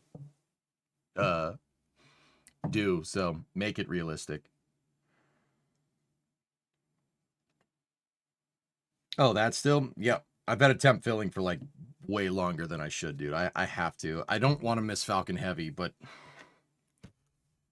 they had that. They scheduled, dude. If it was any other time in that day, if it was 11 o'clock, then I could do it. But yeah, 10 o'clock is right. That's when my dentist appointment is, which sucks. I can't keep a temp filling in here for much longer. It's starting to taste awful. Let me put it that way.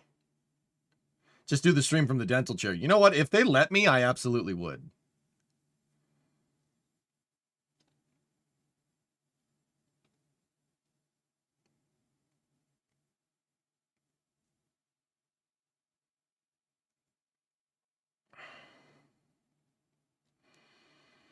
So, yeah, unfortunately, I'm going to have to miss Falcon Heavy. I don't want to, but yeah, we got to, dude. It sucks. Unless it scrubs again, in which case I'm great. Yeah. You know, ask the dentist to put NSF on the TV while you get the work done. I'll probably have my phone like this when I'm in the dentist chair watching the launch. I'm not going to lie to you. The dentist already knows I'm weird. He wouldn't think much of it. So, all right, guys. I'm going to take a second here.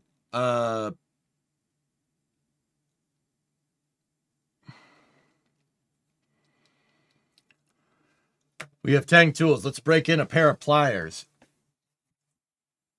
That I don't need a tooth pulled, man.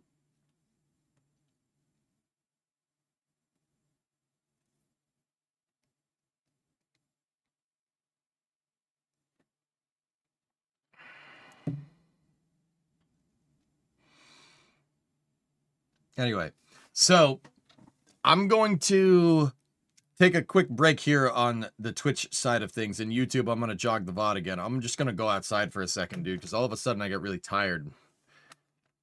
I'm just going to go get up and move around. I will be back probably in like, I don't know, 15 minutes, something like that. And then we've already done a good plethora of space news today, so it might be better to just play Kerbal for the rest of the night.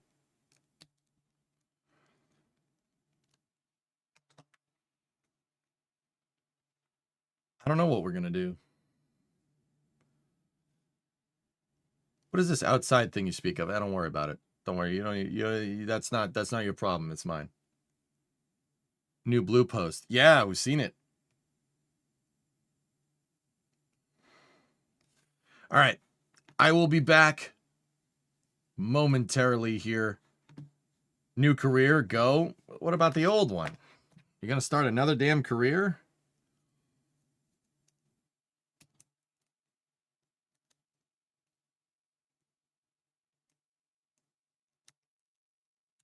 He's a pilot of a ship that carries the boosters down the river. Boston guy. Yeah, whatever.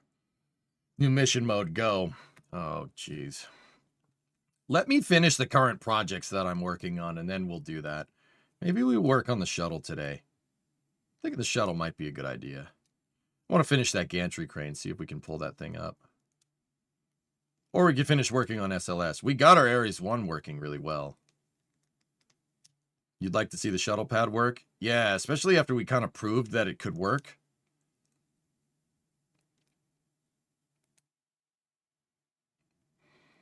Plethora. Yeah, a plethora of piñatas. All right. I'll be back. When I get back, we'll Kerbal shuttle pad it up, I think. Let's work on the shuttle pad, and we'll go from there. I'll be back in a moment. Stand by for lost signal on YouTube, as expected. I will be back in, I don't know, give me like 15 minutes. And then we go.